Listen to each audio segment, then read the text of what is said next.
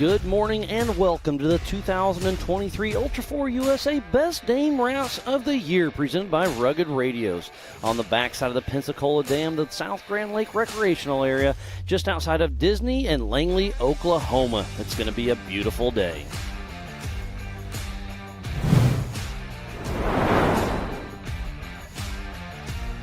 I am Miles Haskell alongside my good friend Pam Hall, and we are getting ready to kick off the Youth 170s. This is the future of our sport, and I know, Pam, this one's close to your heart. Yes, it is. The kids, like you just said, the future of our sport. I was down there just a few minutes ago chatting with some of them, and it's just, you know, the kids come out here, they have fun, they're learning so much, and they're learning from their parents that are out there racing as well, but they're super excited to be out here at Disney racing on the same day as our unlimited cars.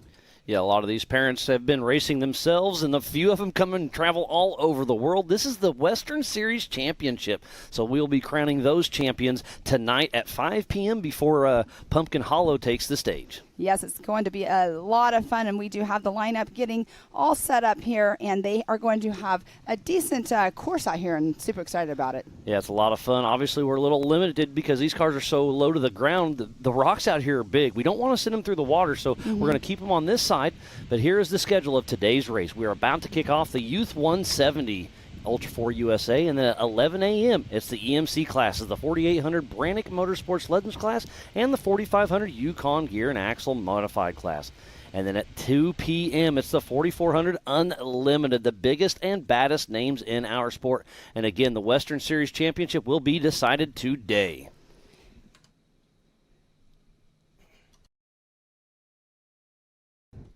And as we can see, the lineup getting all set just with our USAC is down there lining them up by points from Crandon. So a lot of these kids were out here racing at Crandon as well. And we have our third member, Mrs. Erica Arlreed. Erica, take it away.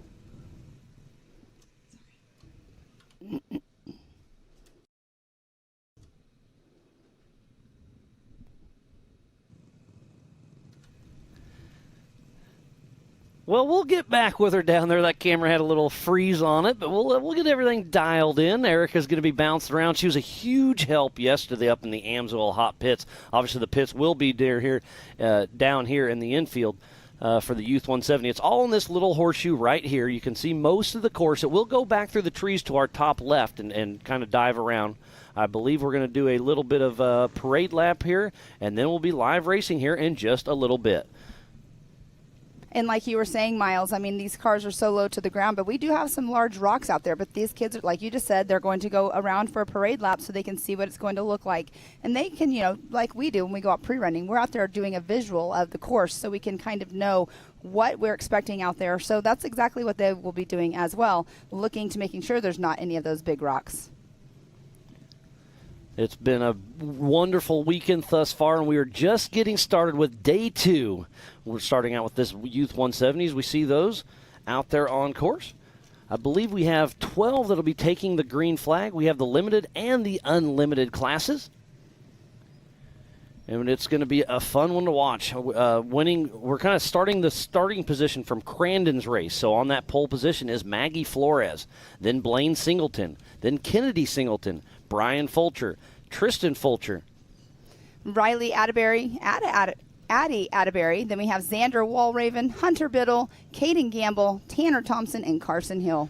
Remember, there are 2 classes racing at the same time that will be scored separately. You can also go to live.ultra4racing.com for the same live timing we have here in the Rugged Studio. Speaking about the Rugged Studio, that's at the top right of your screen. And we can see that Jess is leading them over. Mr. J.T. Taylor will be bringing them around our course. But there's something really cool happening this morning. The whole entire Rufus Racing team last night told me that they are going to be down here waving the green flags for these kids. And as I was down there talking to some of the kids, here comes the whole entire group. They put Rufus Racing stickers on their cars as well. So having them down here, because they will be racing later on at 2 o'clock in our 4400 class. But it's just super cool to see Rufus Racing down here because they know this is the future of our sport. If we didn't have these kids racing, later on, obviously, we would not have, you know, the experience of the kids moving up into the classes. Yeah, I mean, it's a big family here at Ultra4 USA, and Rufus Racing is a prime example of that. It's really cool to see what they're bringing to the table. There's this shot of our rugged radios start-finish line. And Miles, let's talk about coming into this race. We obviously are doing our West Series championship tonight, and our youth limited leading the West Coast points is Tanner Thompson in that number 1 spot with 39.15. Then Caden Gamble in that second position. Xander Walraven is in third. Hunter Biddle fourth. And Jamo Mandel in that 5th position. And then in the unlimited class, it's Kennedy Singleton, Brian Fulcher, Maggie Flores, Raleigh May, and Jacob Williamson. So we'll see how it all plays out, but it's going to be a lot of fun to see. This is our first year doing points for the youth, and I think it's a good thing to add to everything. And don't forget, get on our MAO app on Google and Apple. Go to AOE.TV, Speedsport.tv. Go to the Ultra4 USA, MAO, and BMR Facebook. Share it, start a watch party. Let's hashtag it up. We're about to go down as we start the parade lap for the Youth 170 race. There's our Ultra4 race director, JT Taylor, tagging them along. There's Brian Fulcher in the center of our screen. So they're going to be doing this little parade lap. You see them running right down here. I'm going to say this is about a quarter mile long or so. They're going to dip down here, go through the woods, and they're going to hop back on live race course here in just a moment, I do believe.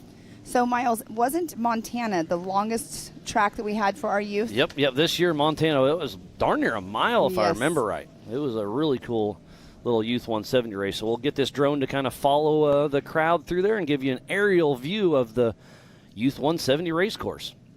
And talking about, being almost a mile long, their gas tanks on these race vehicles are not very large, so they can't go super long. So I believe some of them actually had to end up stopping for fuel. And then right now they're back on normal race course.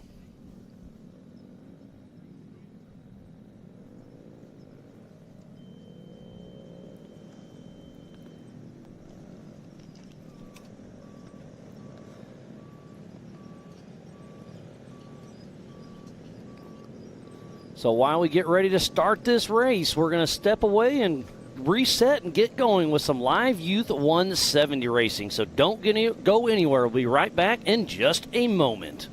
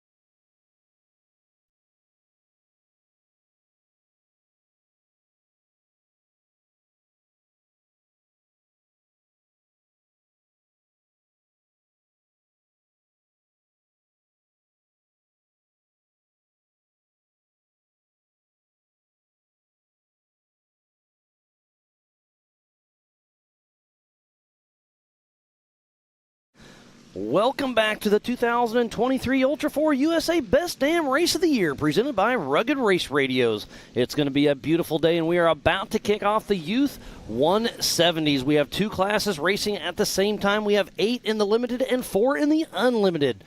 They just did a little parade lap, then a little practice lap, and we are about to go live racing for Ultra4 USA.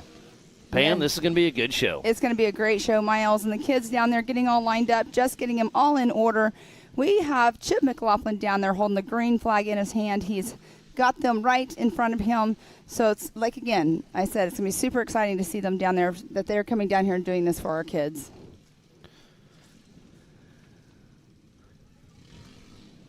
So Maggie Flores on that pole position. Number 47Y out of Houston, Texas with Maggie Flores Racing. And then it's Blaine Singleton, the number 98 out of Kewanna, Oklahoma with Singleton Bunch. Right behind her it is Kennedy Singleton, the number 71. Out of Kewanna, Oklahoma with Singleton Bunch as well. Then it's Brian Fulcher, the number 180. Out of Fayetteville, North Carolina with Team Momentum Racing. Then it's Tristan Fulcher, the number 100 out of Show Low, Arizona. With Cracker Fab Motorsports. Then the 118 is Xander Walraven out of Oak Ridge, North Carolina. And they are live racing right now. Oh, and they have a little kicker right there. Did you see that right behind the trailer? I like it. There. So this is a fun little horseshoe. We'll see what happens. Remember, go to live.ultra4racing.com for the same live timing we have here in the Rugged Studio. Yes, you can see those flags right there. That's live race course from yesterday. The Gus went by there and smoothed it up with a wheel loader this morning. Kind of got rid of some of those ruts. And they're going to be clicking off some laps, racing for a half an hour. And Kennedy Singleton's out front right now. Her lap time just now was a 40.884. And we do, just like we do with our larger classes, we do go by adjusted time. Yep, they took off in about 5 seconds increments, it looked like. So it was pretty close. And that is an awesome shot right there of the kids flying by. We still have that green flag sitting out there. With Kennedy Singleton in that number 1 spot, Carson Hill in second, Tanner Thompson third, Maggie Flores fourth, Brian Fulcher, which is Peanut Fulcher, in that 5th position. But we do again have the 170 modified class racing alongside with the 170 limited. So we do have 2 separate classes racing at the same time. And it's going to be bouncing back and forth. These young guys and gals are giving it their all out there having fun. But on adjusted time, it is Kennedy Singleton, Carson Hill, Brian Fulcher, Maggie Flores. Now Tanner Thompson just moves into the second in his class and 3rd overall. So this is a quick lap. So this time is going to switch back and forth a lot, Pam. Exactly. And Tanner Thompson is the one who is leading our West Coast points right now. And one pull off a little wide, got back on course. There's the Singleton. There's Tanner Thompson. There's Fulcher. Well, and Maggie Flores spins out a little bit, gets back on course with Olympia Drywall, the number 47Y. And speaking about a lot of these kids out here, so the Singletons, Carson Hill, and Walraven, they were all racing last weekend. Tanner Thompson as well, all racing last weekend at Mid-America. So these kids are getting plenty of seat time, like our Cheneys and all of them that are racing in multiple series as well. Yeah, there's no better time than seat time during a race. That is absolutely correct. There goes Hunter Biddle, Caden Gamble, Blaine Singleton, cruising through for some more laps. Great to see all the guys and gals out here supporting the youth. I saw Paul Wolf out in the crowd coming to check it out. I'm sure he'll have Laney hopping in one of these in another couple of years. That's exactly what I was getting ready to say. I mean, he's got a tiny one himself that'll be coming, moving up into this if she wants to. Speaking of Laney, whenever we were at Crandon, she came up and she did Paul Wolf's speech because he had to hop into his other race car. The best interview I've ever done for our 4400. It was definitely cute. Actually, that was our 4900 class. That was Laney. She was the star of the show that weekend. Xander Walraven moves in 3rd in class, 5th overall, out of Oak Ridge, North Carolina, with 118 off-road. Racing his factory Polaris machine. We have Atterbury right there in a little bit of a battle. There's 3 of them coming through that start-finish line together. Blaine Singleton clicking off another lap. So Kennedy Singleton out front. Xander Walraven, you're right, Miles. This thing is bouncing all over the place. Yeah, keep an eye on that Optima leaderboard right there. It's keeping everybody honest. There's a lot going on as they hit that little kicker right next to our live timing trailer.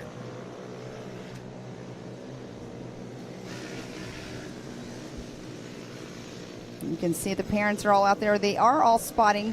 They definitely want the kids to have a spotter out there, and they're out there. And actually, Nathan Parker, I saw him on the radio there for a little bit.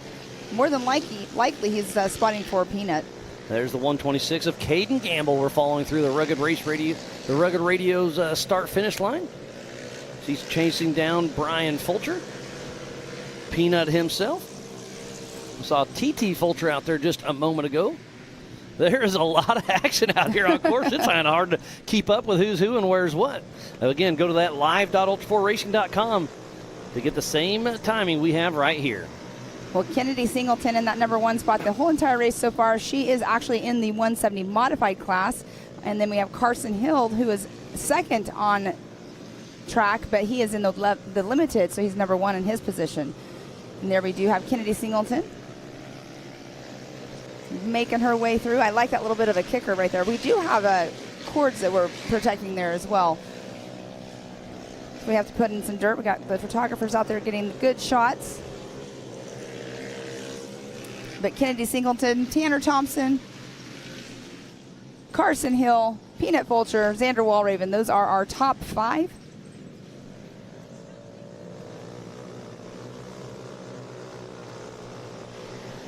And there is Kennedy Singleton in her Mid-America Outdoors. She is one of our ambassadors alongside with Tanner Thompson. He's another one of our ambassadors.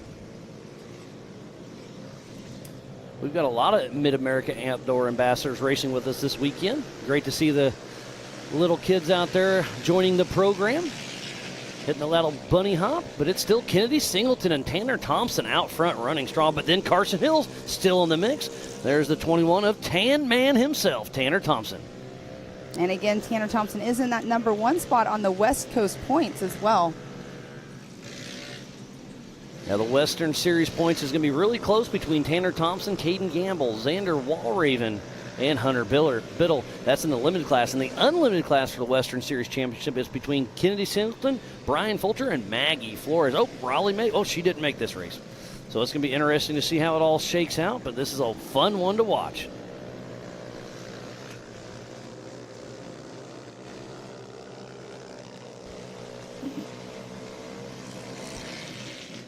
All right, Carson Hill moved up into that second little spot spin out. I believe that was Tanner Thompson. I cannot But make he it was out. able to save it. Oh, we got one pulled off to the side. That's the 26. Is that Gamble? 126 of Carson Hill or Gamble. Nope, I'm not sure which one. Caden Gamble, I believe. We have 2 126s out there. You are right. Yes. I think that was Carson Hill. Oh, yep, that is Carson Hill. 2 126s out there. Getting them pushed off the side. Yes, and you can see his dad right there, Terry, checking it out. There's a Singleton. There's Maggie Flores. Oh, there is Caden Gamble. So Caden Gamble is absolutely still running. And the 47 wide Maggie Flores, she was our East Coast Series champion as we crowned all those in Crandon. Yeah, Crandon was a fun race as well. They got to stretch their legs a little bit. I mean, they got to race at the big house. Yeah, and they got to race on the big track and out back, right in front of the crowd. Yes. Kennedy Singleton, she has taken the green flag at the beginning and has not looked back. She's still in that number 1 spot. And TT Fulcher is off pace. Not sure what's going on with his machine, but he has came to a complete stop. Tough break for him. Hopefully he can get something squared away and keep on rolling. But, man, the attrition's starting to set in for the 170s as well now as Singleton makes another pass. So Kennedy Singleton has had a great race. She is on a mission right now. Yes. Tanner Thompson back in is at first in class and second overall. Tan Man with a great run. All right, we do have somebody right there in the middle stopped. That was TT Fulcher. Yes. Try to get them pushed over to the side.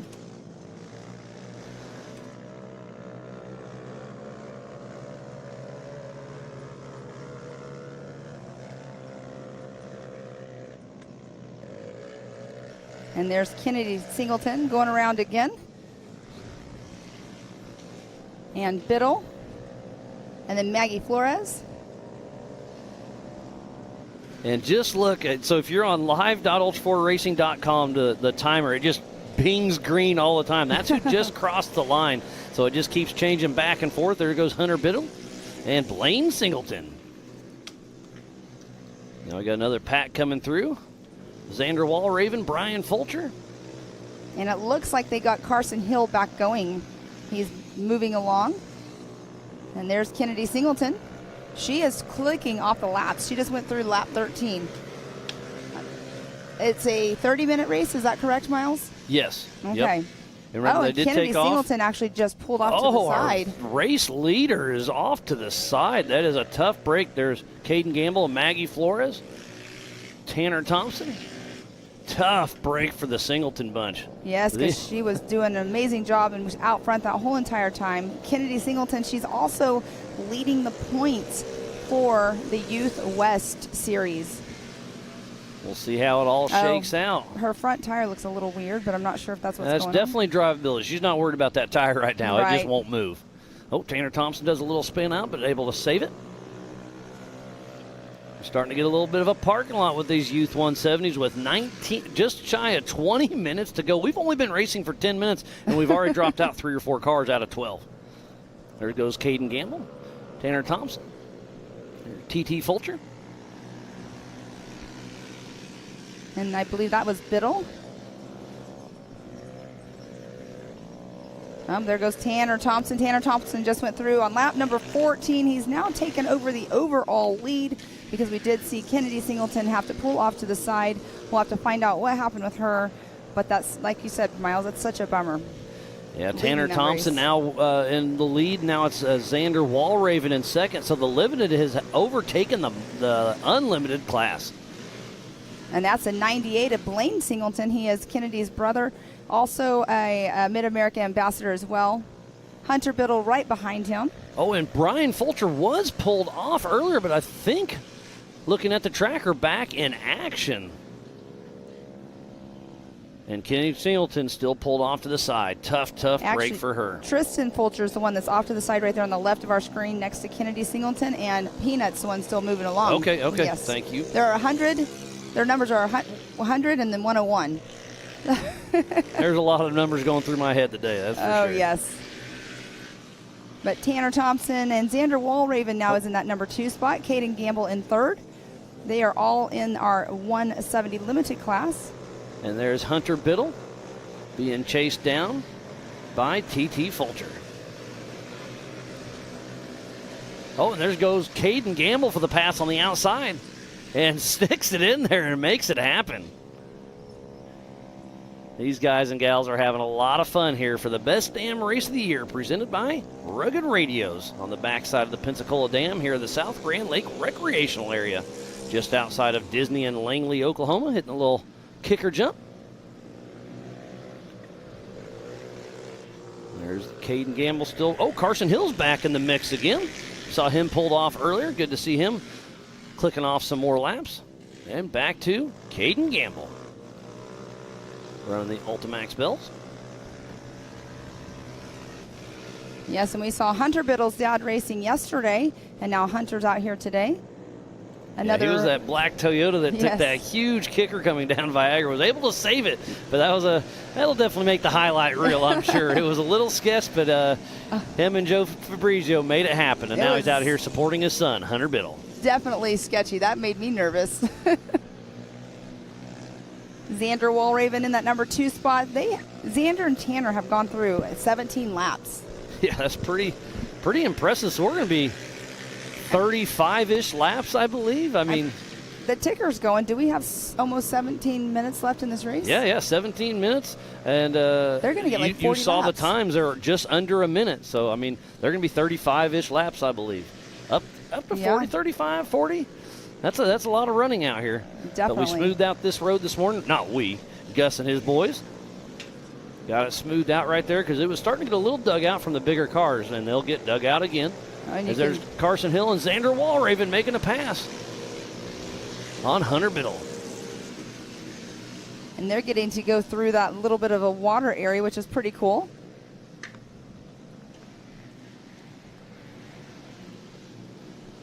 Carson Hill, though, went through. Carson is actually on lap number 11. It looks like he was pulled off a little bit ago. Whatever was going on, they got it back going.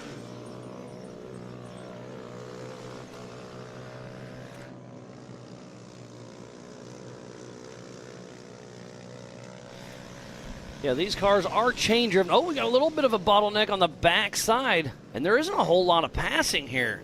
No, there's not. Is that Tanner Thompson in the middle? It almost looks like it, but I can't quite. Actually, there's Singleton just went through. There's two. Caden Gamble. Yeah, there's two cars that are stuck on course. That might be Tanner Thompson. But, Miles, you were going into it. You were saying, you know, these are chain-driven vehicles. So these guys bouncing around like they're doing, their chains can pop off. And what I happens, believe you're probably right on quite a few of these cars. Tanner's actually moving that along. Is 21 Tanner Thompson is still moving. But, yeah, that could definitely be an issue. So we'll have to get a few guys back there and get the course cleared. And there's Blaine Singleton. And Maggie Flores. What a way to wake up. Yeah, wake Tanner up Thompson and go on just race clicking course. off another lap. Yeah. Nothing like getting up early and having some fun with these little guys and gals out there, having the time of their life. They're having to weave a little bit, little left, a little right. Trying to make out who those two cars are. That one was looks like a 1-0. There's Xander Wallraven. Oh, that was Riley Atterbury was the purple Atterbury, one. okay. And I believe, is that one Addie Atterbury? Or both it could Atterburys? be both Atterburys. I think it is, Miles. Oh, tough break.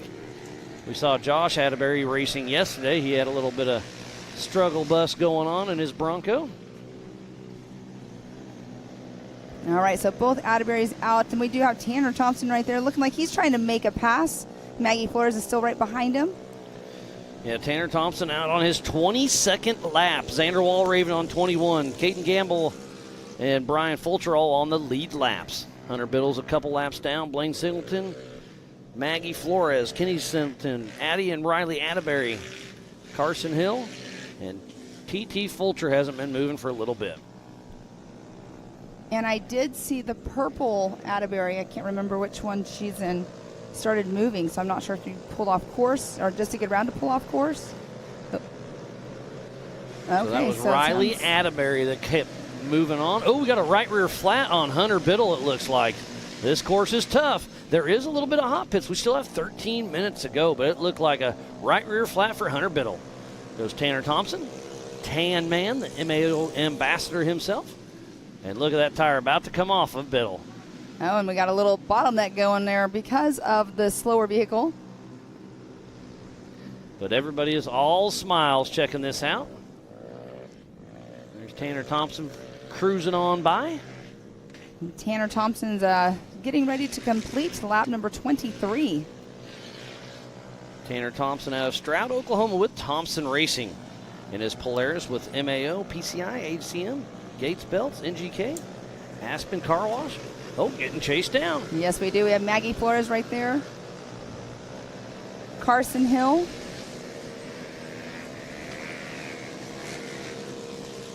I believe that is Fulcher right there. You could tell just skinny pedal down. Kennedy Singleton.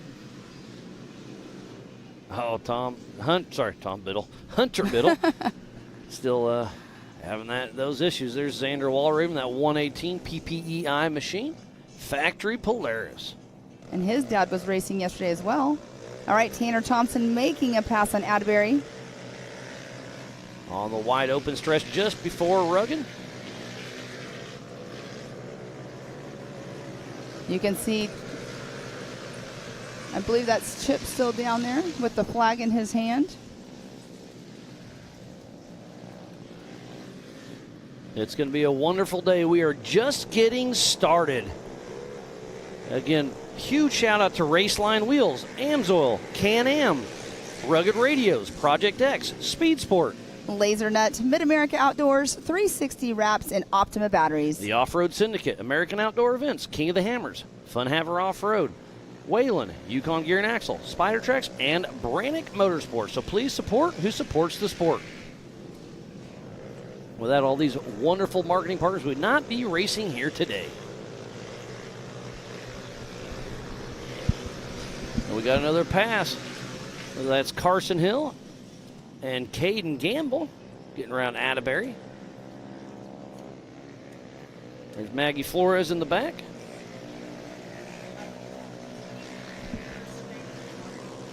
But so far, so good for the Ultra4 USA Youth Race. Tanner Thompson still out front, but Xander Walraven not too far behind him. That is the race to watch right now between Tanner Thompson and Xander Walraven. And let's see, Miles, the fastest lap time by Tanner Thompson this morning has been a 41.790. And Peanut Vulture, his was a 41.701. So, wow, the lap times are, they're a little slower than when we started off, but they're very close in time. And if Tanner Thompson keep this race going, I think he's going to seal up the Western Series Championship right here in Disney, Oklahoma at the South Grand Lake Recreational Area.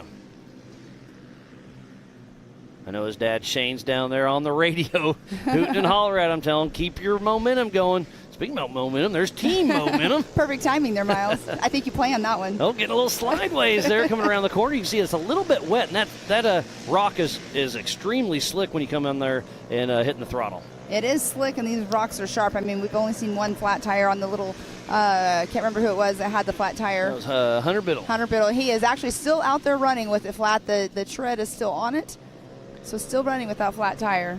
See all the spotters hanging around, chatting to their sons and daughters. So Tanner Thompson in that number 1 spot in the limited class. Xander Walraven in the limited class in number 2. Caden Gamble is in the 3rd position for the limited. Peanut Vulture is in that number 1 spot for the modified, but 4th overall. And then we have Kennedy Singleton 2nd in her modified class, with being 5th overall. So that is our top 5 on race course. Yeah, Peanut Vulture, I just saw him cruising through, and he looks like he has really, he's stepping it up. He's moving. Well, it's going good. so fast the cameras can't even keep up. I was just noticing Kennedy Singleton. She was pulled off earlier, and she's going again. Good to see, like we were talking about, though, Miles, the chains. Those chains will pop off, and it's so easy for you to just put it back on. Yeah, I mean, it's literally just like a bicycle. Exactly. So if you get the chain started, you can wheel it backward or forward and get it hooked on there and get them going. Yes, being but yeah, this it's pretty rough out here, so that's definitely those chain sliders could have some issues. So still Tanner Thompson and Xander Walraven out front in the limited class. Caden Gamble's a lap down, but still keeping up. Have you seen Carson Hill? Because he's fallen off. He was up there in the top, and I do not see him right now. He was pulled off a little bit ago and got back going, but you're right. I'm not sure if I quite see him right now. Caden Gamble and Blaine Singleton just clicking off lap. Oh, tough break for Kennedy Singleton again. And you can see the chain right there. It is still intact, so I'm not sure what her issue is. Well, and she was pulled off earlier on as well, so I mean, they are going through some water as well.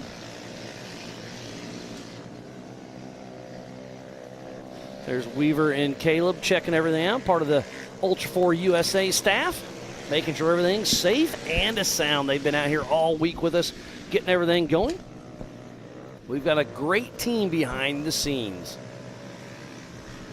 Yeah, so I always say it's an army that puts us together, and definitely all of us and you guys are out here working so hard to put all these race courses together, Gus and his crew.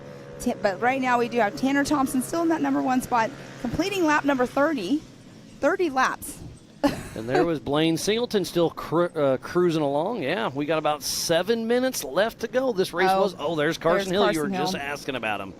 That's on the farthest point from the start-finish line. Such a bummer. Now, Carson was on the podium last weekend at Mid-America Outdoors for our side-by-side championship series. He races in 2 different classes, and he was on the number 1 spot on one of them. Very, very awesome. Going around to the pits and talking to the racers and everything. That whole family, they're like one of the first ones to jump out and come say hi and everything. All right, Tanner Thompson right there. That's our physical race leader and on adjusted time with 31 laps under his belt. That is impressive. And that's Atterbury, the purple car, the number 100. So I was guessing 35 laps. I think they're going to be closer to 36, 37 laps before this race 40. is over. There's starting to be a little parking lot here and there on some of these cars. But so far, so good. Again, thank you, everybody, for tuning in to the 2023 Ultra4 USA Best Dam Race of the Year, presented by Rugged Radios on the backside of the Pensacola Dam at the South Grand Lake Recreational Area.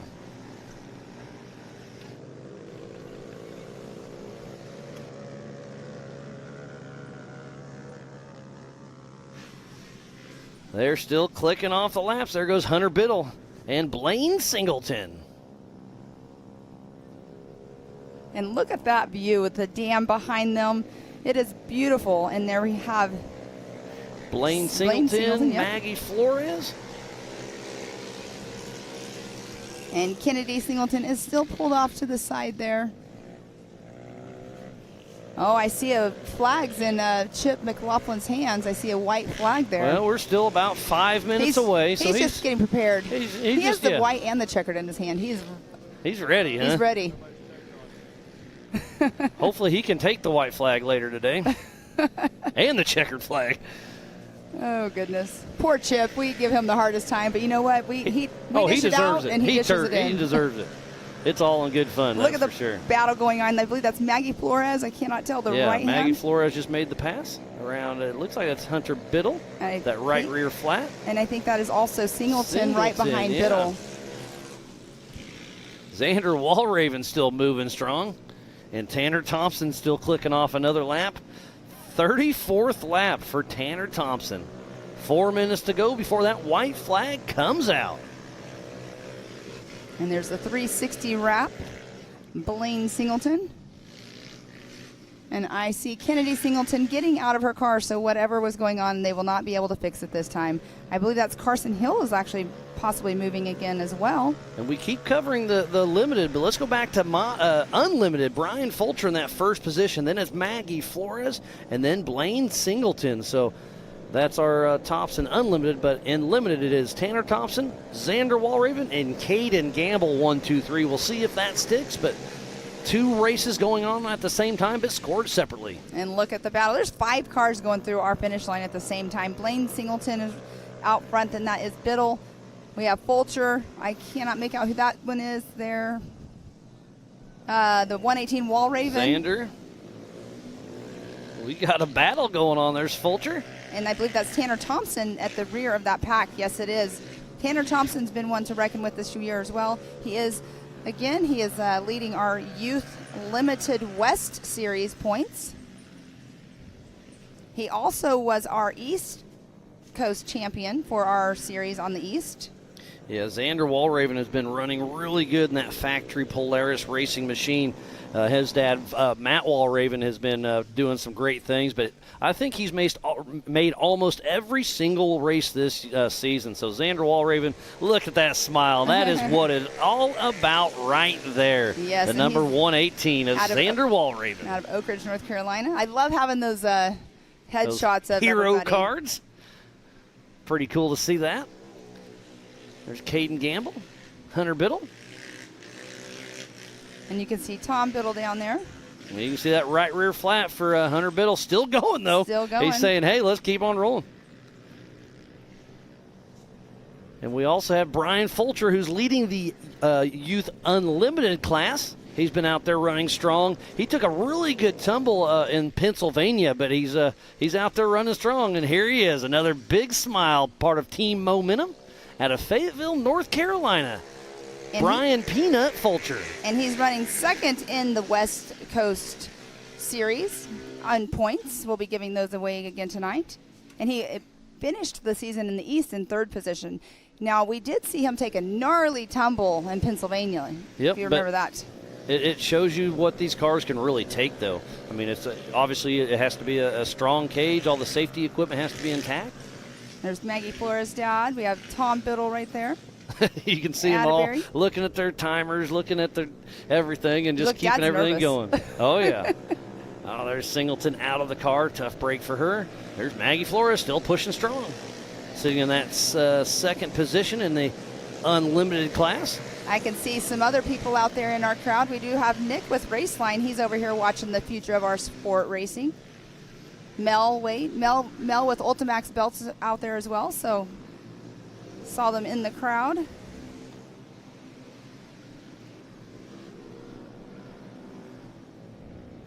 And you can see them right there in the corner checking out again, like I said, Mel, he's at our Mid-America for like every single one of our rounds, and they're a sponsor of our park as well. Yeah, he had to go to Texas for a little meeting, but was back. We had a good little interview with him yesterday during the races.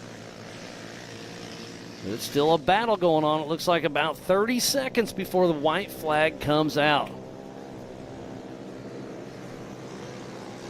And so it's getting down to the wire. We are at 38 laps, so we're going to be sneaking up on those 40 laps. These young guys and gals are really pushing strong, and Tanner Thompson has had a great race going as he clicks off another lap. 39. Wow.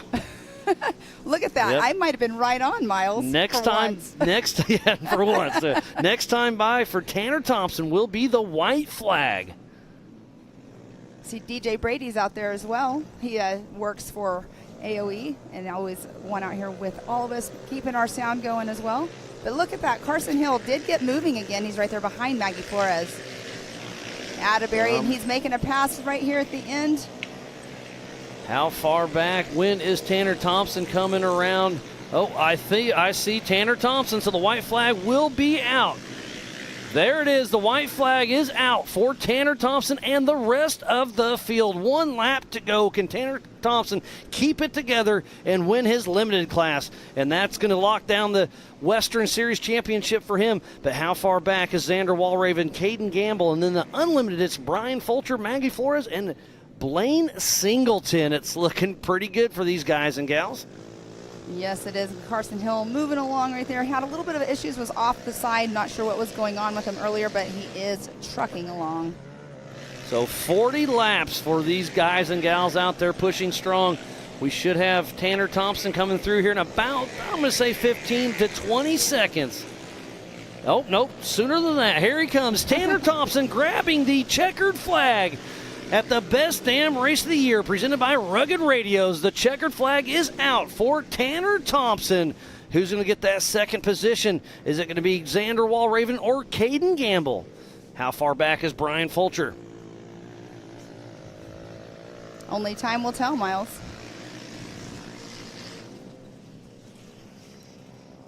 These young guys and gals just gave it their all, had a lot of fun.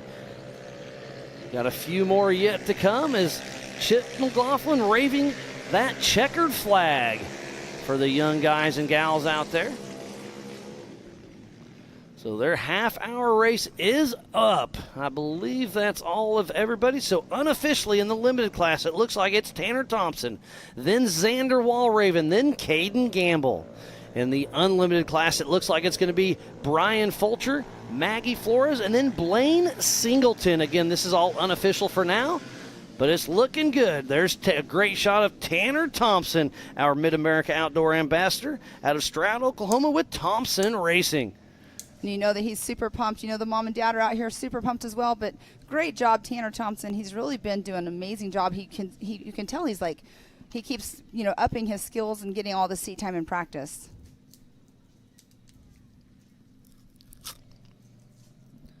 So here's our unofficial results.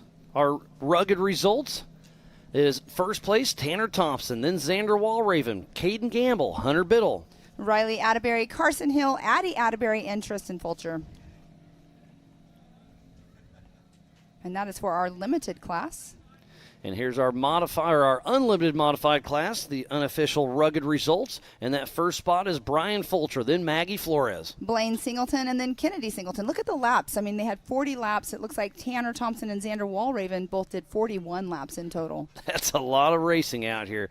I hope you all at home had just as much fun as we had. This is just a fun little race for these young guys and gals for the Ultra4 USA Youth 170 race. And again, I'm pretty sure that Tanner Thompson just locked down the Western Series Championship. And then it's going to be really close between Brian Fulcher and Kennedy Singleton. And Maggie Flores is in the mix, too. So it's going to be really close. We'll have to see how that all shakes out tonight at 5 p.m. On the main stage, just before Pumpkin Hollow takes off. We're going to do our Western Series Championship Awards, and the little guys and gals are a part of that.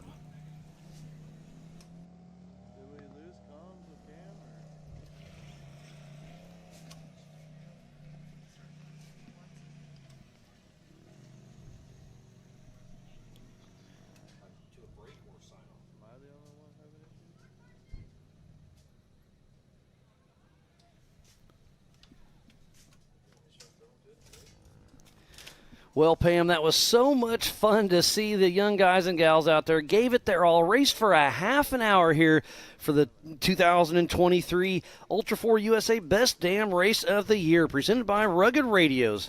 We are on the backside of the Pensacola Dam, just outside of Disney and Lakely, Oklahoma, at the South Grand Lake Recreational Area. So much fun. Thank you, everybody, for tuning in. Don't forget to come back at 11 o'clock for the 4,500 and 48 race.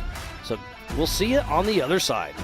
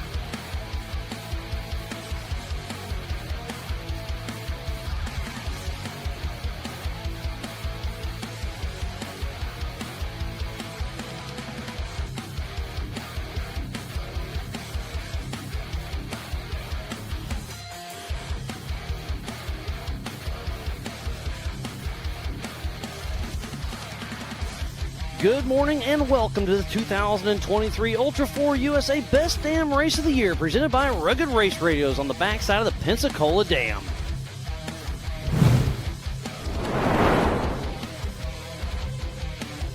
I am Miles Hasquist alongside the one and only Pam Hall, and we are about to kick off the 4500 Yukon Gear and Axle Modified class and the 4800 Brannick Motorsports Legends class. So 2 races going on at the same time, but scored separately, similar to the UTV races yesterday. It'll be an hour and a half plus 1 lap. It's a 5-mile course with all the hard obstacles in it. There is no jokers for the rest of the day, Pam. Yes, and that's what everybody was talking about, that the Joker line that we had on yesterday's race won't, like you just said, won't be, and this course has been... Well, it won't be a joker, but you have to hit it every single time. So the race line waterfall is part of the race course. It's not a joker. You have to run the entire race course this whole race. And then the 4400 will race the last year's joker line as well. So it's going to be awesome to see. So please tune in all day long. AOE.TV and Speedsport.tv, all of our social medias, and check it out. So we're about to kick off the EMC 48 and 45s, and then at 2 p.m. Central Time, the 4400 main event, and that'll be a 2-hour race plus the white flag. So it's going to be awesome to see all this amazing racing all day long. We are about to kick this racing off here in just less than 10 minutes. And we will have 11 cars starting today. And like you were saying earlier, it's 2 different classes, our 4500 Modified and our 4800 Legends. We still have a lot of action yet to come, but we have our third member of our team that's been helping out in the Amsoil Hot Pits all week. Eric Allering, what do you got for us? Thanks, guys. It's time to kick off our 4,500 and 4,800 race. What's interesting about our 4,800 Legends class is that both of our championship contenders, Jeremy Jones and Woody Rose, are not in attendance, and they were only 37 points apart. But thankfully, they've set themselves up well for the season and can utilize this as their drop race. So I'm interested to see what other drivers will step up to that plate and take this top spot today, guys. Thank you, Eric. And again, she'll be bouncing all over, getting us those good details off and on all weekend. So the Amsoil Hot Pits are being exciting. Eric has been doing an amazing job helping us get all those details throughout the race. She's been doing a lot of good work out there, but it is about to go racing here in just a little bit. I can't wait to get this party started, Pam. Definitely not. And like you were saying with Erica, she was getting us great information yesterday. The hot pits were definitely busy, so she's going to be busy out there today. I mean, we got the larger tires, the higher horsepower. It's going to be a very busy hot pit. Yeah, the 45s and the 48s have 37-inch DOT tires, so that's going to be a bigger tire than yesterday. The biggest ones we saw was 35-inch tires yesterday on the UTVs in the stock class. But look at these are some amazing 45s and 48s. It's going to be a great day, and we are about to go racing here in just a little bit. But first, we're going to give our invocation and national anthem from our only Alan Johnson.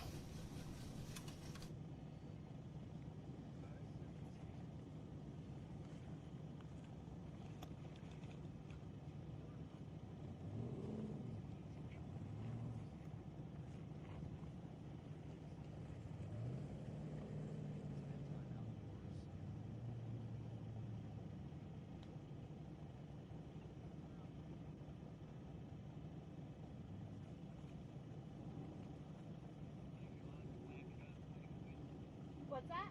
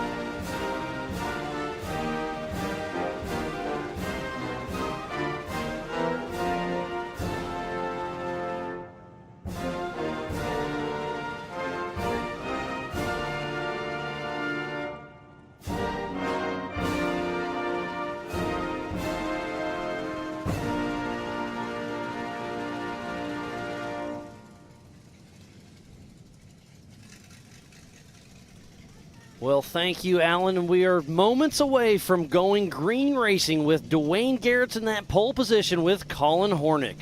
Next to him, it's going to be a great showing of what these cars can do. And there we do have the drone that is showing the height of these vehicles and the large tires that we have. Dwayne Garrettson right there on the pole. Dwayne Garrettson, I was chatting to him just about 10 minutes ago, and he was bleeding his brakes, topping off with fuel, just making sure everything is good to go. But there's a lot of anticipation. They got their helmets on. They're about to get racing, so we're going to take a quick break, reset, and we'll be back with some racing action right after this. AMSOIL runs on freedom and has since 1972. We punish our products firsthand in our world-class laboratories and beyond, because some things can't be learned from a test tube. Run with us.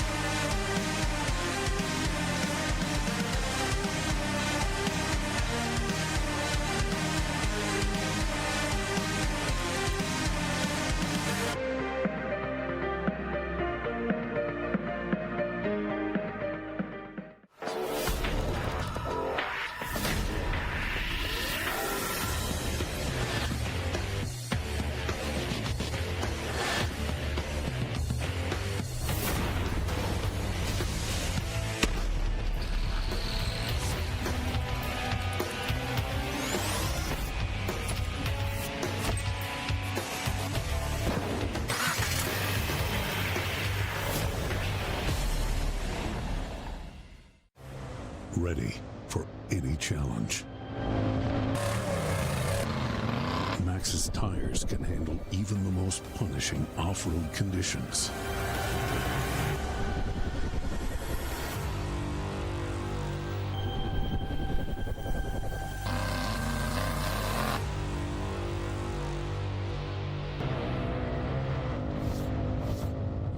Maxxis tires. Tread victoriously. Speed Sport has been America's motorsports authority since 1934. Get news, results, and commentary from the most connected experts in the business, covering all forms of motorsports from flat track to NASCAR and everything in between. Bookmark speedsport.com on your mobile device now, or follow Speed Sport on social, and be sure to subscribe to the Speed Sport Daily.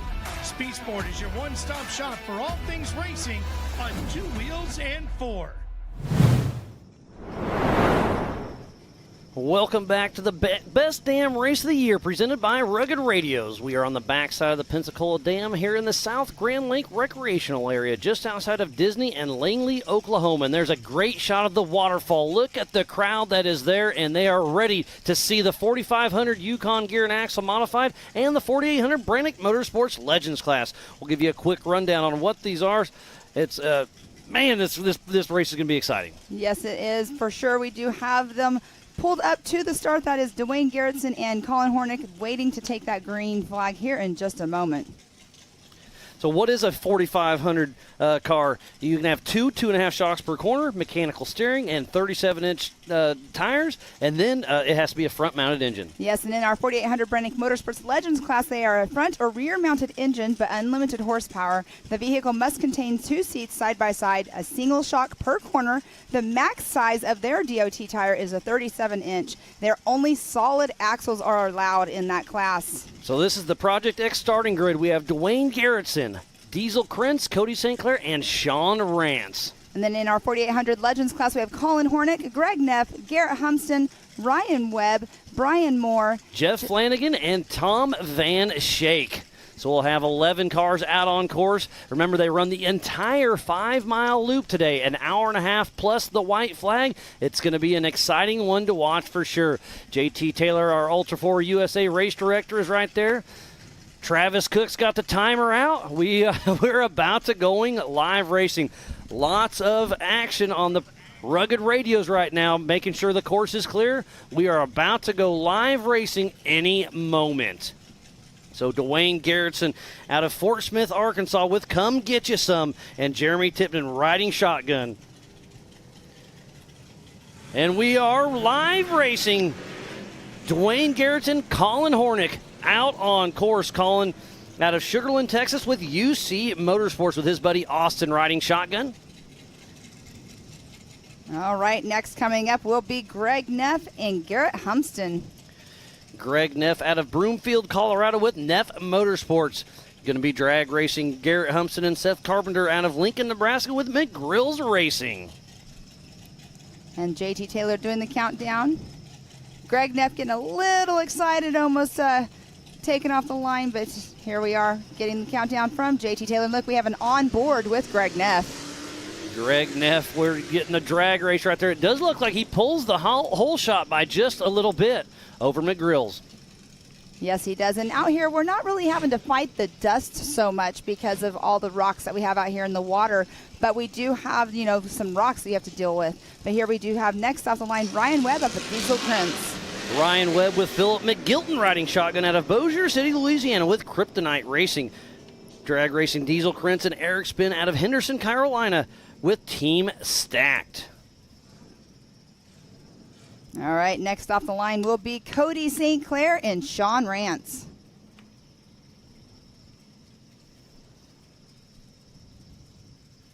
And that is a great shot right there of them getting the countdown from JT Taylor. So Sean Rance and Chuck Richardson out of Aztec, New Mexico with Mud Nut Racing. Drag racing the Texas kid Cody St. Clair and John Williams out of Ponder, Texas with SCR Motorsports. And Cody St. Clair definitely getting that whole shot right there. We do have next up off the line, it will be the 869 of Jeff Flanagan. Can't even say that. And then next to Brian Moore. So Jeff Flanagan, a local out of Disney, Oklahoma, with Flanagan Motorsports getting ready to drag race Brian Crashmore with Trent Grab riding shotgun out of Tulsa, Oklahoma with Moore Racing. And Brian Moore takes off like a rocket in front of Jeff Flanagan. Yes, Jeff Flanagan was sputtering just quite a bit when he took off, but they have to have that motor And clean here out. is our rugged replay. We had a little crash action. It looks like it's going to be Dwayne Garrettson and Colin Hornick. So Dwayne missed the course. So they both about missed the course. They kind of they got a little tangled up, made it right back through. And last but not least, the 551 of Tom Van Shake and Zach McCannon out of Ontario, Canada with Van Shake Racing. So we've got 11 cars out on course, and there's our physical race leader, Dwayne the Ricky Bobby Garrettson at the waterfall. Remember, they have to hit this every single lap. And that Jimmy's chassis will see those 37-inch DOT tires can make it up. We were talking about this with the larger tires. Are they going to be able to one-shot it up? But you don't always one-shot it up on these. The tires, they're grippy and all that good jazz, but they will probably have to be winching as well. Well, we'll see. And where's Colin Hornick? Because remember, you have to hit this every single lap. So we saw them on the rugged replay. They were into each other. So how far back is he? Is this going to be? There's two lines. The right line. Oh. There's Colin Hornick right now being very patient. There's that line on the right. But if I was Hornick, I'd be taking the wet waterfall on the left. And Dwayne Garrettson up and out. So our physical race leader and on adjusted time. Remember, they did take off two at a time. Every 30 seconds, this race is on adjusted time. So there's Garrett Humston. Can Greg Neff come up through there? Greg Neff taking the left-hand line there. He made it look very easy, though. Even though there's water on it, it's still very grippy because these rocks out here, they're not slippery on all the areas. There are some, they're sharp, and they definitely have a lot of texture to them. And look at the crowd that is up there at Waterfall. That's probably the crowd favorite for today. It's a free, there's spectators getting free out here at South Grand Lake Recreational Area. And there is Ryan Webb with Philip McGilton. I was talking to them last night at the appreciation dinner, and Philip McGilton will be racing in the 4400, so he's like, this is a perfect time for me to get out and see the course, because he was talking about Paul Wolf has the advantage because he was racing all day yesterday and knows the course where the lines are developing, where the course is falling apart. So he's like, they've got a huge advantage, so I'm going to hop in with Ryan Webb and take a leak at it. Yes, Ooh. but that is Diesel Krentz right there. Looked like he was going to try to start taking that left-hand line. Ryan Webb slipped down, and he scooted, obviously he slipped over. And then you can see Cody St. Clair's back there patiently waiting as well, because there's really only 2 lines you can take up the waterfall. And it is starting to become a little bit of a bottleneck here. Diesel Krentz, if I was him, I'd go up the waterfall proper right there, but Ryan Webb's having a little bit of issues. Is Philip going to get out and start winching? Yeah, but talking to Diesel this morning, he hasn't even pre-ran the course. He got here and he had some issues, so he was being a little iffy on the first lap. And I told him, I said, you know what, you're going to do great. Get on out there and just do it. And you see Jeff Flanagan kind of passed a few cars. They're all being patient, but hey, racing is racing. I can't believe somebody's not on that left line right now. There's 2 winch points. There's the skid steer straight ahead that you can see, and in front of Webb there is a loader up there you can hook up to as well. Getting a little bit sideways right there. The traction is a little tough on the 37-inch DOT tires. The same tires you can have on your Jeep, your tow rig, a little bit of whatever you want. And they are more than likely going to have to get out and do winching right here if they don't get up. I mean, all the rest of the race cars are patiently waiting behind Diesel Krentz, Cody St. Clair, Sean Rance, Brian Moore, Jeff Flanagan, and Tom Van Schaik. They're definitely sitting back there patiently. But who was it that you said you saw come up? Flanagan passed a few of them on the side. But like I said, there's 2 lines. I can't believe they're not using both of them right now. And he is completely sideways in this. You want to be a little bit, you need your ass in towards us about 5-6 feet to have the right line here. And Jeff Flanagan, you can see the bumper of his buggy right there. He's a local here. He's like, I know what's going on. Right. You just need to go. Why isn't Diesel Krentz taking the waterfall? And there he goes. Oh, is he going to make it up? He finally does. A little bit of horsepower showing out. So Flanagan does cut by about 2 or 3 cars and makes it a one-shot. He's wheeled this place. He lives only about 1 mile away from here. So that just goes to show that if you're in your backyard, you have Diesel. a huge advantage. Diesel just made it up super easy as well. Sorry about that. I totally interrupted you. But wow, he went and he's like, hey, boys, let me just show you how to do this really quick. Flanagan made it right up. So now we have Cody St. Clair, 1 shot. So Ryan Webb really struggled. He was definitely struggling. I'm not sure. I mean, you want to have your tire pressure, is key as well. It helps you grip whenever you have less air. So maybe he was just having some issues with too much tire pressure. And there's Sean Rance making it up. There's Brian Moore getting ready to give him a crack at it. And like I said, the wet side on our right, driver's left is the more preferred line a lot of times. But there's it's not as wet right here. And there we go. There's that line I was just talking about. We'll see if Van Schaik can make it up and through. So there, exactly to my point. There's 2 lines here. I don't know why they waited so long to hit that. So they are going to spread out. This is a 5-mile course. So they're going to be running around here. So next time around, it'll be less of a bottleneck, I'm sure. So they'll be heading towards the Yukon Little Blue right now. They still got to drop Viagra every lap as well. So again, like yesterday, it was this was a joker line. Well, now you have to – that's real race course. There's no joker lines. You have to run the entire course today. Which I think that's great strategy, because it definitely will come down to those areas and the driver's skill and how much practice they've had on it. And just, we just saw how easy that they made it once they learned the line from Jeff, once he showed them where to go. Great view right there. I'm guessing, there's Ryan Webb coming down. So that is Jeff Flanagan coming down right now. Ryan was right in front of him, yes. I was checking the rugged radios right there. That's Jeff Flanagan, Cody St. Clair, Diesel Krentz, and they are coming down Viagra. Normally you'll see the rock bouncers going up, and at the front tires of St. Clair right now is about a 2-foot little ledge, and it's undercut really big, so that's why it kind of bounces them down, as we saw the stock classes have some fun with that yesterday. Oh, he took it a lot faster than anybody else. He just bounced on down. Look at the front suspension really working here. So on our next race for the 4400s, just past our screen is Nosedive. They'll be taking a left up that, but we are bypassing that for now as Sean Rance and Chuck make their way through with Mud Nut Racing in that beautiful Ford Bronco. If you are just tuning in, we thoroughly appreciate each and every one of you. This is the 2023 Ultra4 USA Best Damn Race of the Year, presented by Rugged Race Radios. We are just outside of Disney in Langley, Oklahoma, in the South Grand Lake recreational area, just below the Pensacola Dam. And this is the 4500 Yukon Gear and Axle Modified class and the 4800 Brannick Motorsports Legends class. And this is the Yukon Little Blue section. Ryan Webb and Philip McGilton making their way through there very clean. They're sneaking up on race mile number 2. And Miles, I hear in the background some horsepower coming around here already. So that's got to be Dwayne Garrettson, I believe. Did we ever see Colin come through? Yes. Okay. Yep. He made it right behind him. There's Cody that's St. right. Clair. And Cody St. Clair has been having an amazing year this year. And there we do have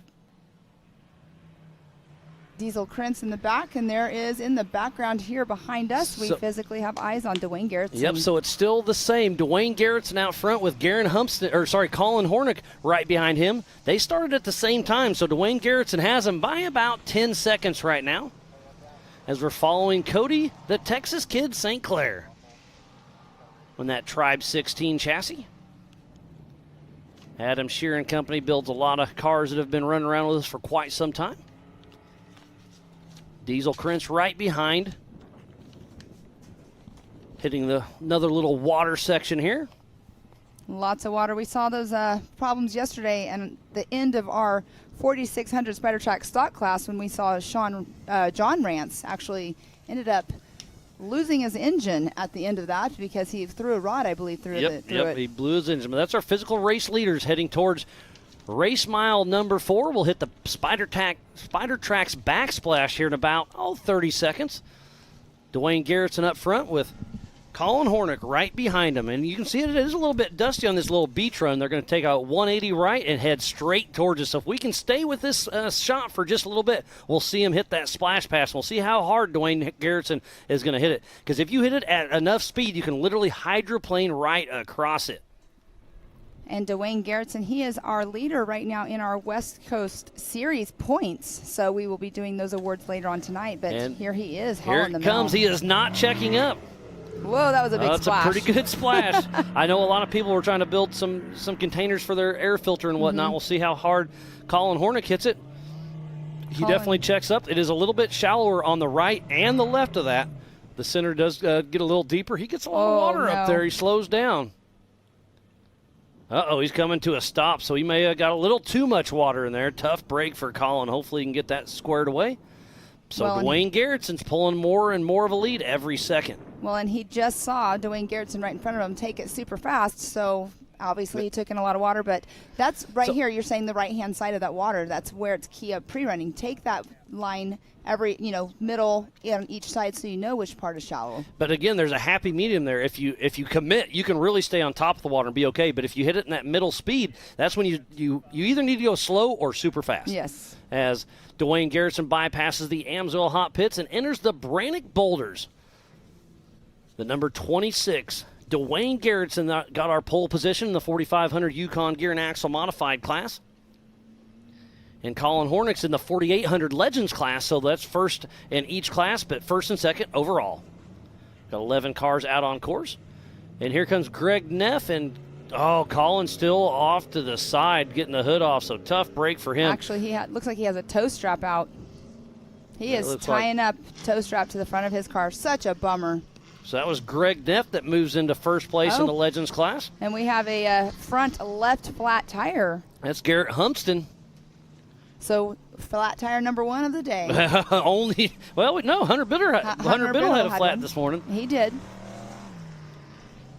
So that's number 2. I'm going to do a tally here.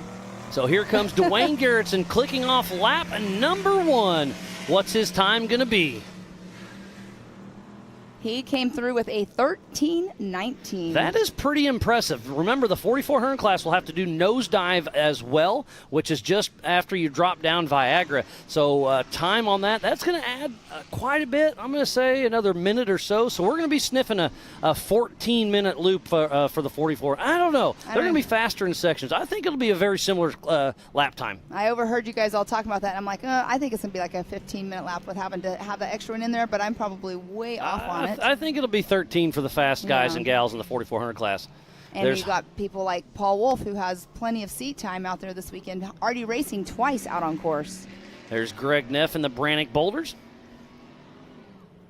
Our physical second overall and first in class. Does he have a co-driver with him? I don't think he does. I don't think he does. He was supposed to have Eric Risco, but I don't think I see one in there. Yeah, it does not look like there is a person in that passenger seat. Or he normally has Eric Risco. I mean, in reality, we're only on a 5-mile loop, but sometimes, like, if you get into a pickle. For winching, especially on the race line waterfall, that seat is absolutely empty. So Greg Neff is single seat in it today. Have to come through those Ultra4 flags. There's Cody St. Clair on the backside of the beach run. And then behind him is Diesel Krentz, speaking up. We've got cameras covering up this course. So the most difficult part of this whole entire race course is the waterfall, correct? And going down Viagra. Well, don't forget, on the next race, we're going to add a nosedive. But yeah, for right now, it's definitely the waterfall and coming down Viagra. Coming down Viagra, gravity obviously helps you. So it's not like hard. It's just if you hit it wrong, you can tumble. Yeah. But as long as you just hit it smooth, you're okay.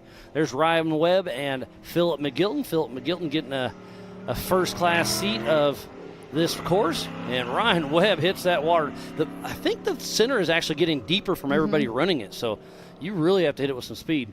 Back to our physical race leader, Dwayne Garrettson. He just took in a lot of water over the top.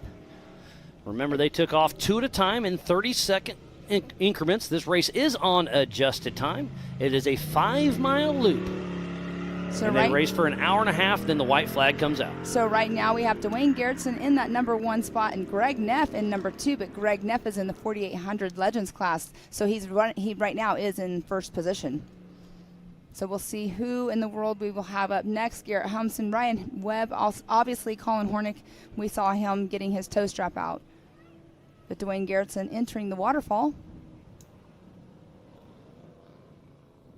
So you know that they're more than likely what they're doing. Earlier on, they knew exactly how they had to go up, but he is struggling again. Dwayne struggled on the first lap. He struggled a little bit. Ryan Webb struggled a bit, but then you saw a lot of people one-shooting it. Well, we saw, what was the gentleman's name? Flanagan? Yeah, Flanagan and Diesel Krentz, even Cody St. Clair. I mean, it was, but there he goes. He just has to get that line just right. You want that right tire right in that crack, and you can make it right on up. Otherwise, there is that mini skid there. There's Jeff Flanagan, the local. He knows this water. So he's like, no, I'm going to check up for that and keep on rocking. And this is a Disney half pipe. We were hoping for this shot all weekend long. And they're probably cruising 50 miles an hour or so, but it's in this little half pipe. The traction's minimal. That's moss. It's always a little bit wet. It's a really cool. Oh, there's Brian Moore pulled off to the side. Tough break for him. He is out of the car, so the attrition is already starting to set in. So we had 2 cars already off course out of the 11, so we only have 9 running right now. We only have 2 that have came in on their first lap. Dwayne Garrettson did set down that fastest lap so far, 13:19.169. Greg Neff at a 14:21. And here we have Ryan Webb. See what Ryan Webb can throw down. He's physically in 3rd and 2nd in his class with a 16:24. So Dwayne Garrettson from that 13:19 is very, very impressive. We saw Webb struggling at the race line waterfall. And again, the ones that got up on one shot after we saw them struggling, he has to go back up, and he didn't see the line that everybody else was taking, so they all have that advantage now. And there's Tom Van Schaik making his Ultra4 USA racing debut here in Disney, Oklahoma. Switching back to Diesel Krentz, hitting the heads-up loop just a couple hundred yards before the Rugged Radio's start-finish line. We started right at 11 o'clock. So I'm going to say we're going to do about 6-8 laps.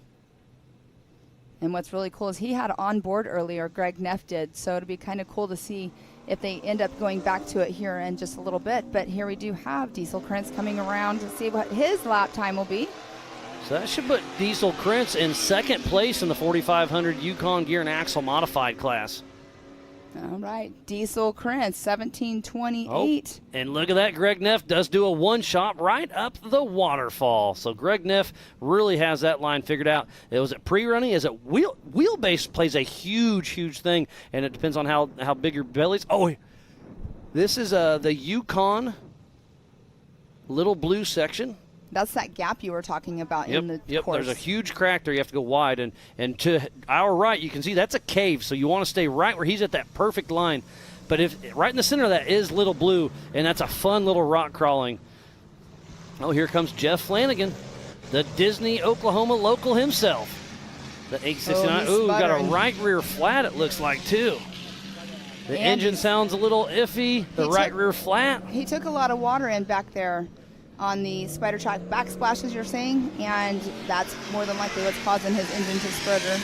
Cody St. Clair coming through. And Flanagan has already passed the Amsoil hot pit, so he has to run. He's by himself. He does have a spare. Oh, I just saw him pulled over, so he's going to hop out by himself and change that tire. This is a no-chase race. Only fellow competitors or Ultra4 USA safety crew can help you. So he's going to have to hop out, change that tire himself. As Sean Rance, we saw his son last night in his... Oh, getting some chatter through the rugged radios that the 4810 Garrett Humpston is out of the race. Tough break for him. Wow, such a bummer. So we already have Tom Van Schaik out, and then we have Garrett Humpston now. Brian Moore we saw pulled off to the side. But we do have 11 cars that started today. It sounds like we already have 3 out. Not officially 3 out. That's the first one we have official confirmation on. Yeah, we saw Brian Moore pulled over. We saw Colin Hornick pulled over, but it sounds like Garrett Humpston is officially out of the race. So here's back to Ryan Webb and Philip McGilton at the race line waterfall. They struggled pretty hard. We'll see if they can give this a real good one-shot bump.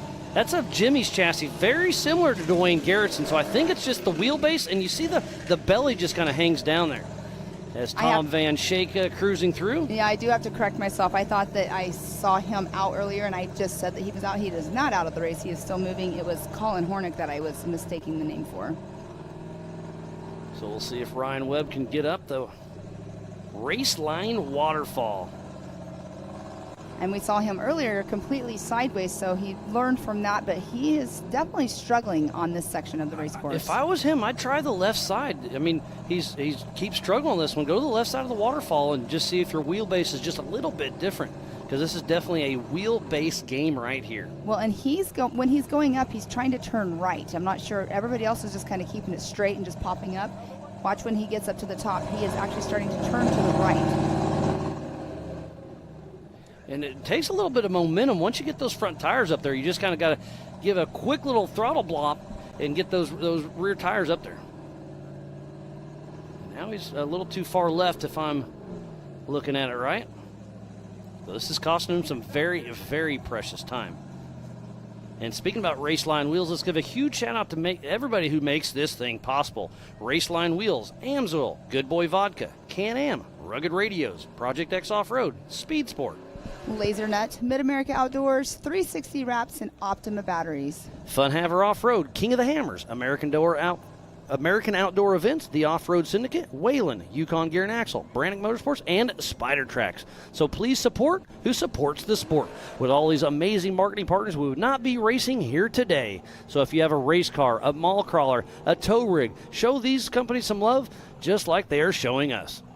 So now we're starting to get a little bit of bottleneck right now. So again, if I was Diesel Krentz, I'd take that left line. There's 2 lines. Or if I'm Cody St. Clair, go around Diesel Krentz and take that left line. It's a really good line out here. Exactly. I mean, we did see Jeff Flanagan do that earlier. He passed up, I think it was 4 cars sitting there waiting their turn to go, and he ended up just going past them. I mean, it's definitely sportsmanship waiting your turn, but when there's 2 lines, I'd absolutely stick my nose in there. And Ryan Webb is up and out. He struggled on that both times. We'll see what happens.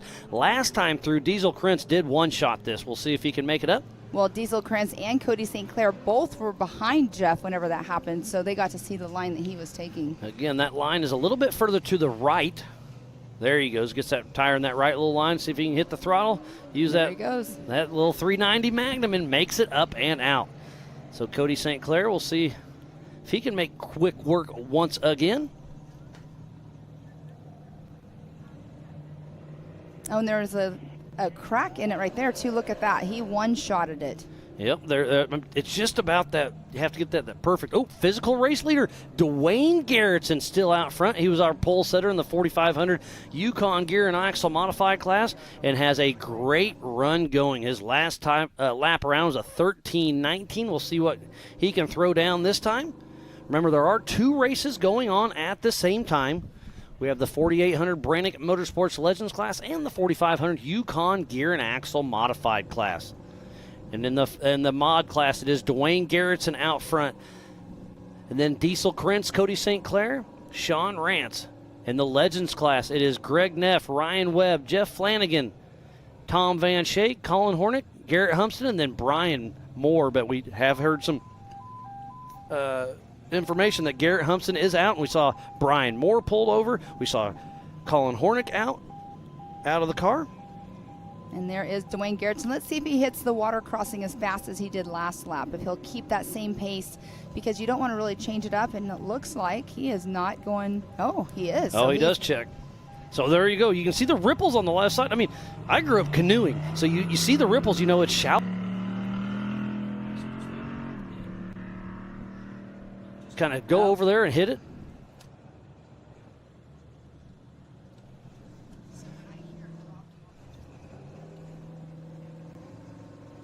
So there is Sean Rance.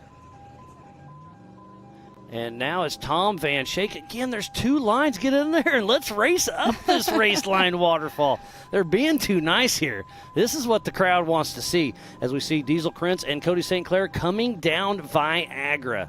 Now and that if you hit that just right, hit the brakes a little hard when it drops down that ledge, the ass end lifts, and that's when it can go left or right, and that's when you get in trouble. And it's not very deep there, but it's nasty mud. So is this rock face, is this also water too, or is it a dry rock? Is there any natural springs that are through? No, the I mean, you can see right there it is dry going up. Going down. Normally when they go up, they drag the water up with them. Okay. But no, it only has water coming down when the floodgates are open. All right, and Sean Rance has tried to start taking that left-hand line now. He was trying the right-hand line. And again, right now, if I was Tom Van Shake, I'd be all up in that right line trying to make it happen as Sean Rance is battling on the left side.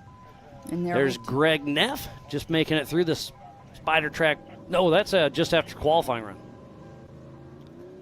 Yes, he was just in our sights behind us. There is Dwayne Garrettson. Let's see if he picks up his time at all, because he did run that fast lap of 13:19.169.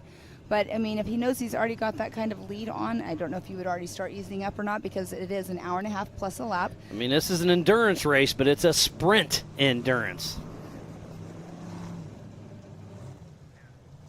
So Dwayne Garrettson is pushing strong, finishing lap number 2, heading out for his 3rd lap for the best damn race of the year, presented by Rugged Radios. Dwayne Garrettson out there pushing strong.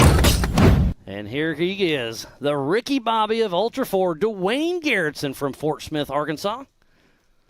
His buddy Jeremy Tipton riding shotgun with him, and that's our physical race leader and in the 4500 Yukon Gear and Axle Modified class. Oh, and here we go. Winch point number 1 of the day. And these co-drivers got their work cut out for them. I mean, just think of winching on a normal day when you're having fun with your buddies. Well, now put on a race suit, gloves, a helmet, and then you have to get all your safety gear back on. It's going to be a long day for some of these guys and gals. Yes, it is. And Sean Rance, he has tried both sides of this of the waterfall, and now he's trying the right side again. Definitely struggling to get up. This is where you need to know, do I need to get my co-driver out? And speaking about, so we got somebody, that's probably going to be Colin Hornick. He ran to so again, no chase race. Behind him is the Amsoil Hot Pits. Where he's running is the Spider Track back splash. So I assume is what he's doing. All right, this is Greg Neff. He's getting ready to go through the Spider Track splash zone. We'll see if we see Colin Hornick's car on. Let's follow this shot for just a moment. And just out of screen, I'm not sure. I didn't see, because he was parked by that tripod earlier, so Colin Hornick maybe made it up a little bit further, but we saw somebody running back. I think it was Colin. Yeah, running back he had a bag in his hand, and here we are on board with Greg Neff. Oh, Sean Rance is still struggling. Tom Van Shake is almost up and out, but his rear tires aren't quite up. So we still got, Colin's, I think that's Colin, running back to his car. So again, I'll explain that again. It's a no-chase race, so he can run to the pits, get parts, and go back, and then he can drive in the Amsoil Hot Pits and have his whole crew ready to help everybody out. But, man, it's a tough race. I'm going to say that's probably, what do you think, 300 or 400 yards that he had to go from the Spider Track backsplash to the Amsoil Hot Pits? Yeah, I would. Yeah, you're more than likely right on that. But here we do now have Sean Rance still struggling, but Tom has made it up. And a huge wheel stand, and he's giving it all he's got. Bounce it up. I mean, sometimes you got to do that little bounce, and it'll finally get the grip to go up. And here we are, Miles. He's putting those RCV axles in work. So, yes, that is Colin Hornick. I don't know if it was him or his co-driver, but they are working on the front. Did he spit a belt? I don't know. He had something in his hand. I don't know exactly what it was when he was running. It looked like it was a black bag or something. So they're definitely at the front of the car. And remember, it did hit that the Spider Track backsplash pretty hard. I wonder if he's thinking in his head right now, maybe I should have slowed up just a little bit. So Tom Van Shake. All right, so Sean Rance, he definitely got up, and getting ready to come into screen was Dwayne Garrettson, but we do have Greg Neff. He'll be coming around here in just a moment to take another lap.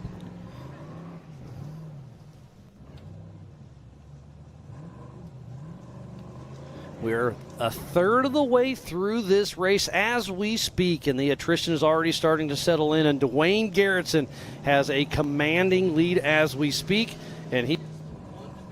Yes, and Greg Neff coming through, getting that next lap, and Greg Neff, his time has slowed down just a bit. He is at a 15:20. His fastest lap is a 14:21, and Dwayne Garrettson, he slowed down just a tick, but not too much. Oh, then there's Dwayne Garrettson making it up and through on the right side. Curtis out there getting some shots for us. And here's the Disney half pipe. I love this part. These drones are chasing up there. Again, it's only a couple inches deep. It's a little bit of moss, a little bit of wet, and there is thunder in the Disney half pipe as we speak. And tough break for Brian Moore. Still stop at the top of our screen. So Dwayne Garrettson lapping him once again. Not sure what the issue is. Hopefully we can get some information from Brian Moore, but tough break for him. Both drivers still out of the car. Yes, and Dwayne Garrettson right there. You were talking, Miles, of how the horsepower just rumbles through that Disney half pipe. Is there a spectator area over in that section? In the Disney half pipe? No. You can maybe see just the start of it from the waterfall, but not really. All right, and Brian Webb going through that splash zone as fast as he probably could be going through right there, and it splashed up through. All right, 8:69 of Jeff Flanagan at the waterfall. Let's see if he ends up taking that line that everybody else has been going. But there is Cody St. Clair. He has made his way through. He'll be here in just a moment. Oh, and there's Sean Rance. I thought he was up already for a while. He must have ended up actually winching up. So there's Jeff Flanagan right there. Oh, and here's our physical race leader coming down Viagra, and that's that exact spot I said. So that ledge right there is front tires hitting. It kind of kicks the ass end up just a tick.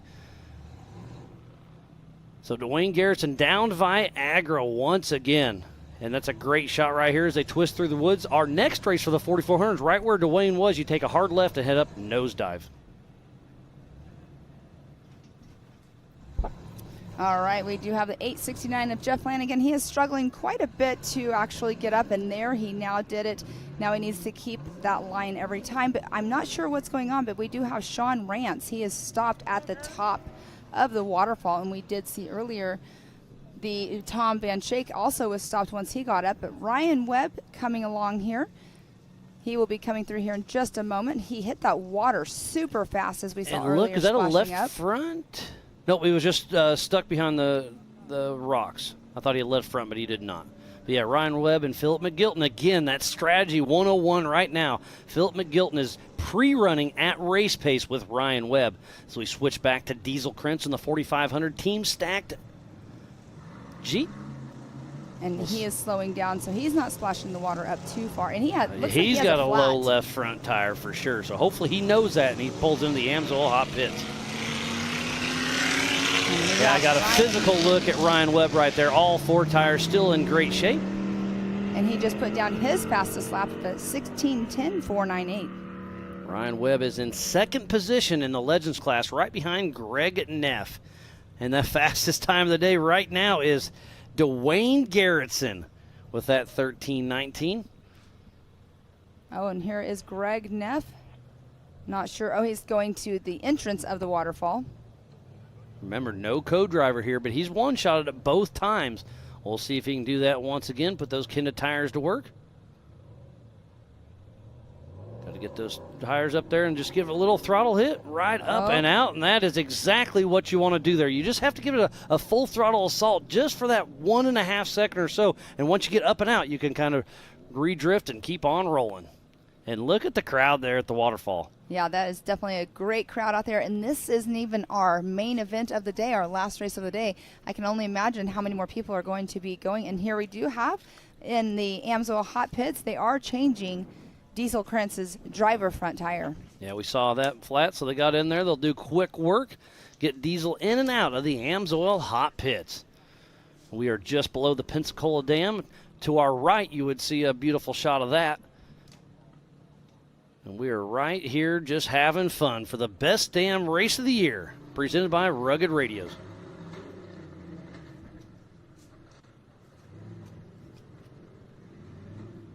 So don't go anywhere. Still lots of racing action yet to come. So now a few words from our sponsor, and we'll be right back after this. Amsoil runs on freedom and has since 1972. The rest of the market has been trying to follow our lead ever since. But a head start is a head start. Run with us.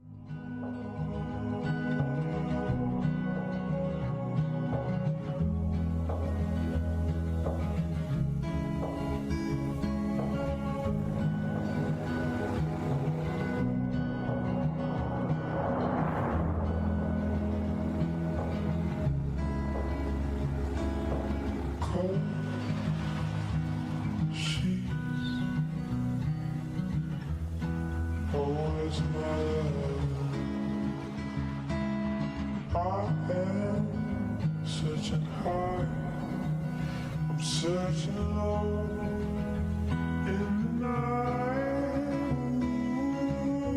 Does she know that we think the same?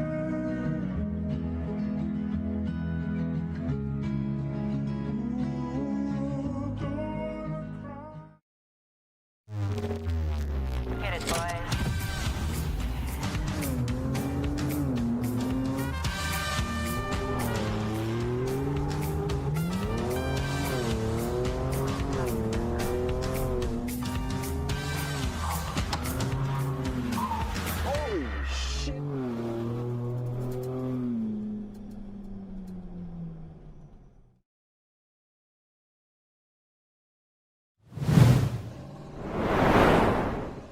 Welcome back to the 2023 Best Damn Race of the Year, presented by Rugged Radios, featuring Ultra4 USA at its finest, and Ryan Webb up and through the race line wheels waterfall section, entering the Disney half pipe. And Miles, he went through here just a little bit ago, so he obviously figured out his line on that waterfall. He struggled the first 2 laps, but while we were on break, we did have Cody St. Clair come through. He came through with his fastest lap of the day so far at a 16:24, 6:27, and Diesel Krentz also came through while we were on break as well. And thank you to all of your fans that are over there watching this. It's going to be a great day of racing out here, so make sure you stick around. And here we do have Dwayne Garrettson. Dwayne Garrettson coming through.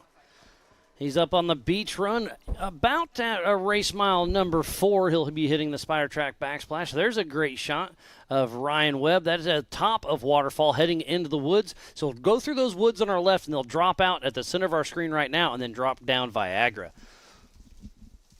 Back to Cody St. Clair, entering the race line wheels waterfall section. Switching back to Dwayne Garrettson. And it doesn't look like he's pushing it as hard right here, but not sure what's going on. The right rear looks a little, no, just some rocks kicking off. I think it's the dust of the rocks back there, so we do have a little bit of dust. There's something He's going on. slowing He's down. slowing down. The right rear. No, he's man, got something red coming out of the front. Is that a fluid? Yeah, he's got an issue for sure. Yeah, is that steering? Because remember, some of these cars in the 4500 class have to have some kind of mechanical steering. Well, that is a bummer. He's going to pull off, have to get out, check out what's going on because he's obviously having some issues. And So they're getting out. Dwayne Garrison and Jeremy Tipton are both hopping out of the car, make sure everything is okay, but there's something coming out of the right front of that car. And we're just speculating, but it looked like fluids of some sort. Yeah, it did look like something was spraying out. And he is our West Coast leader for our series. And our physical race leader for this one right now. And you know it's serious when they're taking their helmets off. We got lots of people chiming in on Facebook watching the show, so thank you all for chiming in. And Miles, there is a Jack Childers that's saying hi from Boise. All right, Yeah. Jack, that's a name I haven't heard for a while. Thanks for tuning in, buddy. We've been running around King of the Hammers for a very, very long time. Yes, Ron Prindle, he's checking in with us as well, and thank you all for watching. Awesome. And that crowd out there is an amazing crowd to see up there at that waterfall. I can only imagine watching it from there. I mean, we're watching it from here, and we have, like, VIP seats. But they got a cooler. they have a cooler, and they have shade. And there we have Ryan Webb. They're just dropping down the Yukon Little Blue section. Yeah, look at all the easy ups up there. It's going to be a beautiful hot day. It's going to be sneaking up to 90 degrees once again. And Dwayne Garrison and Jeremy Tipton are out of the car inspecting. But, yeah, there's something that was going on there. It definitely looked like it was a color of some sort, a red. I'm not sure exactly what that would be for them. But hopefully it's not something major. They can get back going. But there's Cody St. Clair dropping down Viagra. So Greg Neff, how far back is it? He's going to take the lead over the overall lead over Dwayne Garrison. Remember, there are two different classes racing at the same time. We have the 4500 Yukon Gear and Axle Modified class and the 4800 Brannick Motorsports Legends class. Make sure you go to live.ultra4racing.com for the same timing we have here in the Rugged Studio. Now, Diesel Krentz hasn't had any issues going up the waterfall, and now he is backing up and having to do a different shot at it. But he gets it. Oh, there's Jeremy Tipton running towards the Amsoil Hot Pits. And again, I'm going to say that's every bit of 400 yards he's got to get to the Amsoil Hot Pits because, again, it's a no-chase race. And now he's going to have some wet shoes. And that just shows you how it's not that deep there, but it's it's deep enough. Man, when he fast forwards that, he looks like he's running fast. Well, he has done this before at AOP last year. He had to run in from the pits and go get some parts and take back out. So he's had a little bit of practice here and there. But we have Greg Neff, who is in second position right now, first in the Legends class, but second overall. But with Dwayne Garrison being pulled off, he'll more than likely, obviously, he'll be taking over the number one overall. So Greg Neff pushing strong. But yeah, let's go back to the Western Series points. In the 4500 class, it is Dwayne Garrison, so we'll see. But there is a drop race, so it's going to be a little bit hard to decipher that until we cross our T's and dot our I's. But Dwayne Garrison that first. Rick Lavezzo's still in the hunt. Sean Rance Sr., Jesse Oliver, and Cody St. Clair. And in the 4800 Brannick Motorsports Legends class, it's Jeremy Jones. He has engine issues. He's not able to be here, but he's had such a great season that obviously this is going to be his drop race. So it's still looking good that he should have that locked down. Right behind him is Woody Rose and Eric Weichel, Brent Harrell, and then Brian Trimp. And none of those are here, so it should be pretty locked down for that one. Cody St. Clair making his way around. You can hear in the background, I'm not sure, I believe that is Sean Rance. I see Jeff Flanagan going. Jeff Flanagan, and there we do have Sean Rance behind him. But we're back on screen with Cody St. Clair. He's going to be hopping into the first wood section here very shortly. Cool little spot here. And look at the shadows. They're going to be changing off and on all day. Yes, and that's something we were talking about because we were racing almost into the night last night, and it starts playing games with you because you have your lines down, but once, obviously the sun comes up and the shadows will play, there might be a dip there that you don't want to hit or a rock in the shadow that you don't want to hit. But here we do have Dwayne Garrison with his hood up, And there goes Greg Neff right on by. So we have a new overall race leader of Greg Neff in the 4800 Brannick Motorsports Legends class. But Jeremy Tipton was heading up to the Amsoil hot pits. Hopefully he can get some tools, some parts, whatever they need, and get it fixed. I know Erica will be down there in the hot pits. She'll hopefully give us an update at some time. And there is Cody St. Clair in the woods section. This is a cool little spot. So we're going to kind of arc to the right. And this goes for 150 yards or so, and then you dive out to the creek bed for just a little bit and then hop back in. So Tipton's about halfway to the Amsoil hot pits, and he started out running, then he was jogging, and now he's walking. So tough break for Tipton. Yeah, it could be Jeremy Tipton. It could be Sasquatch. I'm not sure. We have horns playing in the background. There is some battling going on behind us. But getting his way over to the Amsoil hot pits, he'll be there in just a moment. But yeah, Erica, that'd be great if she's over there getting some information for us. So Ryan Webb just did a huge splash pass over Tom Van Shake right behind us. It was great. So Ryan Webb getting around Tom Van Shake and back to Diesel Krentz at the Yukon Little Blue area. This is a great little splash spot right here. Just trucking along. And look, somebody's in the middle of the creek. It's warming up already. And look at the left side. That's the race line waterfall. Oh, and look at this. So who's going to push harder? Is that Jeff Flanagan or Sean Rance Sr.? Remember, John Rance had some water issues last night, so I assume they're going to both play a little bit easy here. And they both check up pretty good. Sean Rance does get around Jeff Flanagan. So let's go over the modified class. Dwayne Garrettson is sitting there. He's still in the lead, but now it looks like it's going to be Sean Rance that'll probably move in. No, it's Cody St. Clair, then Diesel Krentz, and then Sean Rance. In the Legends class, it's Greg Neff, Ryan Webb, and then Jeff Flanagan. We just saw those two. So 2 and 3 are pretty close to each other. Here's our physical race leader. Oh, and talking about that splash pass I was talking, here's the rugged replay. Ryan Webb overtaking Tom Van Shake, the good old splash pass. That is a great replay. Great drone shot as well. I did that to my buddy-in-law quite a few years ago, Ben. That was brings back some good memories right there. Oh, goodness gracious. And there we do have Greg Neff. He came through. He is now overall in position in that number 1 spot in our 4800 Brannick Motorsports Legends class. He has his fastest lap of the day was a 14:21. He has slowed it down. His last lap was a 16:13. So slowing it down just a bit.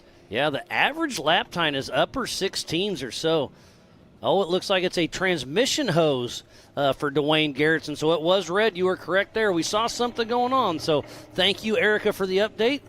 Jeremy Tipton's getting some parts and taking it back there, and hopefully you can get that transmission line back to fixed. And then you have to replace all that fluid. So how much did he lose? Exactly. And we do have him. Who was at the 5'11 right there? Or That is 551, Tom Van Shake making his rookie debut.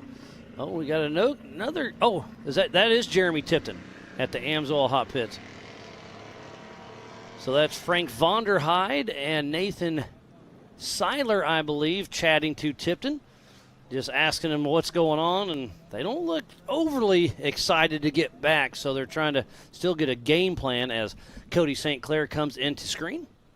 And Cody St. Clair will take over the number 1 spot over Dwayne Garrettson, obviously because Dwayne is still on the side there. So Cody St. Clair, he's been having a great year as well. And there we do have back on with Sean Rance. He'll be coming around to get in another lap. Sean Rance is running 4th in his class of the 4500 modified class and 8th overall. And that just put him up into 6th overall, but still running 4th in class. But Dwayne Garrettson is still sitting there, so every second he sits there, Sean Rance is reeling him in. And here's physical 2nd place, Ryan Webb in the Legends class. So right now it's Greg Neff 1, Ryan Webb 2, both out on lap number 4.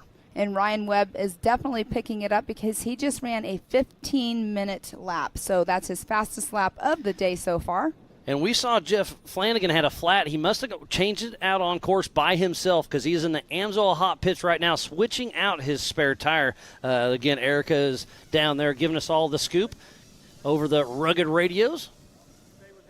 And back Greg on. Neff is at the other water crossing. Oh, Tom Van Shake is new to the Amsoil hot pits. Not sure what's going on there. We did see him go kind of slow through the water, but here is Cody St. Clair. Let's see if he's going to let up going through the water crossing. So Cody St. Clair is our new leader in the 4500 Yukon Gear and Axle Modified class. Because we just saw him pass Dwayne Garrettson still sitting. And Jeff Flanagan He's not got moving too fast. but not. Yeah, he's out of the Amsoil hot pits, but not moving at speed. Not sure what's going on. Or is he just taking it easy? He's going pretty slow. That's trail riding. That's not racing. Maybe he's stopping in the shade. Take a little break. The car to me looks okay. So we have Greg Neff back to the race line, wheels waterfall.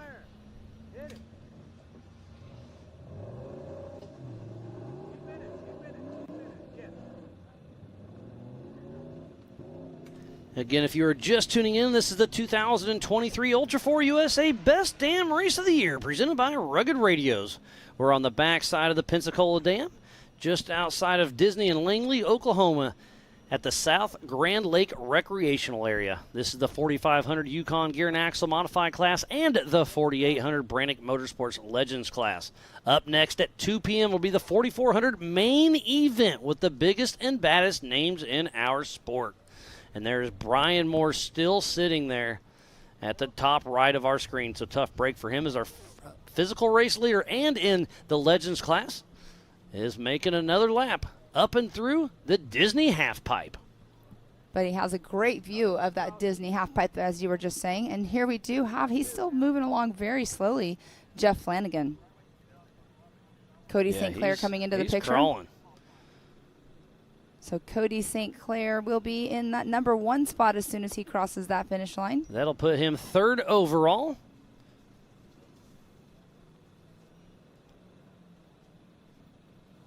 And taking it very easy going through the water, but Jeff Flanagan backing down just a little bit, but he is not moving as of right now. Oh, and there we go. I don't know, he's having some problems though. He had some issues earlier on, had that flat tire, but now looks like he's having just power issues. He's down on power. As Cody St. Clair is all over the throttle. What a great shot there as Diesel Krentz making through. Hitting the Spider Track backsplash. We'll see if he checks up. Oh, yeah, okay, there he goes. Slows down to a crawl. Yeah, I don't think Diesel would take the chance of wanting to go through that super fast. So Erica's got us another update from the Amsoil hot pits. Van Shake came in, car was misfiring, but thinking it may just be water, so they headed back out. Hopefully it dries up. Well, there was Sean Rance just for a second, and there's Van Shake. As we just got the update from Erica that he is a little spit and sputtering, but hopefully it dries out and he can keep on keeping on. Oh, I hear it. It is spitting and sputtering bad. Like real bad. You know, he went through last lap sputtering a little bit, but it is definitely sounding way worse this lap. Oh, and Sean Rance is up there, still trying to get up the race line waterfall.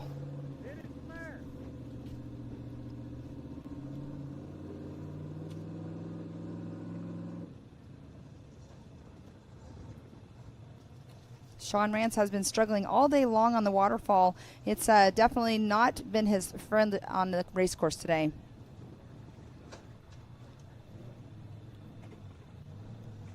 So his co-driver Chuck getting out. They're going to winch up a waterfall as Greg Neff makes it through the Yukon Little Blue section. And Flanagan is just about 100 yards from the rugged finish line. He may not have much for steering or something because... So it sounds like it just kind of starts and dies. Water is definitely becoming an issue out here. The attrition is setting in heavy right now. And it almost looked like when he was going forward a little bit earlier, it almost looked like he had no power whatsoever. no momentum.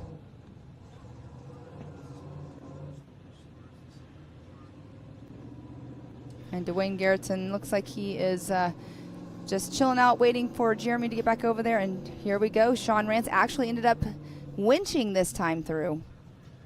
Hey, that's strategy. If you can't make it, save the car. It is a long race. We are almost an hour into it. So in 35 minutes, the white flag will be flying. For right now, it's going to be Greg Neff, but it's still a long race as Diesel Krentz is pushing strong. So Diesel Krentz, I believe, is going to move into 4th position and 2nd in the modified class. We'll wait for the live.ultra4racing.com to update. And there goes Diesel Yes, it Krentz. is. So it moves him 4th overall and 2nd in class as Dwayne Garrettson is just patiently awaiting some parts from the Amsoil hot pits. And Cody St. Clair making his way through. Still running very strong today. And he's got John Williams Littlefoot, who rode with Scott Farley last night, part of Rufus Racing, riding shotgun with him. And there he goes. He shifts from high to low to go up the race line wheels, waterfall. And speaking about race line, that's what's on Cody's car. And Nick Huff with Raceline was out watching our kids class this morning. There was a lot of people over here actually watching the kids class. We had Paul Wolf out here as well. And it's great to see the other racers and our sponsors coming out here and coming watching. to support everybody, absolutely. As Cody St. Clair makes quick work up the race line waterfall. Now he's heading up the Disney half pipe. And I'm telling you, our next race, they're going to be about double this speed. And on this corner, they're going to be completely sideways, getting all over it. Yeah, that'll be definitely fun to watch from this angle for sure, especially with having, the drones going through with them. But here we have Jeremy Tipton. Still not heading towards. So they're trying to collect parts, it looks like. So it's a transmission hose. Was it the steel line? Was it the rubber line? Are they trying to patch it?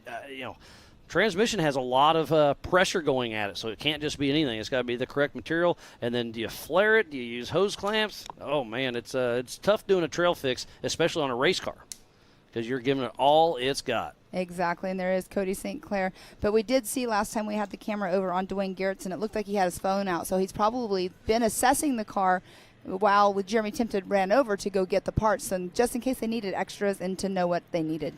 I was hoping he was going to text me, but he hasn't yet, so he's still in the fight. He's in the middle of trying to get his car fixed. He's not going to text you right now. Oh, it happens. You never know. Has Tom Van Schaik making it through?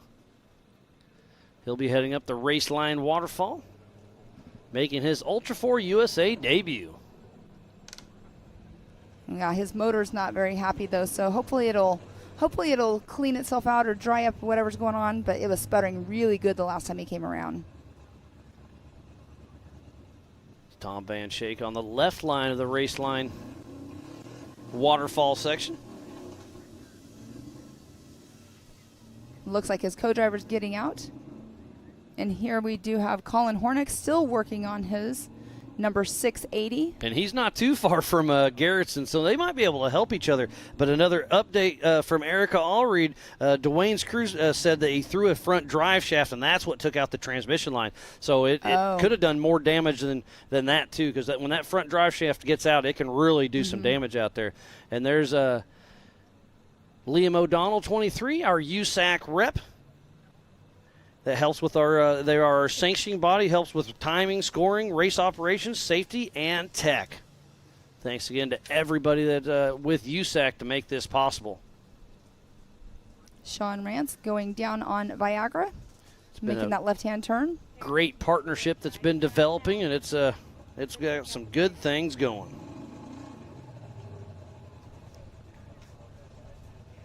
And our physical race leader is at race mile 3.5. Oh, and there's Flanagan still pulled over. There's Travis Cook, one of our Ultra4 USA safety members, making sure everything's okay. So Flanagan's out of the car. Colin Hornick's out of the car. Dwayne Garrettson's out. Garrett Humpson's out. We saw Brian Moore. So half of the field is not moving. So today is definitely a race of attrition. And you saw those tires. He was all over the brakes, and he was basically sliding down. That's how steep that section is at the Yukon Little Blue area. And that's something we were talking about yesterday in our UTV class. You know, they were having a lot of brake issues, and going down these steep hills, you definitely don't want to run out of your brakes because you can't go down too fast because of the bouncing, and you don't want to end up on your lid. So Cody St. Clair and John Williams making quick work.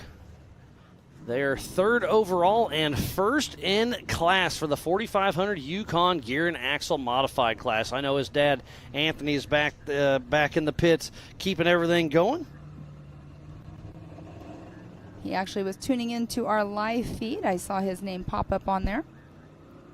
You got to listen to the show, too, because sometimes we might be talking about something that they don't know what's going on as well. And I was talking to some of the drivers and actually our camera guys as well out there. They're like, listening to you guys live while we're out there racing or sitting there, you know, it helps them get to the camera locations. They'll sometimes pan to something we're talking about if it's within their reach. Yeah, absolutely. It's a great tool to have. Looks like Chuck Mays is tuned in, Garrett Phelps, Cameron Gilbert, Chance Holloman, Randy Knoll. Man, there's a lot of great people in this chat. John Dykes. Thanks, everybody, for tuning in to the 2023 Ultra4 USA Best Damn Race of the Year, presented by Rugged Radios. We are at the Raceline Wheels waterfall section. Yesterday it was a joker line. Today it is in play for every single lap. Our physical race later, Greg Neff bypassing where Dwayne Garrettson is broken down. Oh, and that was a big splash just now by Greg Neff. Oh, but Ryan Webb's a 1 and 2 are right next to each other. So Ryan Webb is pushing hard trying to chase down Greg Neff. And let me see here. So Ryan Webb is on adjusted time, just took over the lead from Greg Neff. Ryan Webb pushing strong. I was not expecting that just now. He came out of nowhere. That was great. Our production crew did a great job placing these cameras, so good on you. All right, Diesel Krentz right there with the 551. Right behind him, Tom Van Schaik, and we know that he has a motor issue going on, or an engine issue, I should say. Diesel Krentz heading up the Disney The diesel diesel. half pipe, the Disney half pipe up here. He'll let you rename it. And there's Greg Neff and Ryan Webb. Remember, they started off 30-second increments. So this race is on adjusted time. So Ryan Webb, did he just pull into the Amsoil hot pits possibly? Nope, there he is. Okay, so they are nose to tail, but remember, they took off 30 seconds apart. So on adjusted time, Ryan Webb, he knows if he's on his tail, he's got him on time. So that's got to be playing games with Greg Neff. Oh, heck yeah. You know it is. But Greg Neff has been shooting the waterfall super clean every single time, and Webb's been struggling. So we'll see how that shakes out here in a few minutes as Brian Moore is still stuck out on course. Tough break for him. Wait until they come around to this finish line. It's going to be a very interesting race right in front of us.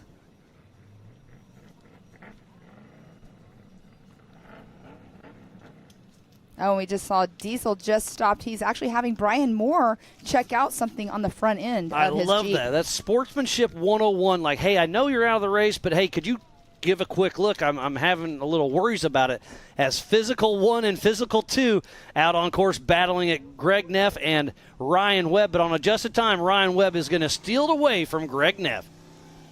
So Greg Neff knows that he's on his tail. We've been hearing the siren in our background, but look at them coming through as Ryan Webb gets the pass right before they go through our timing loop. So gosh, that was awesome. So Ryan Webb just now put down a 14-16, taking over the overall lead and from Greg Neff.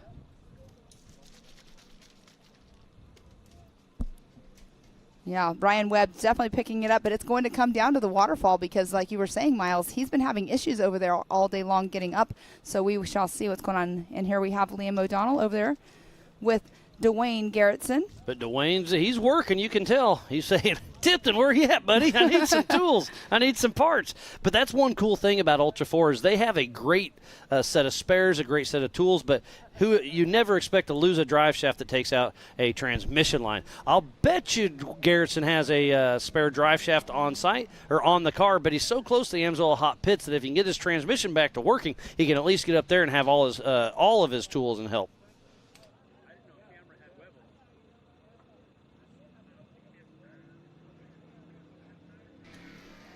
Hearing some horsepower in the background, and that's definitely Cody St. Clair because he has that very distinctive motor sound. Yeah, that's a Thompson LS 408 stroker. Singing out there. Yes, Cody Heading St. Clair. on the beach run. That's the beach That's run? our leader for do what? That's the beach run? Yeah, we're heading out towards the beach run right now. So as far as you can see, you're going to do a 180 and come back to where Dwayne Garrettson is going. So Cody St. Clair with a great run and our leader in the 4500 Yukon Gear and Axle Modified class. And here's the hero card for Cody St. Clair out of Hollander, Texas. I love those hero cards showing up. Pretty awesome that production's doing all of that for us. Lets everybody at home see their face, puts a face to the name. And he just wrapped up the Eastern Series Championship there in Crandon. So great job on Cody St. Clair. Him and his dad, Anthony, put a lot of effort out here, and it's great to see it pay off as we're watching Tom Van Schaik making his Ultra4 USA rookie debut. And that's the area right there. It is a off camber to the left, and I don't know when they're sliding it's wet, down. It's stair-stepped. It can be a little sketchy if you hit it just wrong. But these are Ultra4 cars. They can handle that like nobody's business. Yes, yesterday the UTVs were definitely going through a little bit faster, so it'll be interesting to see the 4400s later on, how fast they actually take that. And Jeremy Tipton is still in the hot pits looking for some, looks like some line, the correct line to go over a transmission, I would assume. So there is Ryan Webb. Where's Greg Neff? Did he get around him already, or are we going to watch them battle it out? He passed him right here at the finish line. Perfect. Yep, you are right. So there he is. Okay, perfect. So Ryan Webb and Greg Neff heading into the race line wheels waterfall section. But Ryan Webb's been struggling here. Greg Neff has been one-shotting it. So we'll see if Neff can get back around Webb here or not. But let's do this. This is going to be interesting. So let's talk about this too, Miles. So if he struggles, that is the same line that Greg Neff has been taking. So now if he's struggling, Greg Neff is going to want to make sure he goes to the next side. Go left. He made it left last time also. So yes. Hopefully he can one-shot this one. And we got a pass on the waterfall. Who's going to get up and through? It looks like, no, they're both struggling. Skinny Greg pedal Neff. down, and Greg Neff gets back around Ryan Webb. Remember, it's only a 30-second split, so right now, I think Greg Neff's going to take over the adjusted time lead once again. If he can't make it in this shot, Greg Neff just took over the lead once again in the 4800 Brannick Motorsports Legends class. That's going to be so frustrating for Ryan Webb. This section right here is really, really struggling with him. Yes, it's definitely a difficult part of the race course. I bet if you asked him what was your least favorite part, he would probably say the waterfall. And there we do have Sean Rance. He's on the Spider Track. What are you calling it? The Spider Track backsplash. I assume the 4400 class coming up next, they'll be hitting that at 80-plus miles an hour and be able to just skim or hydroplane right across it. So if Ryan Webb is still struggling to get up, as you said, that will give definitely Greg Neff the lead back. As Neff heads into the woods section, this is a pretty simple section going through the woods, and then you drop down, and then you go down Viagra, which is that super steep drop. As Cody St. Clair comes back into screen. Saw our drone kind of fly through there at the bottom. But so Cody St. Clair winning right now in the 4500 Yukon Gear and Axle Modified class. And if our time clock is correct up here for us, as it should be, they more than likely will be doing probably 3 more laps. So they'll do 1 more complete lap before they get the white flag. Yeah, it's looking that way. Yeah, the white flag won't come out for about 22 more minutes. So, yeah, they should do 3 more laps. And Flanagan is still stopped about 100 yards from the Rugged Radio's start-finish. Tough break for the local. He was out here racing with us last year as well, and he's been a huge help You know, that's what the Ultra family's all about, is if anybody needs anything, but we've been calling Flanagan, we've been calling Jason McMurray for parts. We need to ship stuff here, and everybody's just been all about helping everybody. As Ryan Webb heading down Viagra as we speak, so he did make it up through. How hard can he bush? Is he going to be able to reel back in Greg Neff? This is the battle right now for the 4800 Brannick Motorsports Legends class. So but before we find out what happens, we're going to take a quick break and reset a couple things, but we will be right back with more racing action right after this.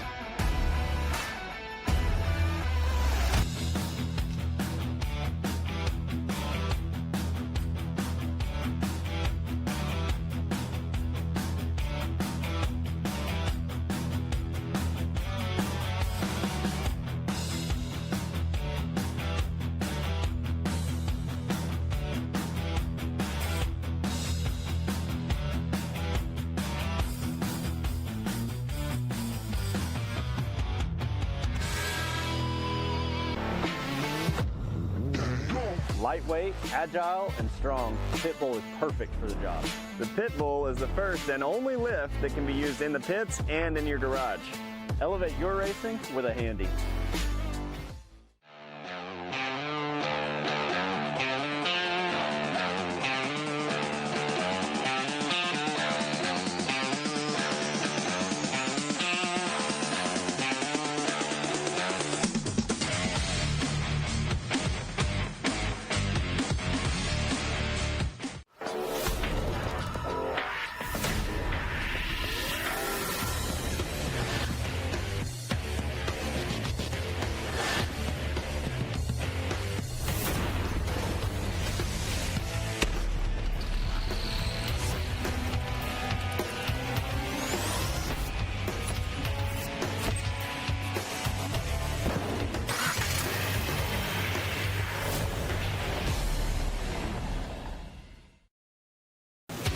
Watching Speed Sport 1, your home for great off-road racing from America and around the globe. Woo-hoo-hoo! From Ultra4 to rallies. These guys are fighting for the lead. It seems very aggressive. Short course to desert race. Great move there. He is so fast. Whether on 2 wheels or 4, Speed Sport 1 has the off-road action you crave. Look at that move. It jumps to the inside. Speed Sport 1, the Motorsports Network.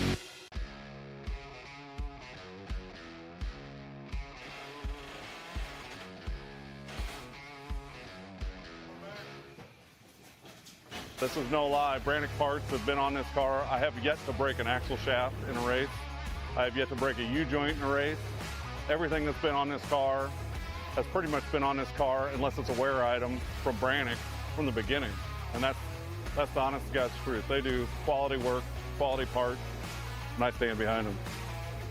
We're real focused on making parts that last, that get our racers across the finish line. Looking for better materials, lighter weight, stronger, thinking about innovating new product, improving on what is already developed. That's why we do race, because it makes us understand you can't break. They're racers themselves, so they know what it takes to race, and their parts are tried and true, right? They run them in their own race cars, and they've beat them, they've broken them, and they come back and they do better, and they do that before they offer them to the consumer. Everything they build has held up great on this car. It's Brannick Motorsports parts on this car all day long. My name's Stan Haynes. Me and my son at Brannick Motorsports make parts that get you across the finish line. So we race what we make.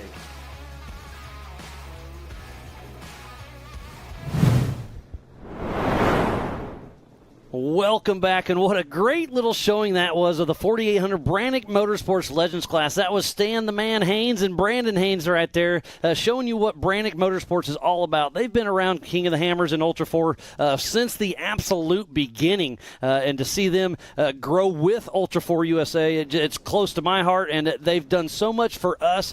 So just a huge shout out to the entire Brannick crew out there. They're just a great part of the Ultra4 USA family. Yes, they are, and we do have Cody St. Clair still trucking along here. It's good to see Diesel Krentz wasn't still stopped there. He was having Brian Moore check out the front end of his Jeep earlier on the last lap around, so it's good to see that he is not still there. And we saw Cody heading up there. There are two lines going up there. There's a right line and a left line. The right line's a little steeper, more direct, and Cody St. Clair chooses the correct one there. And there is Sean Rance Sr. in that old school Bronco. That's a 1976 Ford Bronco that they've rebuilt it a few times, but he's been racing that for a very long time. Great to see. They've been racing Everyman Challenge since the very beginning, and there is Jeremy Tipton.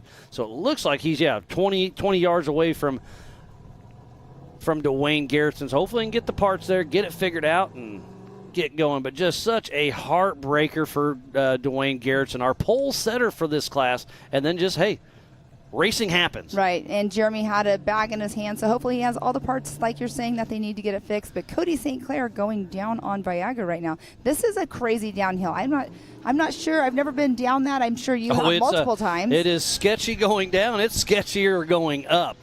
So as you can see, it does a little wheel stand just a tick. And I've got a physical watch on Greg Neff and Ryan Webb there, nose to tail once again at race mile 3.5. So the race right now on adjusted time, it goes back to Ryan Webb. He was able to reel in Greg Neff, but has not made the pass yet. I hear the sirens out there saying, hey, I'm here to pass. They made a great song about moving, too. All right. That is Diesel Krentz right there.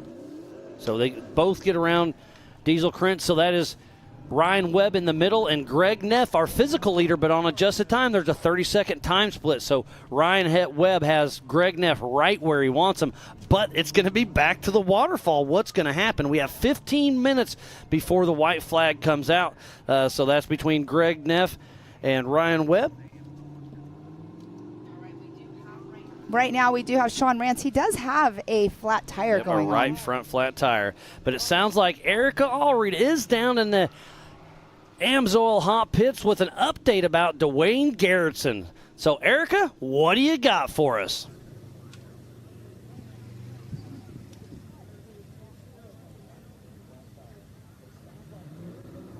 Just let me know.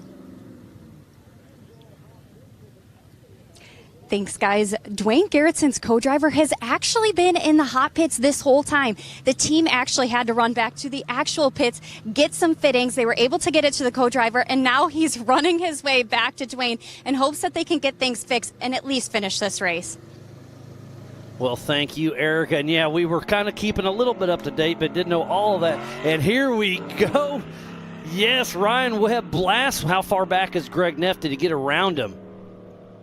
Well, we did see earlier Greg Neff passed him on the waterfall, right? And then we were wondering how far behind he was going to be because Ryan Webb has been having issues get up the waterfall. But when they came through here earlier on, Ryan Webb was basically on the tail again. There's got to be an area where Ryan Webb is taking it a little bit harder than Greg Neff because they definitely are making up time behind him very quickly.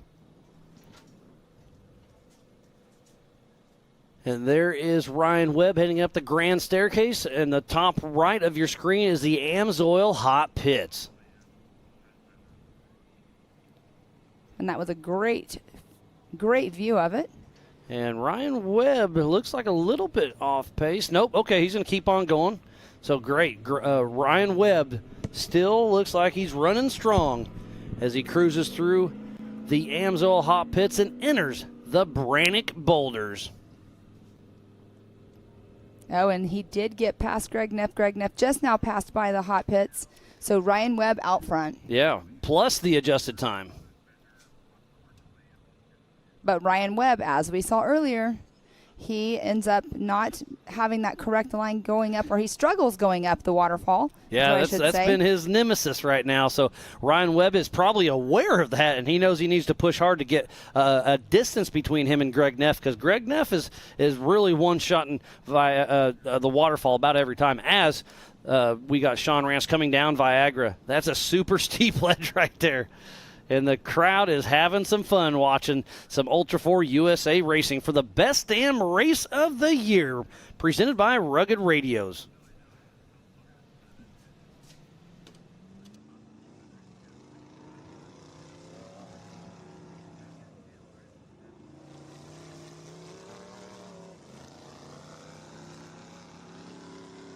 And there is horsepower right here. Ryan Webb all over the throttle with Philip McGilton riding shotgun. And he's starting to pull away from Greg Neff. Is Greg Neff having issues? So I am going to say next time around for Ryan Webb, it is going to be the white flag. So we're about 15 minutes away from the white flag coming out for Ryan Webb and Greg Neff. And I hear a lot of spitting and sputtering. That is Tom Van Shake still having issues, still moving as we're watching Sean Rance Sr. at the Yukon Little Blue area. And here we go. Is this Garrett Hunt or this is Colin Hornick? They were stopped just after the Spider Track backsplash. So great to see them back and moving. They were sitting there for quite some time. So is this finishing his first lap? But he's only, that happened on the very first lap. Yeah. But he sounds like he's running very strong for having an issue because he went through that water, and that's when he's pulled off to the side. But Sean Rance, he did have a passenger front tire that was flat whenever he was going up the waterfall, and I don't think they've pulled over and changed it. See if we can get a visual on it on this side. Yeah, the spare still looks like it's full of air. Yeah, it looks like the right front's still low on Sean Rance. So they are, where are they at? They're and it looks almost race mile number 2, so they're not even halfway through this lap. He does have a co-driver, so we'll see what happens. See if we can get this drone to fly around to the other side as he's looping around. And he is taking it easy. I'm sure he knows exactly what's going on up there. You don't want, he's probably just going to try to make it around to the hot pit to get it changed. We'll be able to turn on this, see it on this corner because that tire will be folding up as he turns. Oh, that shadowing's playing games with our minds. I couldn't tell, but yep, it's definitely flat. So right front flat tire still for Sean Rance Sr. Hopefully he can get it in there and get that Milestar swapped out. Is he going to try to run another 3 miles on a flat tire? That's a long time when you have a co-driver with you. Well, and he's running in that third spot in his class, but 5th overall. And obviously we do have Dwayne Garrettson that is still not running, so hopefully they can get theirs fixed. But Colin Hornick, obviously few laps down. He's running in number 5 in the Legends class. And here's Tom Van Shake with his Ultra4 USA debut. But that thing's spitting and sputtering the last couple times I have heard it. We're hoping it's just wet, but by the time it just hasn't cleared out yet, so it's got to be a little bit more than that as we're entering the woods section here. This is a really rocky little section, only for about 100 feet, and then it turns into a nice trail where you can really pick up some speed. But you can't pick up a lot of speed with a flat tire, as we're seeing Ryan Webb. So hopefully we can stick with this because he's heading into the Race Line Wheels waterfall, and we'll see if he can one-shot this or not. Ryan Webb has been struggling here, so this is going to be interesting to see how far back Greg Neff is. There he is. Greg Neff is right on his heels. Greg Neff has to beat Ryan Webb by 30 seconds because this is an adjusted time race. So we'll see how this all shakes out. But right now, Ryan Webb is in the Race Line Wheels waterfall. And right now, just full throttle, buddy. I think he's hitting the gas just a half a second too late. Well, and here we have Greg Neff, and we know that he can make it up on either side. It doesn't matter. And you know right now, both of them are just super pumped up right now. So Neff, right now, Greg. go around to the left. I don't know why they're waiting. Absolutely. There we go. Stick a nose in there. I don't think you probably wanted him to back down and I'd take a chance. Injury both of them. So the lead changes once again. Oh, nope, he's struggling now. He back up about a foot, and then don't give it a neutral drop, but get after it. So Tom Van Shake in the Amsoil hot pits, and Greg Neff is up and through, so the lead changes once again in the Race Line Wheels waterfall. Man, if I was Webb, I'd try that left line because this is giving him some trouble today. Yes, it must just be the wheelbase is just perfectly wrong for this section. Just needs that little bit of a bounce up and almost up. He is all over. That is hard-on equipment right there. So he's got to be a little bit careful because to finish first you must finish. And every second counts right now for Ryan Webb. Greg Neff is looking prettier and prettier every second. Oh, there he is. He's up and out. So I'm going to say Greg Neff has about a 30-second lead over Ryan Webb as we speak. And look at the crowd right there having some fun. So there's Colin Hornick. Yep, exactly. That's what I was getting ready to say. Colin Hornick is obviously, he has made one complete lap going through that water earlier on, but now we are on board with Cody St. Clair, or not on board, but here he is. On camera. Camera. Oh, there's another car pulled over. I missed who that was. Checking in with Dwayne Garrettson. Cody St. Clair checking up for this little spider track backsplash. I'm going to be interested to see for the 4400s if they're going to check up and try to save their, save wear and tear on their car, if they're going to skim it. I remember last year, Paul Wolf absolutely sent it over every single lap.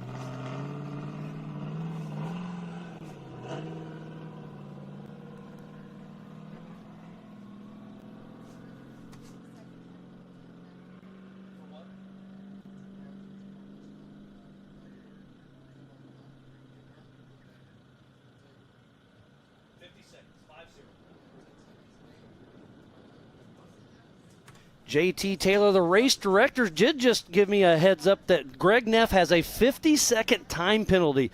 About midway through the woods, there's a little water section, and there's two people winching it. So Greg Neff went through tape that we had blocked off. So it's a 10-second penalty times 5, so 50 seconds. So now Neff has to beat Webb by a minute 40 seconds. I'm making a note of that.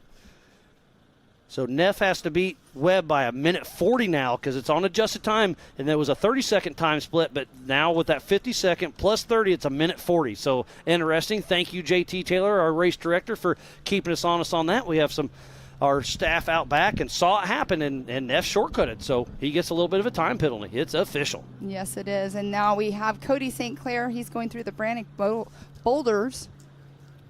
Oh, we do have Diesel Krentz is now stopped as well. The attrition is really setting in. Looks like they're looking at the dash. I mean, we had some people yesterday with overheating issues, so, I mean, anything can be happening out here. Of course, it's racing, but here we are moving again. So he's at the start of Waterfall, if I'm not mistaken.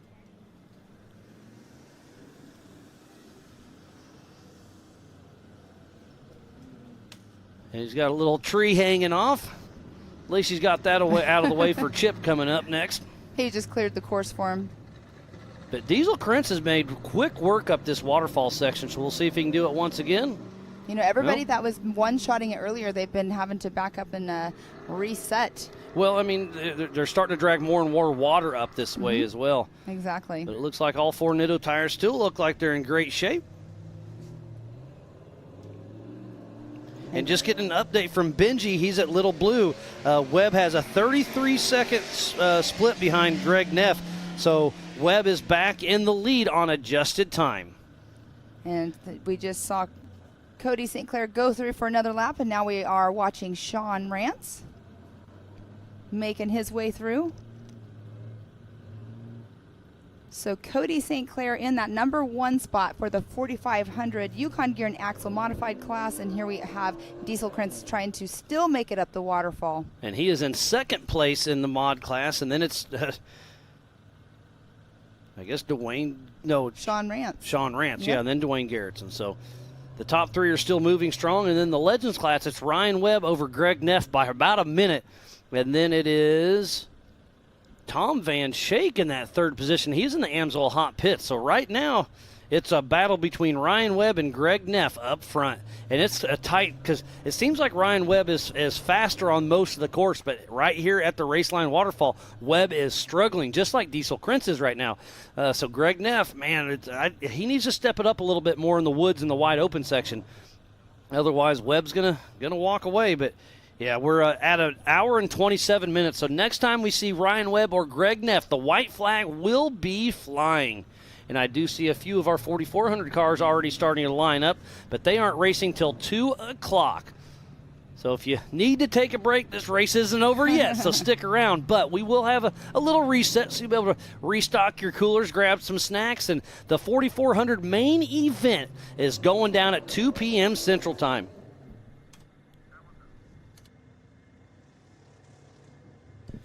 Again, if you are just tuning in, we thoroughly appreciate each and every one of you. This is the 2023 Ultra4 USA Best Damn Race of the Year, presented by Rugged Radios.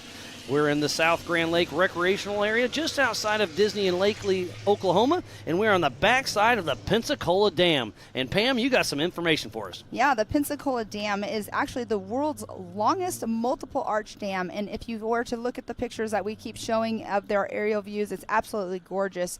But Grand Lake has a roughly 1,300 miles of shoreline with 43,500 acres of lake. This is such a large lake, but that Pensacola Dam right there, that is what makes this whole entire area even more beautiful than it already is. Yeah, I mean, you can go boating, you can go fishing up there. The fishing's great around here. And then you come down and go wheeling. There's over 100 miles of trails, 20,000 acres back here, and it's a GRDA land, so Grand River Dam Authority runs it, but it's open to the public. So after our race closes this evening, it's going to be wide open for anybody for the rest of the year. Come down here and go play in the Brannock Boulders, go back there on Viagra, Little Blue, the waterfall. There's so many iconic rock obstacles here as we're back at the Pensacola Dam, and they can open those floodgates to lower the lake when there's a big rainy season. So if those gates open, before those gates open, the siren goes off and we got to get out of here because the Amsoil Hot Pits will be completely underwater when they do that. Yes, and getting some information from Miss Erica, she said the Van Shake came in and changed the winch line out. So that's interesting to be coming in and changing out the winch line, but he came in the hot pits and did that. And we do have Cody St. Clair, the 4561. Looks like Lana Scott's tuned in, and Brian Trimp's hitting me up that he's just dying that he's not racing here. We miss you here. I know you had fun with us in Crandon. Wish you were here, but hey, hopefully we'll see you at Legends of Havasu. And speaking about that, that's coming up October 26th and 29th through the 29th. It's a do-not-miss event with Ultra4 USA. We'll have F1 boat racing, the IPRA Rodeo, American Side-by-Side Takeover, National Music Acts. We have Sand Outlaw Drags, pool parties, a jet ski trick show, and so much more. So go on to legendsofhavasu.com. There's some great VIP packages available and everything else. And there's Sean Rance changing that right front flat tire. So getting a new mile star on there. Yes. There in the Amsoil Hot Pits. So he made it around. I mean, we were wondering if he was going to have to stop and do that, but he is running in that third position in class. And there's a great shot of, you were just talking about the water flowing down. So it always, I'm not going to say it leaks, but it always lets a little bit through right there. And that's just coming down. But they can open all of those gates individually or all at once, and that becomes a monsoon coming down there as we see. Diesel Krentz, he'll be dropping down a Viagra here in about 5 seconds. You can see just in the middle of our screen there's that V, and we put those cones there because if you go left or right, it gets pretty gnarly. There's that nasty ledge right in the middle of it. And we have Diesel going down Viagra right now. This has been a tricky one right here. He hit it pretty hard the first time we saw him bouncing all the way down. But, he, like I was saying, talking to him this morning, he didn't come out and pre-run this at all. And he's still taking it just like he did earlier. So, well, gravity kind of takes over at some point. Right, exactly. Andrew Gorman's tuning in. Wants to tell you hi. Thanks for the great show. Thanks for tuning in, buddy. He's been helping us with a bunch of stuff behind the scenes. Yes, he has. Andrew Gorman met him, I don't know how many years ago now, but such a good guy. And here we are on with watching 551 of Ton Van Sheek. The last time he went around, his motor or his engine was not sputtering as bad, which was sounding good, but he's definitely probably going to make sure he's staying slow in the water, so maybe it's drying up for him. And his co-driver has gotten out every lap on here to winch up the waterfall. And back here watching Cody St. Clair. He's getting ready to go down Viagra. So Cody St. Clair is our race leader in the 4500 Yukon Gear and Axle Modified class. Getting some great pictures for you guys later on. And he's about to drop that little ledge right in the middle. Taking it easy. So he's taking it super slow, and I like his pace right there because he knows that he's in the lead. I need to save the car, but if you go down there a little too hard and bounce, you can really stuff the front end and do some damage. Well, Miles, smooth is fast, right? So it depends on the day, but absolutely. And there's Greg Neff. Did we miss Ryan Webb? I have not seen Ryan Webb come through, so Greg Neff. So Greg Neff is in the physical lead once again. Okay, he's at the top left, so Greg Neff is back in the lead once again. But on adjusted time, remember that there's that 50-second penalty for Neff, so it's going to be really close as the white flag should be flying for Greg Neff as we speak. One more lap to go. Greg Neff and Ryan Webb. It's going to be a race to the finish. And this is where you definitely want to make sure you turn it up a notch. And here we do have Ryan Webb making his way up and around. I mean, they're probably, about 30 seconds apart right now. Yeah, but then there's that addition. Exactly. Yeah, so I think Webb still has it. So it's going to come down to this lap. Who can run the waterfall cleaner?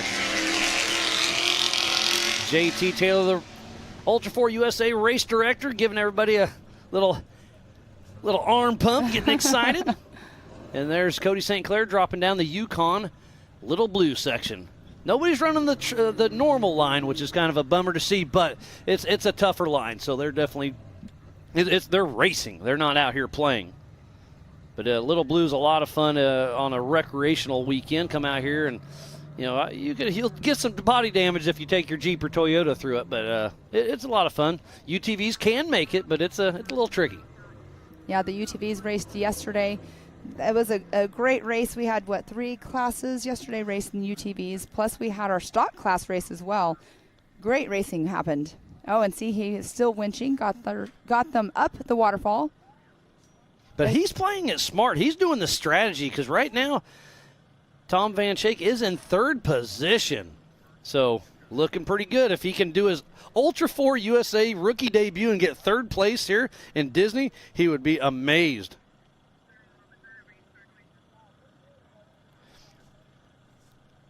So just a little update. There is a time penalty on Greg Neff. He did do a little shortcut back in the woods. Our course members saw it. They gave him a 10-second penalty times 5 for the advantage. So it's a 50-second time penalty plus a 30-second time split between the adjusted time.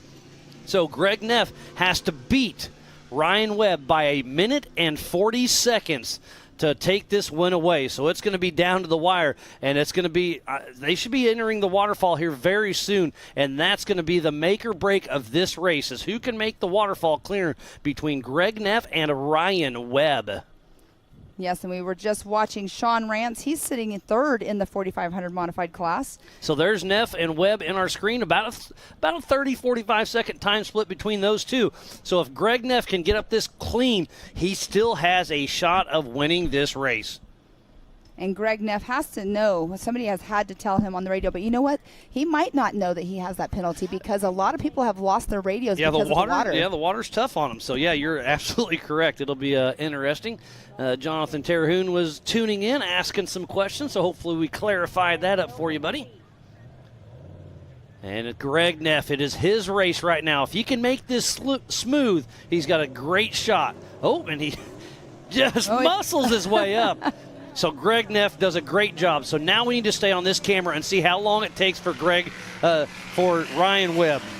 Dwayne Garrettson, in my shadow behind Really? us, just now went through the start-finish line. All right, where's Ryan Webb? We're going to see here in just a moment. So Ryan Webb is in. It's been about 5-10 seconds. So we'll see. He needs to beat him by a minute and 40 seconds. Oh, he's taking a little bit of a different line right there. So we'll see how this shakes out. Ryan Webb really needs to make this climb quick. He is so close. He's having but trouble. hey, he could break his car and ruin his race. So there's a happy medium how hard you hit this. Well, But Philip McGilton's in there saying, you got to go, buddy. Exactly. But Ryan Webb has been making up a lot of time on Greg Neff. Greg Neff has been kind of going a little bit easier than we thought he would be going out there in that lead. But Ryan Webb has definitely been making up time. And there All he right, goes. he is up. So I have an unofficial time split of 1 minute between Greg Neff and Ryan Webb. So as Ryan Webb has been running faster. So right now, if they can run their same pace, Ryan Webb will still win this race. Again, that's an unofficial guess, but it's looking good for Ryan Webb. But it's going to be a race to the finish. And the beautiful view right there.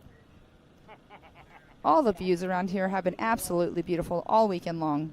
This is absolutely beautiful down here at the bottoms of the South Grand Lake recreational area. I've been coming down here for 20 plus years. This is where I started cut my teeth rock crawling back in the day, so it's so cool to have all those memories from back in the day and then come back here with Ultra4 USA and be able to put on a race here. It puts a big smile on my face, and I hope everybody loves it just as much as we do here. It's such a great race course. We've gotten so much great feedback. Obviously, the water is an issue, but we're in a live riverbed, and we did our best. JT Taylor and I drove around for days trying to figure ways around the deeper water holes. We adjusted some gravel, trying to make it a little shallower in certain spots.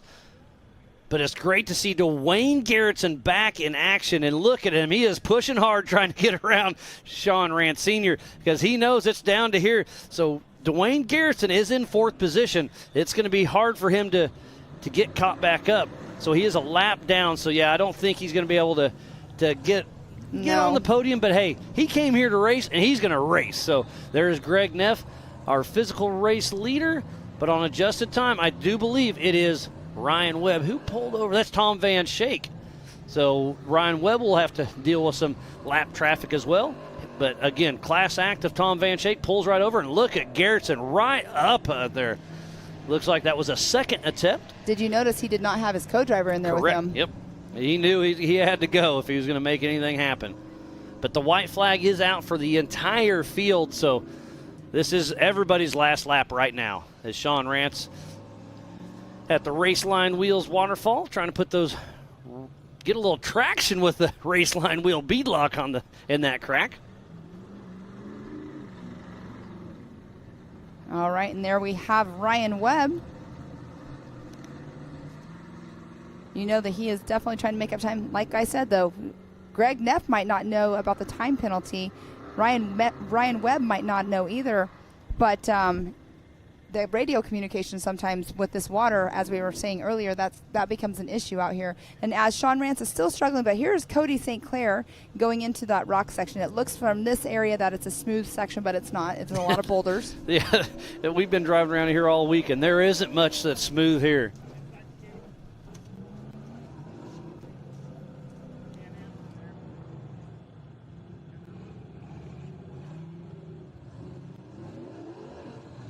So that is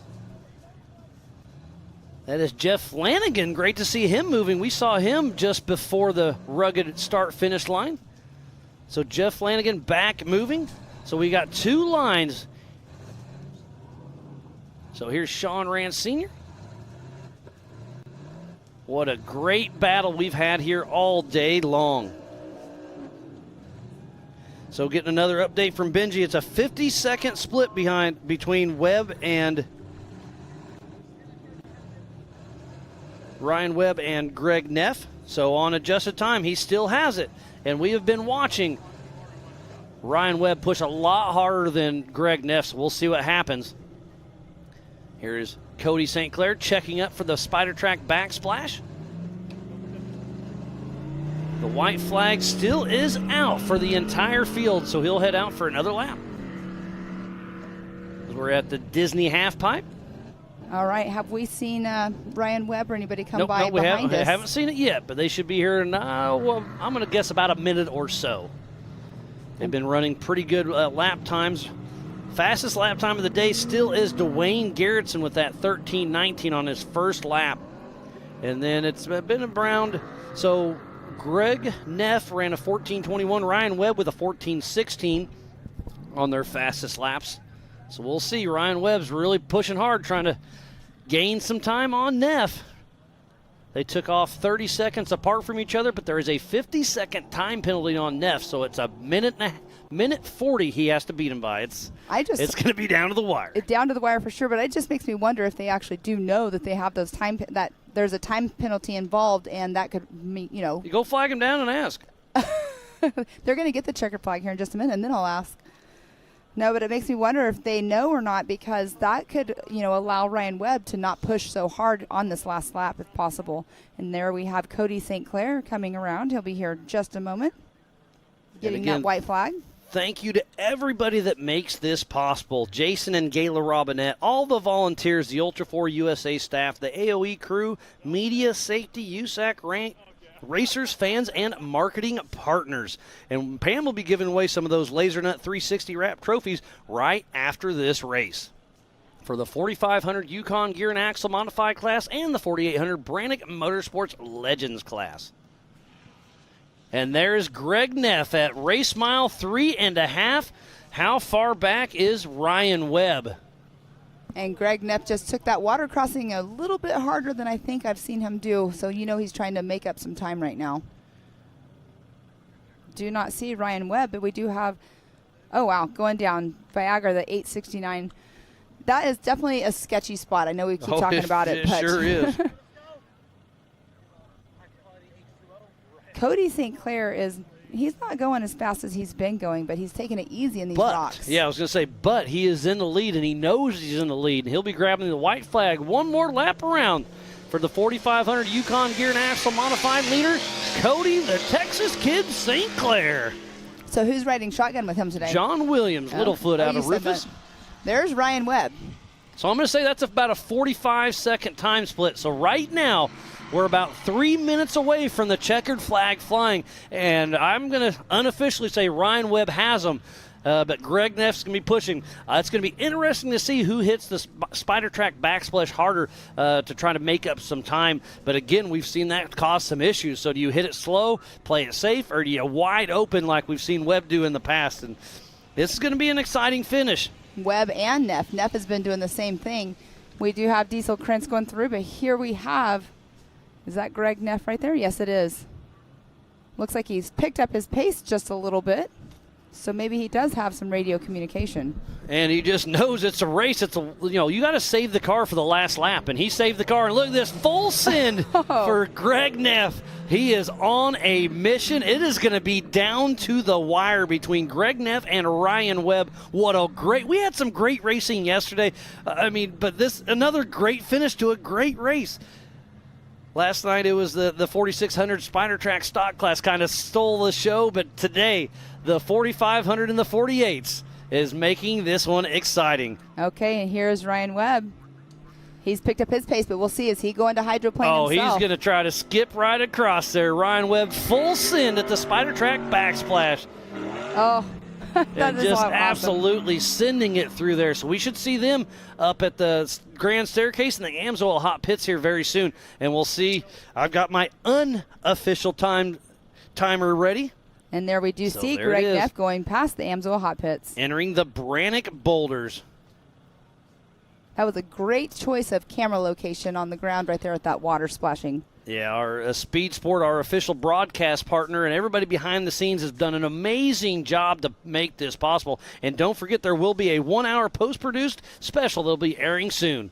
And Greg Neff out front, but Ryan Webb not too far behind. Not too far behind. Right as I kind of tapped you on the shoulder, Ryan Webb was going up by the Amsoil hot pits. It's going to be really close. With the time penalty, it is a minute 40 that Neff needs to beat Webb. And Neff must be listening to us because he's hitting it hard. But remember what we saw yesterday with John Rance. That was not good going through that water as fast as he did yesterday.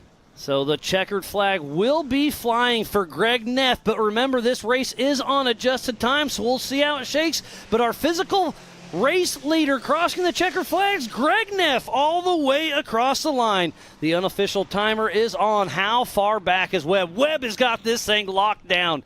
He is going to beat... So... It's going to be crazy. So without the time penalty, it's going to be like within seconds. But with the 50-second time penalty, he's got him for sure. You can hear his engine in the background. So and he's sideways. Unofficially winning is Ryan Webb by 25-second time split. So even without the penalty, unofficially, I think he locked it down. So what an amazing race between Ryan Webb and Greg Neff. It was a battle to the end. And Ryan Webb, we saw him. He was drifting that corner on the last turn. Getting a little slideways.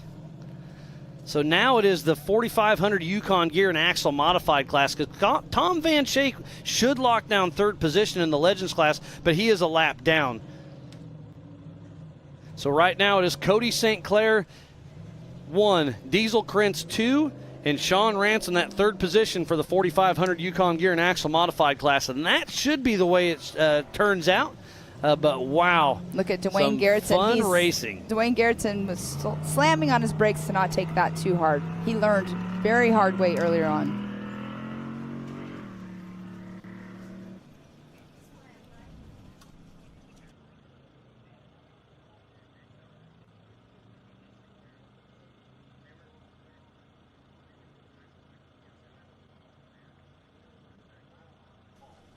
All right. Now we do see Diesel Krentz going up towards the waterfall one last time.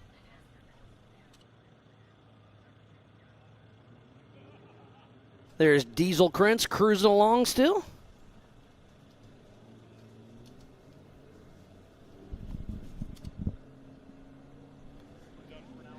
So you see a few of these guys are coming to a stop or slow down a lot. They're probably taking their transfer case from high to low because there's a lot of high-speed sections. But with this, you needed the gear ratio to go up the race line wheels waterfall. And Diesel Krentz going to try to one-shot it. And he has one-shotted it before, but not this time. It's proving to be tough and tough. But remember, these are 37-inch DOT tires. Up next are unlimited tires. Most of them are running 40-inch stickies. You know, we got a lot of Nittos. We got a lot of BFGs out there. And there's Tom Van Schaik at a crawl. He needs to finish to get that third position. It's going to be really close. Well, he has been having issues all day long. We heard his engine sputtering quite a bit, and right now there's a little bit of white puff coming out behind, so hopefully he does make it around to the finish line.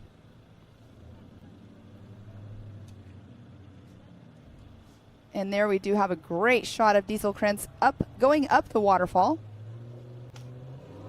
And the crowd is just above our screen, and it's a great place to watch it. I've got a few buddies that are up there in the crowd having some fun. Oh, that's right. You had some friends coming in from Kansas, right? Yeah. I think they made it. I don't know. I've been too busy. But I got a couple buddies out there.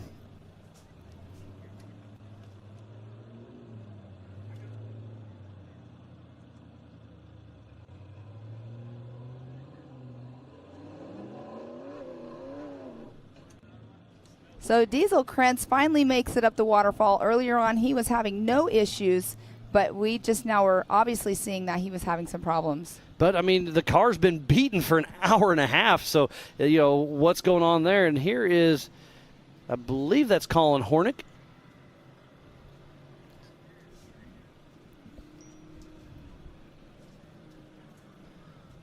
With Mick Grills Racing pushing strong. He's going to check up because last time he didn't check up, and that caused him some pretty good issues on the Spider Track backstretch. So he's going to come to an absolute crawl to go through here because he just wants to make it in there. He's definitely a few laps down, but he's going to make a finish. You know, when he gets going again, though, his engine does sound good. It sounds like it's running strong, so not sure exactly what it was that was a problem. Hey, guys out there watching. And there's the crowd right there giving everybody a little wave, having some fun. Thanks for coming out and watching, sticking around, staying in the shade, getting a suntan, some of them. There we do have Sean Rance. Slowing way down as well. Yesterday I felt so bad for John when he came through. It was a bummer, but hey, that's part of racing as we see Cody St. Clair come down the Yukon Little Blues section. That's our leader for the 4,500 Yukon Geared Axle Modified class. We already have Ryan Webb 1 and Greg Neff 2 for the Legends class, but we don't have a winner yet here in town. But Cody St. Clair is our physical leader right now.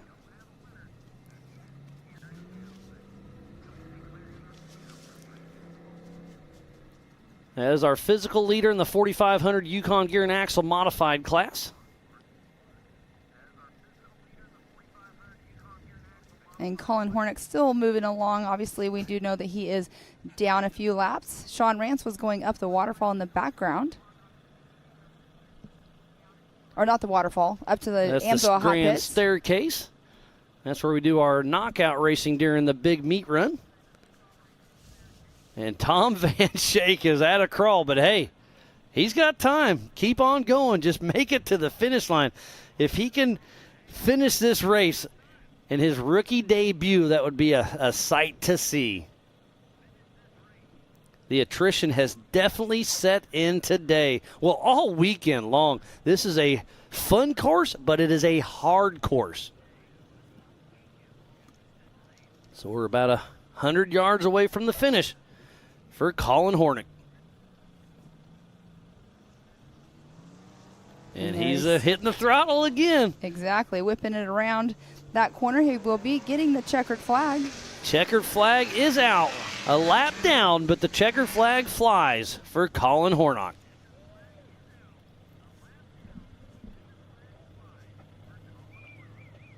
And be sure to download the MAO app on Google or Apple. Get on AOE.TV, Speedsport.tv, or get on the Ultra4 USA, MAO, or BMR Facebook. Share it, start a watch party, hashtag it up. Oh, and Tom Van Schaik is stopping outside of the water. And Sean Rance grabbing the checkered flag. That puts him right now unofficially in that third position. A lap down, but yeah, he should be on the podium. Sean Rance. And Chuck Richardson had a great run of that old Bronco. Oh, Tom Van Schaik having drivability issues. That I assume something got wet. But hey, he's still moving.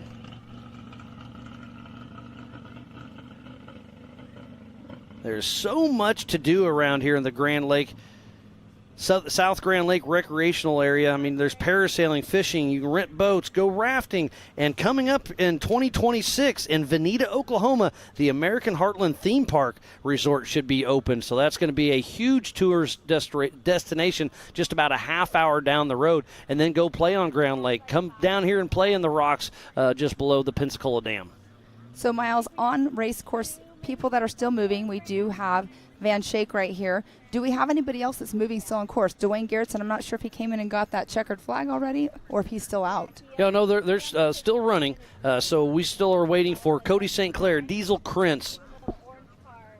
Because Sean Rance just came through. Yeah, Sean Rance just got it. So, yeah, I think it's Cody St. Clair and Diesel Krentz are still in the mix. Okay. And speaking of, there's Diesel right there. Perfect timing. Where's that one at? Okay, he's heading towards the woods. So Tom Van Schaik, he has to make it up the grand staircase heading towards the Amsoil Hot Pits, and he is extremely underpowered. So this could be interesting. He's got his work cut out for him with a wounded car.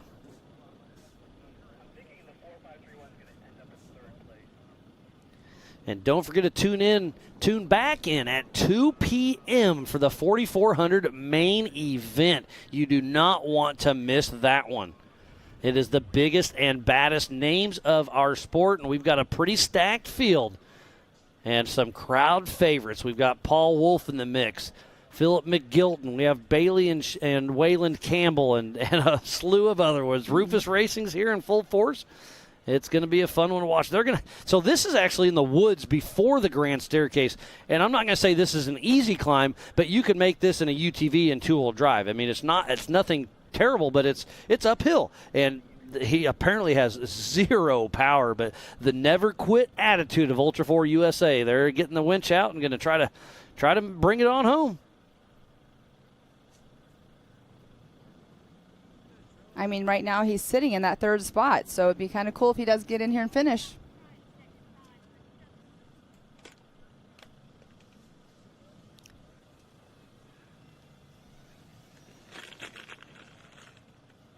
We will have Pumpkin Hollow kicking off some music this evening, so we are going to have a pretty good party down here in the Chili Bowl area right above the rugged start-finish line. So be sure to tune in. We'll be doing our Western Series Championship points, giving away some awesome trophies. And the cameras are going to have a little battle out there. But, yeah, Pumpkin Hollow will be kicking off this evening, and we're going to have a party. So don't go anywhere. We got a lot more yet to come. And that is a great view right there of the dam when we were talking about how it has the multiple arches. And there we do have Cody St. Clair making his way around. Yeah, he's sneaking up on race mile number 4. So about a mile and a quarter yet to go for Cody St. Clair. And the checkered flag will be flying for first position in the 4500 Yukon Gear and Axle Modified class.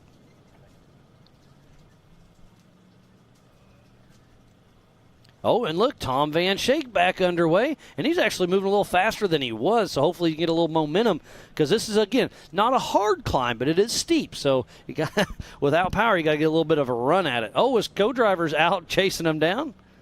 Well, once he got that momentum going, and as we were saying, you know, he does not have that power, so get that momentum, don't stop, keep going.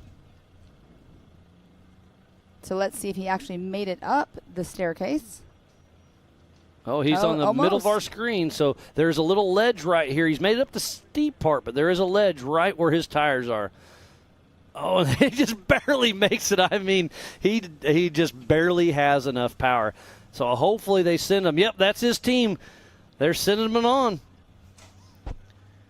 So that's the Van Shake Racing team sending him out. So hopefully he can finish this lap and maybe get a third position for his Ultra4 USA rookie debut.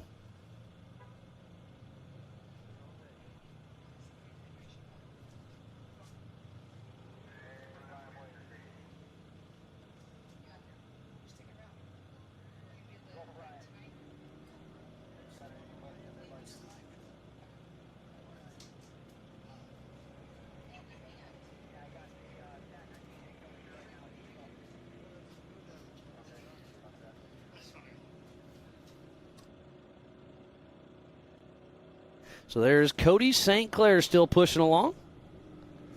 That's our physical leader in the 4500 Yukon gear and axle modified class.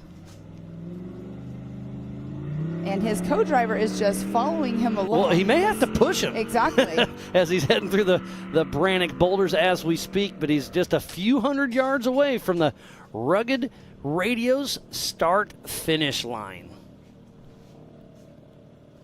That's a long walk. I think I'd take a little shortcut through the water right there.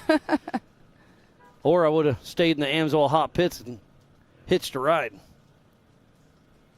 So the attrition has definitely set in. Oh, there's Cody St. Clair, our leader in the 4500 Yukon gear and axle modified class. At the top right of your screen, heading towards the Amsoil hot pits. So this is where he's going to have some trouble, but he did make it up the staircase, so it kind of makes me wonder, like, why is he having issues in these areas with the rocks? He's still moving.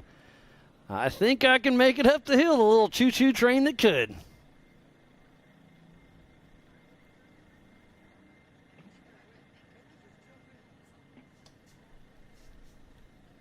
So Tom Van Shake still moving. Not fast, but moving, and that's all that matters right now. It's been a tough, tough day on these cars. And the speed's going to be picking up later on this afternoon. That is an absolute fact. Well, he is almost through our timing loop here in just a moment, but he is almost to us. It's just a slow move, slow go. Slow-mo. Hey, he's making it happen, though. That's all that matters at the end of the day.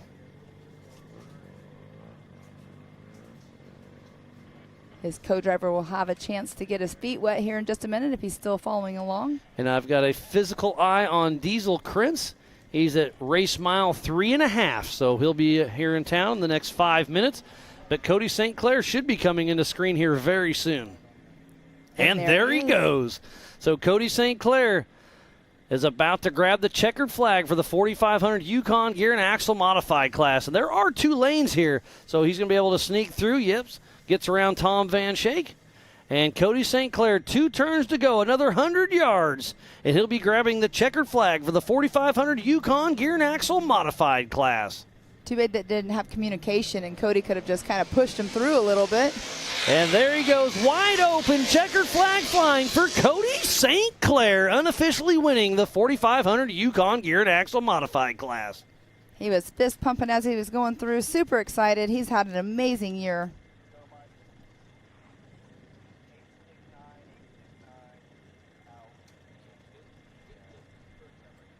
And Tom Van Schaik in his Ultra4 USA rookie debut is going to cross the finish line at 2.5 miles an hour. But, hey, a finish as a finish. He may just lock down third position in the 4,800 Brannick Motorsports Legends class. Let's just talk about perseverance. This is perseverance right here just to finish his race. And I'm right here. I can hear it, and it just sounds absolutely terrible. It's hitting on about 5.5 cylinders.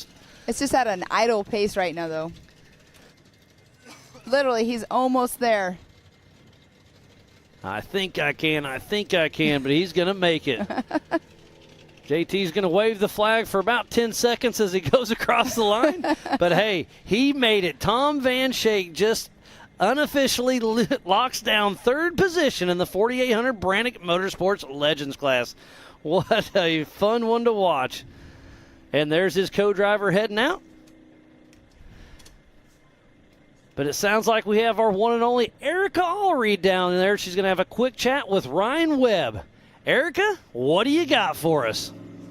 Thanks, Miles. Like you said, I'm down here with Ryan Webb, our unofficial overall winner on adjusted time. Ryan, during that race, we kind of saw you struggle in the waterfall section, but you were able to kind of regroup, rebound, and although that struggle, with about 30 minutes left to go, you were able to kind of sneak in there and battle for that lead. So what were you finding during those closing parts of that race?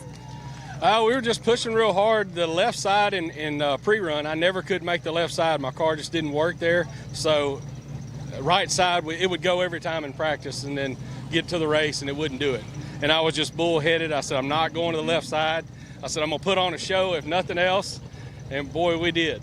Well, you certainly did that for us, but were you aware of that time penalty on Greg Neff? No, I had no idea. I knew I passed him. I knew he started in front of me, and I hadn't seen many cars, so I knew I passed him and got the lead. And then on that ledge, he passed me back, and then we'd go back and forth.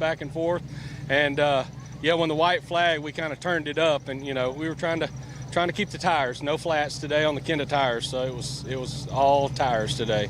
Well, Ryan, congratulations. A well-deserved one, and yes, you definitely kept it interesting for us. But, guys, back to you. Thank you, Erica, and congratulations to Ryan. Didn't roll over today, Webb, but what a fun one to watch. So we'll see how it all shakes up. There's Brent Moffitt's 4,400 Unlimited race car. That'll be up next, taking off here in about an hour. So we're going to reset, regroup, and the 4,400 will be taking off in a little bit. But there's Diesel Krentz, second position in the 4,500 Yukon Gear and Axle Modified class. Sean Rance should be in that third position. He has already finished, but a lap down. So there's our second position. So we should be able to fill the podiums for the 4,500 Yukon Gear and Axle Modified class and the 4,800 Brannick Motorsports Legends class. Again, everything is unofficial until we dot our I's and cross our T's.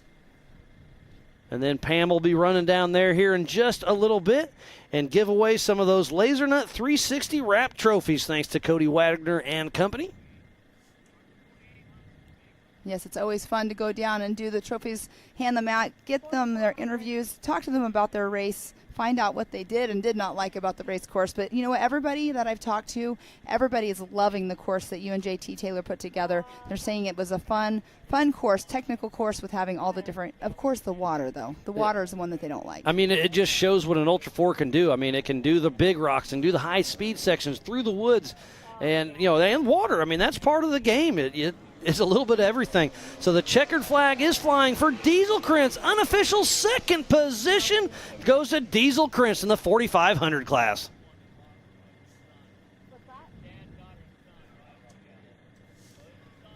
And it sounds like we got our unofficial winner in the 4,500 Yukon Gear and Axle Modified class down there with Erica Allreed. Cody St. Clair, what do you got? Thanks, Matt. St. Clair. Cody, what a race from start to finish. Just how demanding was this one for you as a driver? Because although it looked fun, it looked really rough out there. Oh, it was definitely rough. I don't think any inch of this car is the same at the beginning of this race. But the water was a little challenging because my gloves were getting slippery on the steering wheel. And I was making the car act up, but we were able to keep it together and get a first place. Well, Cody, congratulations on this first place. Guys, back to you.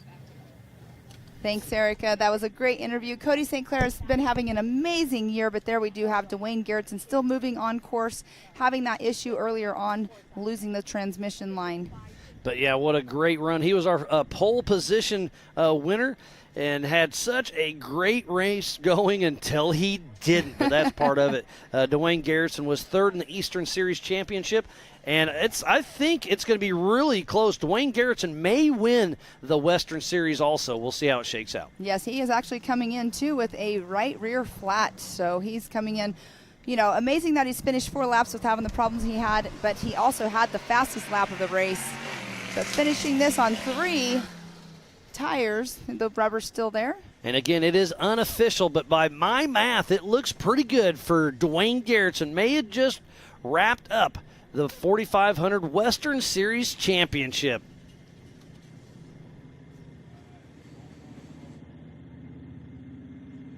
Hearing over the rugged radios, it is a cold course. So we're going to reset some stuff. We'll give away some trophies here in just a little bit. We'll bring up the Good Boy unofficial vodka results here in just a moment. But, wow, another great race.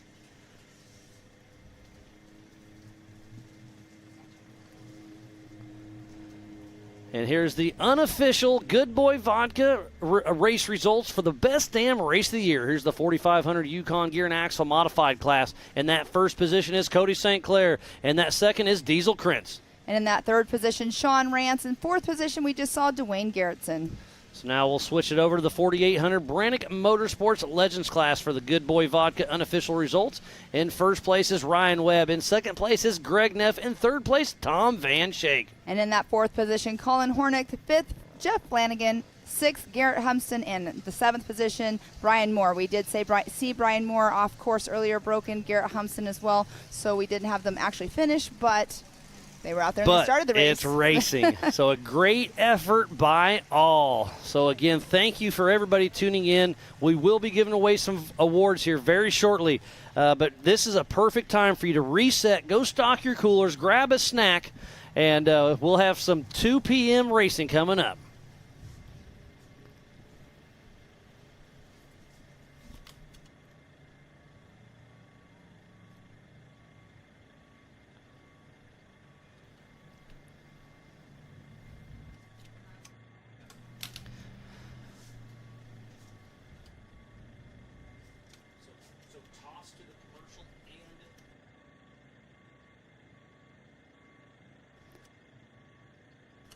We can see all of our safety crew coming off a race course. We do have a little bit of a break before we start our 4,400 Unlimited class. So we have beautiful views, great racing this morning, and we have a little bit more coming up here in just a little bit.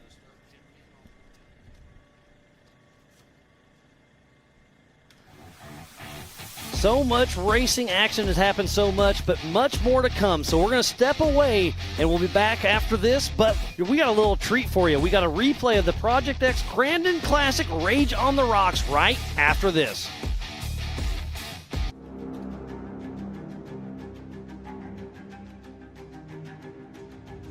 Connect with the Wild is about off-roading with your buddies. Connect with the Wild is about going to Moab and conquering new challenges that you didn't think were possible. Ultimately, Connect with the Wild is about enjoying the outdoors in your vehicle as best you can. We're treating it like we know it's something special that everyone will remember.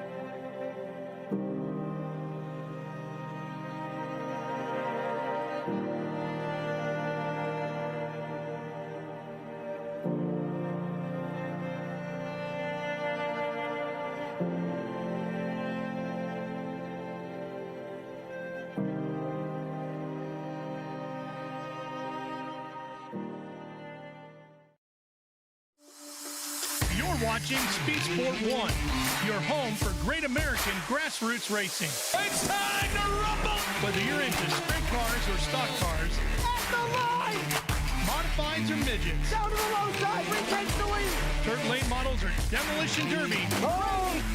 Speed Sport 1 has the grassroots action you love. Are you kidding me? Speed Sport 1, the Motorsports Network.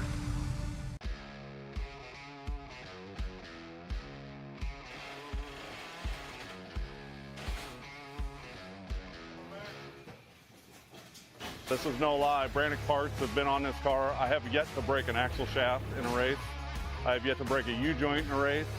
Everything that's been on this car has pretty much been on this car, unless it's a wear item from Brannick from the beginning. And that's the honest to God's truth. They do quality work, quality parts, and I stand behind them. We're real focused on making parts that last, that get our racers across the finish line.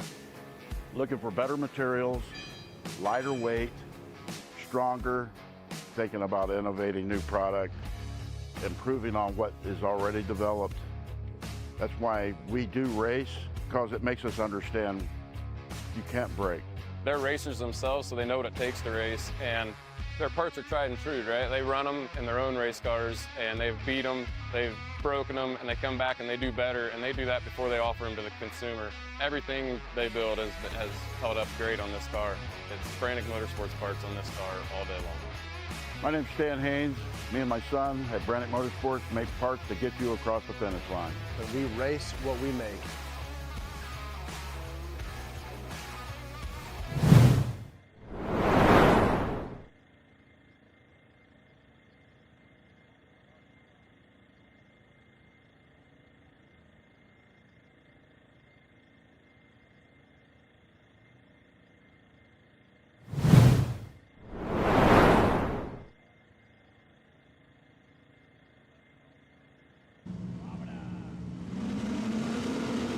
And here we go, we are live here at Crandon. And it looks like it is Paul Wolf on the inside for the Forest County Potawatomi Turn 1, and it is a clean race. We are green racing going right now. What a great shot right there. Oh, is that? Oh, look at this. This is three times King Shannon Campbell has got the whole shot over Paul Wolf and making his way down into the Spider Tracks rocks. But look, Paul Wolf makes a move, and it does look like Paul Wolf steals it back from Shannon Campbell heading to the Polaris gravel pit. There is Vaughn Gittin Jr. and Lauren Healy. Lauren Healy, look, and Paul Horschel's in the mix too. The top five are no slouches, Jim. No, absolutely not. So right now in P1 it is Paul Wolf. In P2 it is Shannon Campbell. And in P3 I believe that was Paul Herschel. And then just behind him I think we've got the Broncos of Vaughn Gittin Jr. and Lauren Healy. So Paul Wolf crosses into the Brannick rocks. Oh, look at Shannon Campbell. He absolutely commits through those rocks. Makes up a heap of time there on Paul Wolf. What a great showing of what these cars can do right now. But it is Paul Wolf out front, and then three-time king Shannon Campbell heading back towards the Project X Rage on the rocks. And you saw how packed it is, and it was for this race right here, right now. The crowd is very excited to see what these big cars can do as Paul Wolf is heading into the rugged rhythm section out back. Now I'm interested to see what happens here. You see the sparks flying. Yeah, he's now. riding the brakes way too hard. He's got 7 laps to go, Jim. I'm not sure that's brakes. And look at Lauren Healy trying to double it, but doesn't able to keep it together right behind Shannon Campbell. Lauren Healy's going to try to take him on the inside. Yeah, now Shannon Campbell, this is an older generation IFS vehicle. Shannon Campbell just checking up there as he comes in through the rocks. Oh, that wasn't a checkup. He bunny hopped right up there. And this is right in front. Are we going to get a pass up the rocks? Lauren Healy on the outside makes the pass on Shannon Campbell. Lauren Healy, who won both races here last year, is on a mission. And his teammate, Fun Ever Off-Road, is Vaughn Gittin Jr. in that 4th position. Yeah, he is indeed. Now, that's not very often you'll see that happen. And Paul Wolf with a huge lead over the rest of the crowd. I'm going to say he's got a 10-second lead over second place right now, which is Lauren Healy. Wow, Jim. Yeah, I'm wondering if Shannon's nursing something or maybe he has a problem. We saw him break a shaft earlier this week. We're just watching now as Mr. Paul Wolf and he's absolutely on it. He skims right through the Spider Track backstretch, and this is going to be a great battle right here with Shannon Campbell and Vaughn Gittin Jr. So Paul Wolf possibly having some brake issues up front, getting a little tidbits through my rugged race radio as we're heading to the Spider Track backstretch. And look at Vaughn Gittin Jr. trying to chase down Shannon Campbell, just bonsaiing through. And now we're back to Paul Wolf on the Brannick boulders out front. So Paul Wolf has finished his first lap. Yeah, so Paul Wolf at the moment is exactly where he wants to be. That's out front, and he's got a massive lead over second place, Lauren Healy. But Lauren Healy is in a car that's built for exactly this race. He's packing out nearly 1,000 horsepower. Can he wind Paul Wolf back in? So 12 seconds behind Paul Wolf is Lauren Healy, and another 12 seconds behind Lauren Healy is Shannon Campbell, and then Vaughn Gittin Jr. and him are 1 second apart. So 12 seconds between first and second, 12 seconds between second and third. Can Paul Wolf keep this car together for this 7.5 lap race for the Ultra4 USA Project X Rage on the Rocks here at the Big House? And Paul Wolf is really smoking through there. Yeah, now Lauren Healy, he will not be wanting Paul Wolf to be getting away from him too far. This beautiful Triton engineering machine is built for exactly this, short course at Crandon. And Paul Wolf disappears, making his way back up towards the Potawatomi, turn 1. But look at the... Oh, we already have lap traffic. I could... No, we're coming out of it. Yeah, that's lap traffic. That's Roger King. Yeah, this is Roger King. Now, there was something interesting. I don't know if you noticed, but I didn't see Casey Gilbert lining up. Oh, you're right. He may not have taken it. I'm not sure what happened there. Tough break for him. But let's run through the top 10 right now. Paul Wolf out front. In second is Lauren Healy. Then it's Shannon Campbell. In fourth, it's Vaughn Gittin Jr. Fifth is Brian Crofts. In sixth is Brett Harrell. Seventh, Philip McGilton. And our highest placed solid axle car, Tad Dowker. And then in ninth, Christopher Branton. Then it's Brian Rockhold in 10th. And then John Grounds. In 11th, and in 12th is Chad Hunt. And 13th is Eric Blaze. Then 14th, Patrick Peterson. Yeah, it looks like Paul Horschel is already off the track, so tough break there for Paul Horschel. But we'll try and find some news on where Casey Gilbert is, but it looks like Casey Gilbert is a non-starter. There is Lauren Healy, two-time king, really throwing it in there with the Fun Haver Triton Engineering Bronco. Putting those Nitto tires to work. He's got Fox Live Valve on that machine.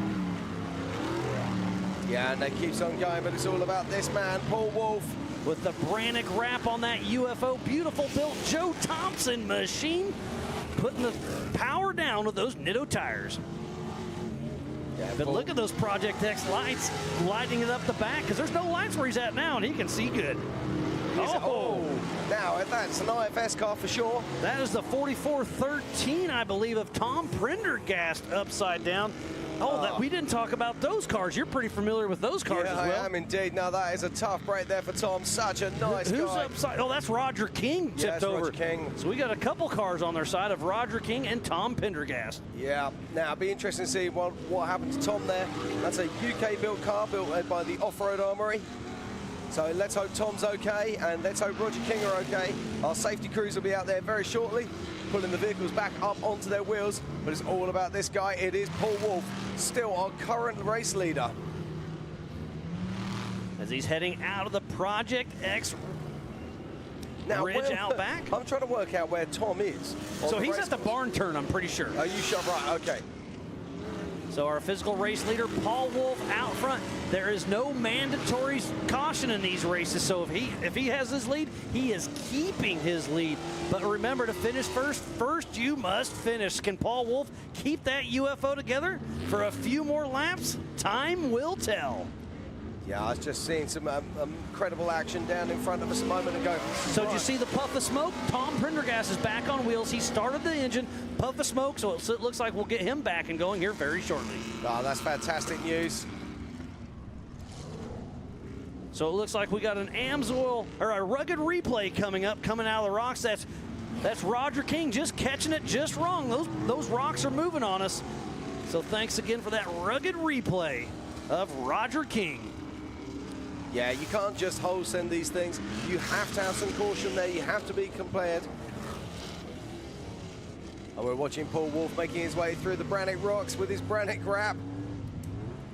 Speaking about Brannick, I know Stan Brannick is tuned in back home. Hey, you couldn't make it here, buddy, but thanks for tuning in to Ultra4 USA as you see one of your drivers, Paul Wolf, walking away with this race. We've already seen Paul Wolf on track twice tonight already.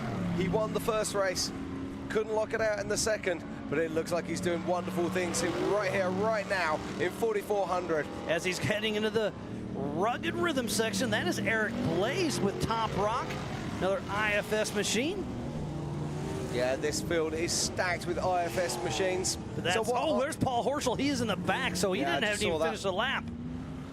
So what is IFS? IFS is independent front suspension. And some of these... Look at this is Paul Wolf. Making a pass on lap traffic of Eric Blaze. And some of these cars, not today, but some of them have IRS, which is independent rear suspension. And then you were talking about Casey Gilbert, our fourth position that didn't make the start. He was our fastest solid axle machine. Yeah, I can tell you now, I'm just looking right now at our current top 5. In first position is Paul Wolf. In second is Lauren Healy. In third is his teammate, Vaughn Gittin Jr. And fourth is Brett Harrell. And in fifth, it is Tad Dowker, our highest placed solid axle car. And that Trent Fab machine, Bambi, been racing a long time with Ultra4. Dave Cole used to race that car back in the day.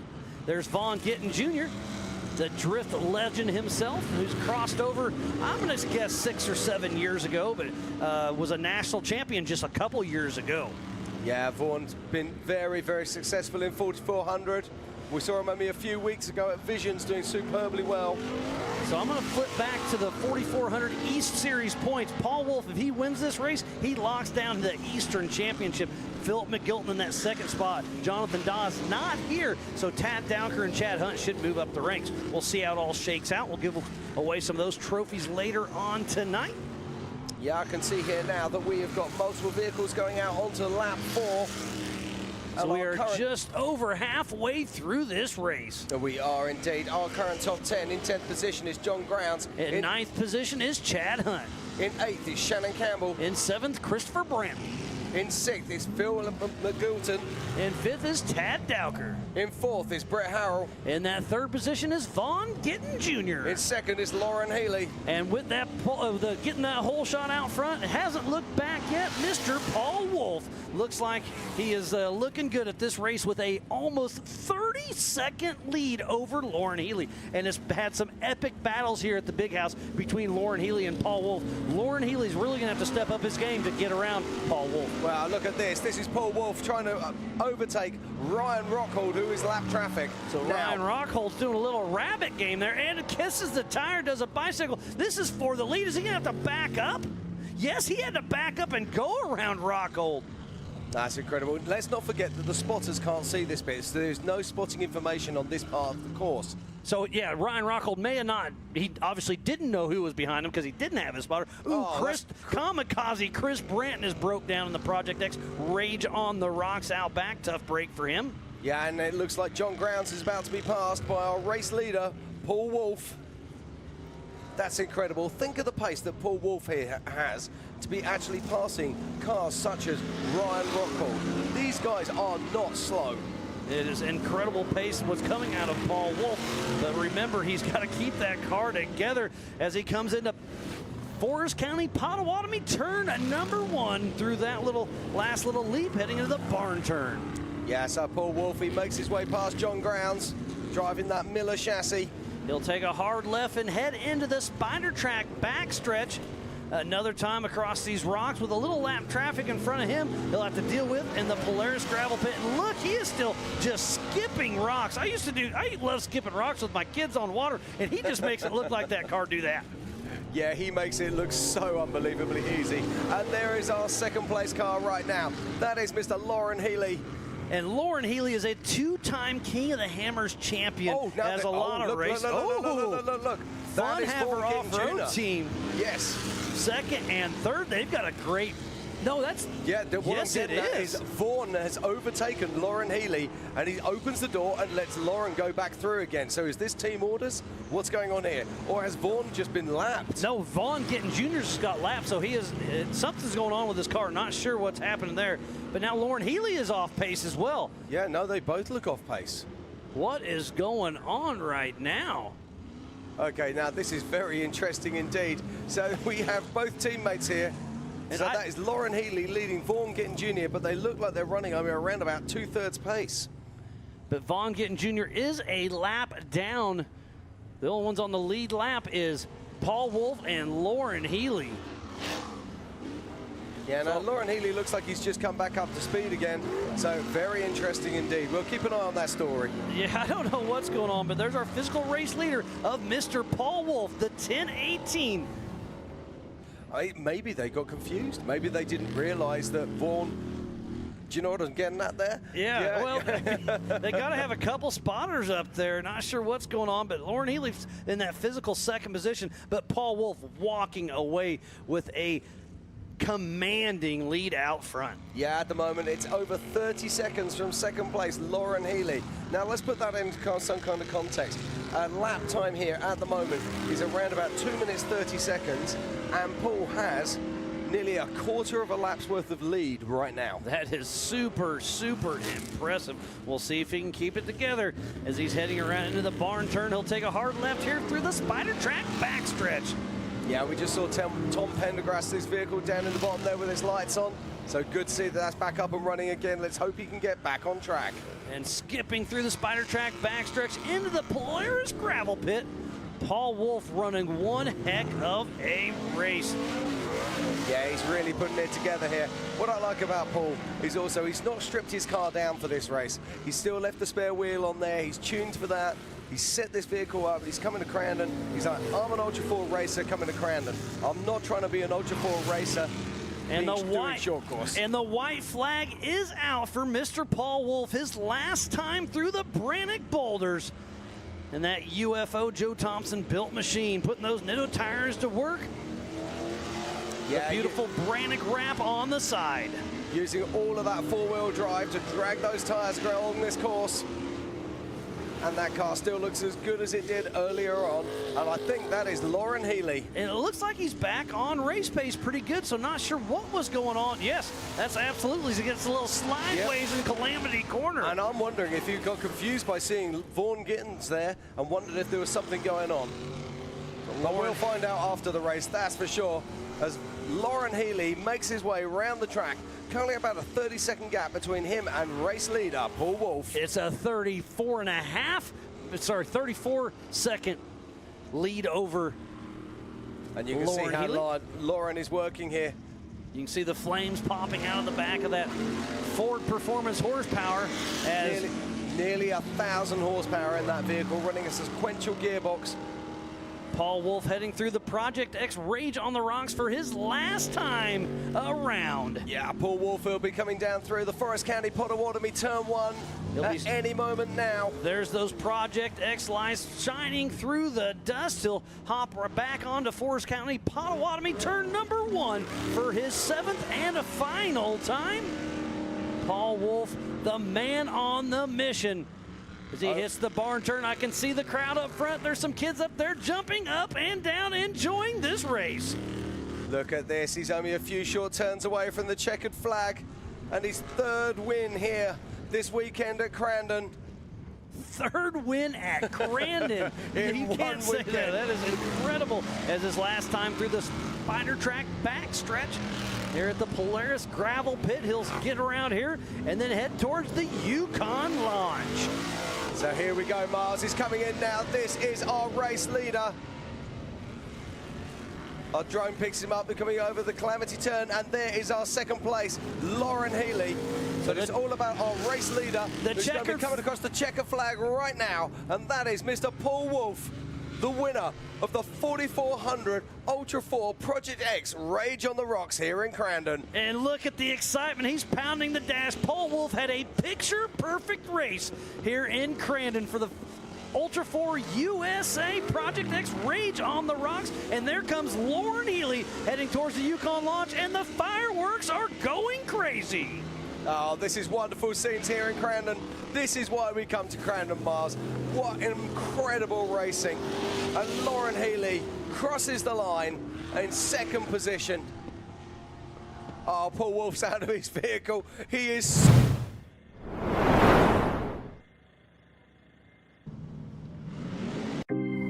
At 360 Wraps, we've been working hard to transform the vehicle wrap industry. Wherever you are, we're standing by to show you the professionalism you deserve.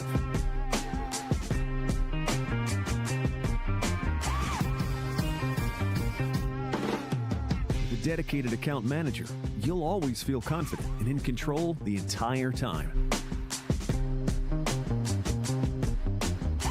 Providing nationwide service to the top brands in the industry, our team will confidently handle any project you give them.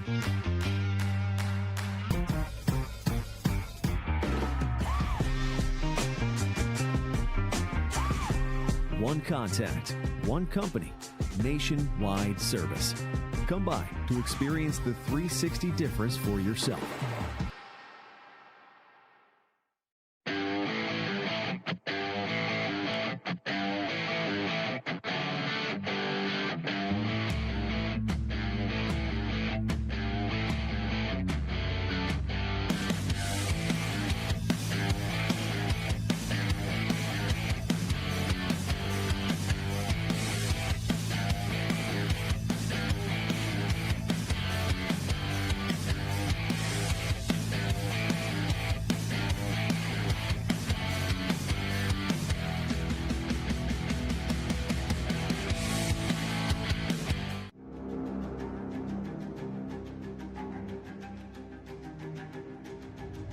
Connect with the Wild is about off-roading with your buddies.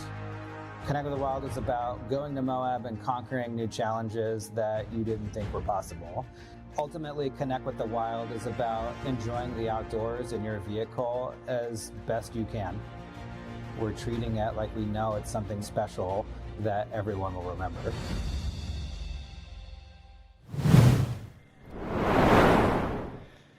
Welcome back to the 2023 Ultra4 USA Best Damn Race of the Year. That was Saturday night's Project X Rage on the Rocks, a special treat for you, and it's so much fun. The 4400 main event will be kicking off in about 25 minutes, so regroup and get your snacks. But we got another special treat from you. We have Sunday's main race for the 4400 event, the Ultra4 USA Granted World Championship. It was a fun one to watch. Hopefully you guys enjoy this little treat.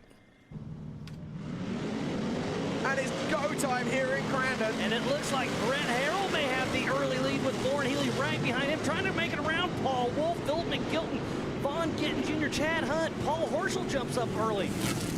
Yeah, look at this, Mars. They get away clean as they make their way down. Oh, we've got... And that was Paul Wolf that went for a tumble, and it lands, so he'll be able to take off, hopefully. Hopefully the car is still okay. You can see him open, trying to get the car is moving. Yeah, it looks like he's okay, but look at the front. The Project X lights are hanging off, so he's going to take off.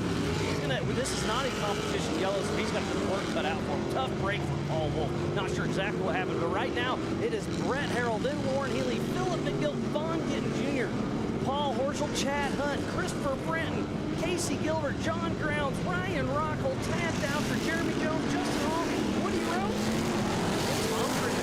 Yeah, now Brett Harrell is out way down into the front of course right now. On the bottom of the he's last year champion. So Lauren Healy, but look at this coming up alongside them. Open wheel action, door to door, they get into each other. Lauren Healy goes for the pass and makes it stick. That was a little interesting how that happened, but he made it work. And Brett Harrell is driving Lauren Healy's last year winning car, so Lauren Healy really wants that new car to do some good work. He does. Brett Harrell's put a bigger engine in there, and it's got full company-sized horsepower, over 900 horses in both of these vehicles. And look at the hood on Lauren Healy. That visibility may be hurting him on some of these jumps. Yeah, he's getting that 4 horsepower to work as Lauren Healy makes his way down. There's a brand new Triton engineering machine with a sequential transmission. Look at it. Is he riding a little bit?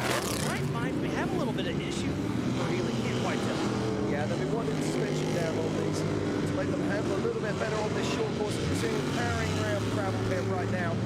So Lauren Healy trying to get away from Brett Harrell. Brett Harrell's dropping about 6-7 car lengths back. And then Lauren Healy's team member for the Fun Harbor Off-Road team, Vaughn Gittin Jr., the drift master, is not too far back. So that hood is really starting to flop around. Lauren Healy grabs another lap, heads into the granite boulders right in front of the grandstands.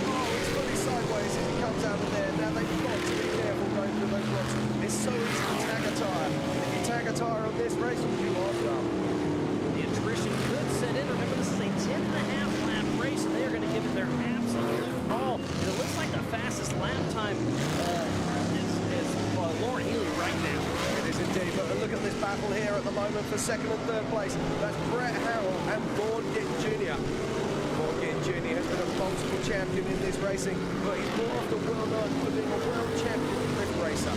We usually race endurance races most of the time. That just kind of spectates what these cars can actually do. So we actually have a spot on the stand just like the short course drivers have for normal. So these are the Swiss Army knife of off-road. They race King of the Hammers here at the Big House, through the woods, and everywhere else. These cars can do it all and do it all well. As we watch Vaughn Gittin Jr. trying to take over from Brett Harrell, who finished third place last night. Yeah, Brett Harrell, his son Brent, has absolutely dominated the 4800 class here at Crandon this weekend. So he'll be looking for another podium. He's starting to walk away a little bit in this race. The battle right now is Brett Harrell, Vaughn Gittin Jr. Right behind him is Paul Horschel. See how hard they hit the Brannick boulders right in front of the grandstand. Lauren Healy is starting to walk away. Brett Harrell's got a, look at the 1200 horsepower of Paul Horschel. Is going to sneak around Vaughn Gittin Jr. Is he going to be able to make it stick? It does not look so. Yeah, it's great to see Paul have problems last night, and he'll be putting that Dugan's engine to work as he powers around the back. All four of the cars up front have huge horsepower, amazing drivers. This is going to be a battle right now. Second, third, and fourth is the battle we are watching right now. Lauren Healy out front physically, but the battle for second, third, and fourth is right here in front of us, and they are having some fun. They are indeed. Also worth noting that our course today we've got Jeremy Jones, Justin Hall, and Woody Rose, who raced in 4800, but they stepped up into 4400 for this race today. Oh, look at this. Brett Harrell goes wide. Vaughn Gittin Jr. takes advantage and passes him in the rocks. Spider track 1-2. The Spider track backstretch is awesome out there. Vaughn Gittin Jr. overtakes Brett Harrell. Now Brett Harrell's got his teammate Paul Horschel right behind him. So Horschel machines 3-4, and Triton Engineering up front with the 1-2 with Funhammer off-road team. So right now it's the Lauren and Vaughn Gittin Jr. show. Paul Horschel goes way wide. Brett Harrell gets back to that position. Yeah, and I've just seen something quite incredible. I'm just watching Paul Wolf is back on the track, but I can see a puff of smoke from the back of his car. I do wonder if he's running wounded. Speaking about wounded, you can see the front clip of Lauren Healy. That visibility could be giving him some issues. Lauren Healy pulls off. There's something going on. Lauren Healy looks like he is out of the race, so now it goes to Vaughn Gittin Jr. out front, and then Brett Harrell and I can't see anything physically wrong with Lauren Healy's car. So a tough race. The two-time king and last champion here at Crandon. But right now, it's all about the Bronco of Vaughn Gittin Jr. who powers his way around. So right now it is Broncos 1, 2, and 3 with Vaughn Gittin Jr. That Monster Energy sponsor machine. Right behind him is Brett Harrell into the Spider Track backstretch, and then Paul Horschel. All three amazing machines. And they're really going to give it their all for that Grand Prix here at the 54th Polaris Graded World Championship here at the Super Bowl of Short Course at the Big House. Vaughn Gittin Jr. hitting the Yukon launch, coming around Calamity Court. This is a 10-lap race, so Chad Hunt's out of the race as well. So great for him and Lauren Healy. We saw Lauren Healy and Brett Harrell have a little contact earlier on in this race, and that's probably what started the damage for Lauren Healy. Yeah, oh, look at this. Paul Horschel. Contact in the Brannick boulders. And Paul Horschel gets all the way out of line. Brett Harrell is in a battle today. He is having to fight off everybody. Yeah, Go a right top flat tire for Paul Horschel. That's going to really take his toll on that, especially when you go to these deep corners trying to dig in. So Yeah, that attrition is setting in, Jim. This is, we talk about racecraft, you have to pick your moments. Paul there possibly got unsighted, punching his way through the rocks. And that little moment in time is going to cost him dearly. They're going to have to save their cars to keep going. These guys and gals are pushing a little too hard sometimes. To finish first, you must finish. And we saw Lauren Healy drop out. Now Paul Horschel's having some issues. Yeah, we're just watching here. So this is Paul Horschel, and you see he has got that right side flat front. But it's still pushing strong. Can he save a podium? I don't know. He's got 6 more laps to go. Yeah, as we're watching. That is our physical third place right now. And I can tell you that Vaughan Gitt Jr. checking out in front, some 20 car lengths ahead. And another interesting fact right now is Casey Gilbert's in that 4th position, but we know Paul Horschel is wounded. So Casey Gilbert in that Miller Motorsport chassis with that solid axle machine, who was unable to race last night, has a very good chance to make a podium as long as he drives a smart race. Yeah, in fact, let's just check this out. He's currently sitting in 4th, 5th, 7th, and 6th. So our 3 solid axle cars. We've got Casey Gilbert, Christopher Branton, and John Grounds. Christopher Branton is an IFS machine. Oh, right. All good. So there's our physical race leader, Vaughn Gittin Jr., the Drip King, and that Monster Energy back Triton Engineering IFS machine. What a beautiful car that is. Yeah, Vaughn's got it all under control here as he makes his way around the Potawatomi turn 1. Coming on over that turn, making his way around the barn turn now, and heading down in the Spider Track backstretch and over the rocks one more time. Now just check this out. He comes in. Oh, who's that? That's Tom Pendergrass there. And lost a right rear tire, so Tom Pendergrass is going to be out. Oh, and he is right in front of Brett Harrell. He doesn't know it. So Brett Harrell's having to deal with a little bit of action. Ooh, that was Justin Hall out of the race as well. Yeah, Justin Hall normally races in 4,500. Stepped up for the big guards today. It's a tough break for him. Tough break for Brett Harrell. Still running strong in that 2nd position. He's really had to battle quite a bit out there. I do see Paul Wolf completely off the course after his tumble earlier on the day. Tough break. He won that race last night. Was able to keep it going today.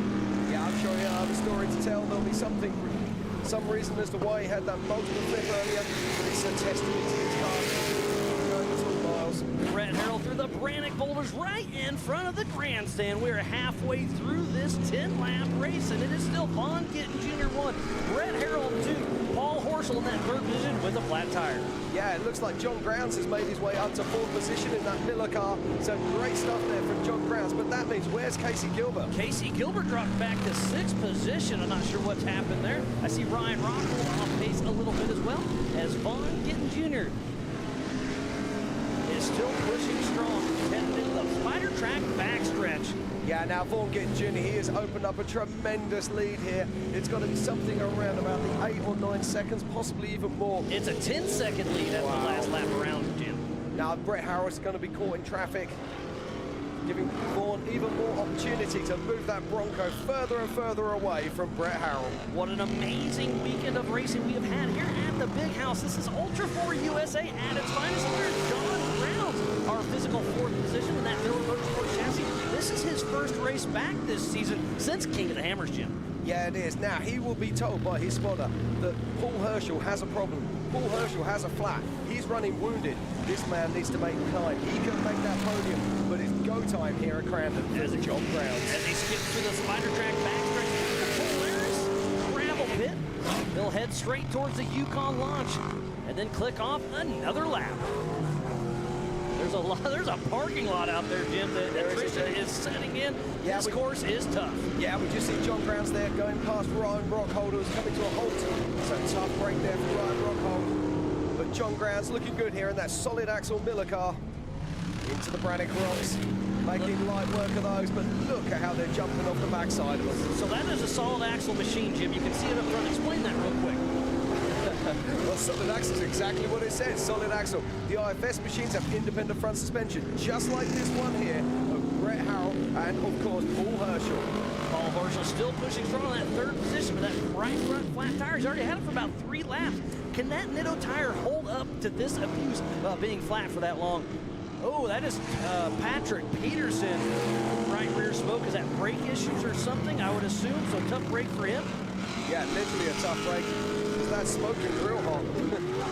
Patrick Peterson out of Wisconsin having a little bit of bad luck with Bad Axe Productions. Tough break for him, but he's still plugging along. Yeah, well, he's got a choice, Miles. He either pulls over or he keeps on pushing. Back to John Grounds, our physical 4th position, still pushing strong. That 4415 Proving Grounds racing machine. He wants to give a shout out to Ryan Rockwell. On the way out here, he had a truck issue, lost a turbo, and the Ultra4 family comes to help him out and gets him here to the track.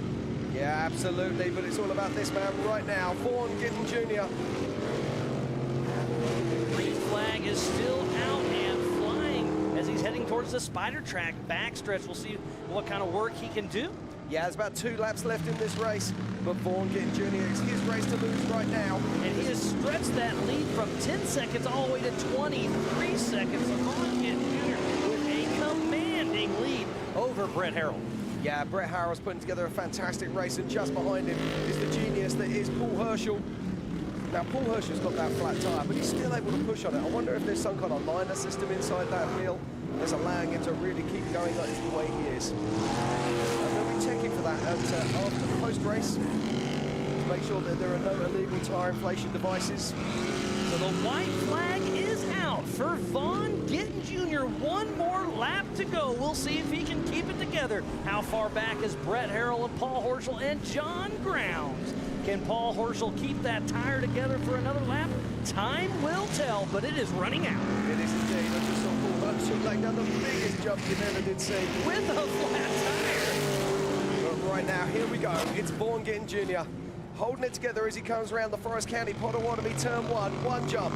And he takes the second jump, makes his way into the barn turn for the final time.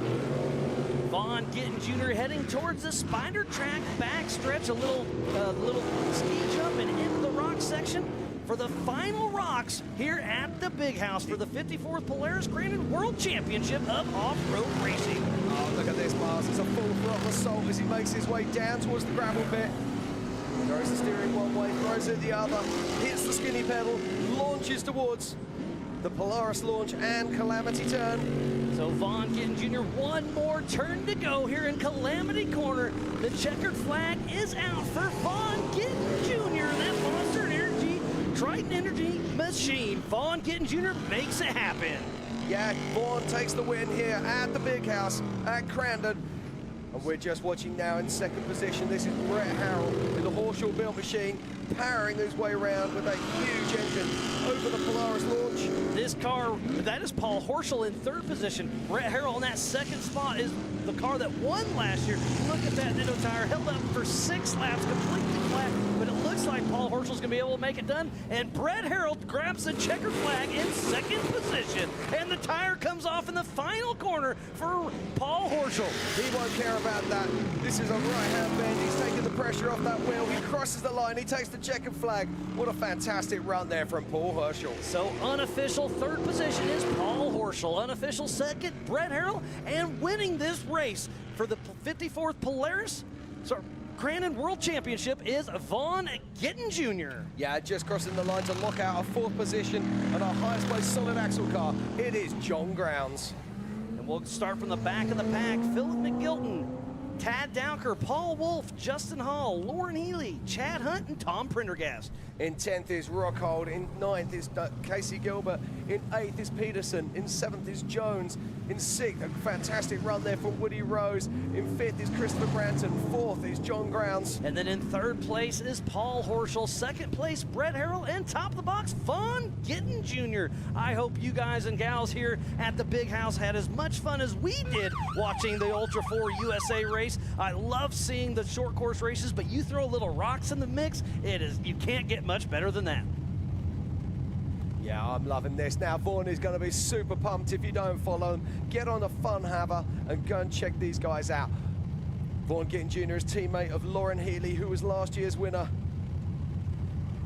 And they are going to be so excited by this race. Now, this car's around about 2 years old now, Miles, and it's just really coming good, isn't it? Every single race is really at the front end of the pack, just laying it down, podium after podium. It's very impressive. Yeah, Vaughn Gittin Jr. has been racing with us for 6 or 7 years, started in the 4500 Yukon Geared Axle Modified class, and then made his way up to the top of the cream of the crop. And there's Lauren Healy, teammate. Yeah, Lauren Healy, his best mate, and of course his teammate, coming over, jumping off of that UTV so he can say, hey, bud, you're the man. You are a champion here at the 54th Crandon World Championships.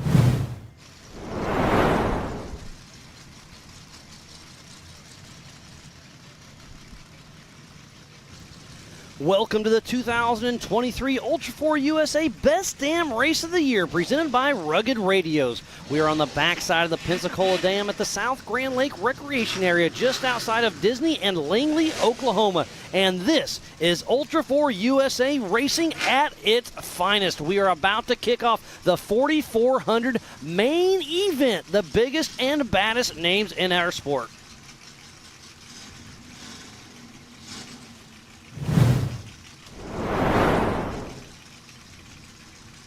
I am Miles Haskell alongside my good friend Mrs. Pam Hall, and we are about to get this party started. This is our lineup for the 4,400 main event, 2-hour race plus 1 lap. Pam, it's going to be exciting. Yes, it is. You can hear the horsepower. You can feel the horsepower. They're getting ready to start the best of the best here at Disney, Oklahoma. Speaking about the best of the best, it is Paul Wolf drag racing against Waylon Campbell. Waylon Campbell had this race in the bag last year until the end. But to finish first you must finish.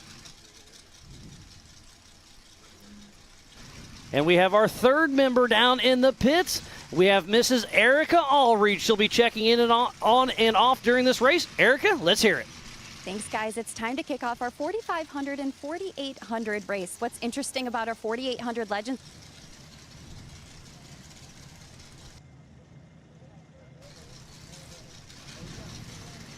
So there's Paul Wolf, our physical pole leader. Drag racing, Waylon Campbell here in just a moment.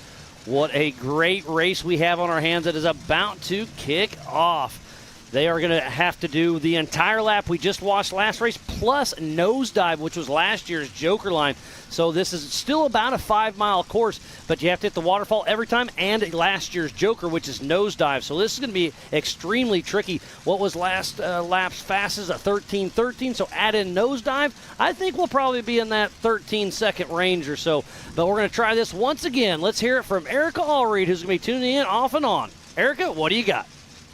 When going into this 4,400 race, it's no surprise that we see championship contenders Paul Wolf and Philip McGilton qualify within the top 5. But I think a driver we can't count out here today is that of Waylon Campbell. He was leading the race here in Disney at Legends of the Fall last season when a flat would unfortunately deter his efforts. So I know he's going to be looking for some redemption coming into this weekend, and that definitely showed in his qualifying efforts as he sits P2 on the front row next to Paul Wolf, guys. Thank you, Erica. Yeah, speaking about this track, it's going to be absolutely amazing. Let's this course is going to be tough, isn't it, Pam? Yes, it is. And speaking of the course, you've been out here all week long, and you've been out here helping set up with everything. But you actually got out, and you got a little bit of a track preview for everybody. So let's hear what you had to say out there, Miles. We're here to round out the Western Series Championship here below the Pensacola Dam for the best dam race of the season. It's going to be a great show all weekend long, so let's check out the course. We're here roughly race mile number 1. This is the first hard obstacle during the race. This is the waterfall. As you can see, the water's coming down now. It'll be coming down during the race as well. There are 2 lines coming down the water right there and to the right. We'll have 2 wrench points up top, and there's going to be some epic battles going on. Left and right, there's going to be a lot of action. Next up is Viagra. We're going to be coming down this, head in the woods, and then head right over to either the Joker line or back to Little Blue. This is nosedive. This is going to be an awesome part of the race for the 4,400. Specifically, they have to hit this every single lap, and it's a hard obstacle. Water was always running down it. It's going to be a fun one to watch. And now we are here at Little Blue. We'll be coming down this. The main obstacle's right down the center, but there are a couple offshoots you can hit. But this is an iconic part of the trail, and this could be some really fun action if we can get them down the middle. We are in an active riverbed. Most of it's dry, but obviously the water's got to go somewhere. So we're going to have quite a few water crossings. We try to keep that to a minimum, but we'll have some splash passes going on. It's not all about the big rock obstacles and the wide open racing. We still have a lot of tight trees we're going to throw you in, slow you down, give you a little change of scenery, and have some fun. We're here at the last hard obstacle here. This is the grand staircase. And we're going to go up, go back down through the rock garden, around the corner, through the water, and to the start-finish line. And that's a quick peek at this year's race course. Miles. We're here to round out the Western... Miles, what a great track preview. That really shows everybody at home what we're actually racing on out here, what our racers are facing out there on race course. Yeah, it's a tough course. There's a little bit of everything. That's what Ultra4 USA is all about. We got the rocks, we got the high speed, we got some water crossings, and the tight woods. We've got 17 Ultra4 racers that are about to take the green flag. We're 3 minutes away. It's going to be a great showing what Ultra4 USA is all about. So we're going to step away, take a quick break, and be right back after this.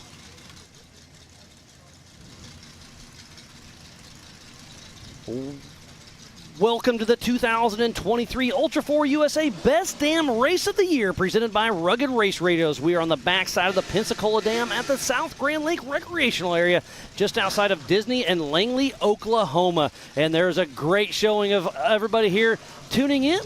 And they are ready for the crowd. Look at the crowd at Waterfall. This is the first hard rock obstacle, and they are ready to see this battle. The Ultra4 4400 unlimited horsepower, unlimited suspension. It is going to be a show to watch, Pam. Yes, it is. And we do have 17 of them taking a green flag here just momentarily.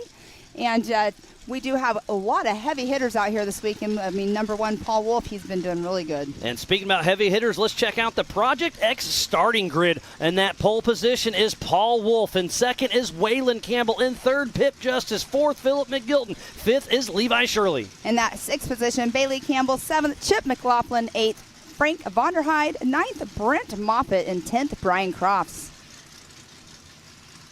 And in 11th, it's Kenneth Goodall. In 12th, Dana Hale. 13th, Kevin Taylor. 14th, Kenneth Hale. In the 15th position, Brendan Jones. 16th, Daryl Kresbach. In 17th position, Tim Hooper. So we've got a pretty stacked field here. Let's see, we're about less than 2 minutes away from green flag racing. Paul Wolf did get 7 extremely important points for sitting on that pole during qualifying just a couple days ago.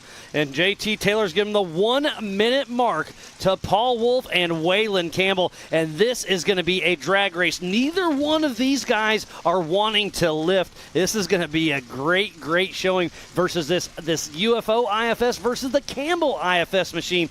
Two of the biggest names in our sport up front, Pam. Yes, for sure. But Paul Wolf does kind of have an advantage out here because he did race already on this course twice yesterday. So this is his third race of the weekend. So that has to be an advantage for him this morning out here at the race. Absolutely, yeah. There's no better pre-run than at race pace. And we do have on board with Mr. Paul Wolf as well. So we'll hopefully be able to see that. But I know he's going to skim that back section. So it's going to be a little wet from time to time. But hopefully it checks out. So it's going to be a drag race. Paul Wolf, Mid-America Ambassador versus Waylon Campbell.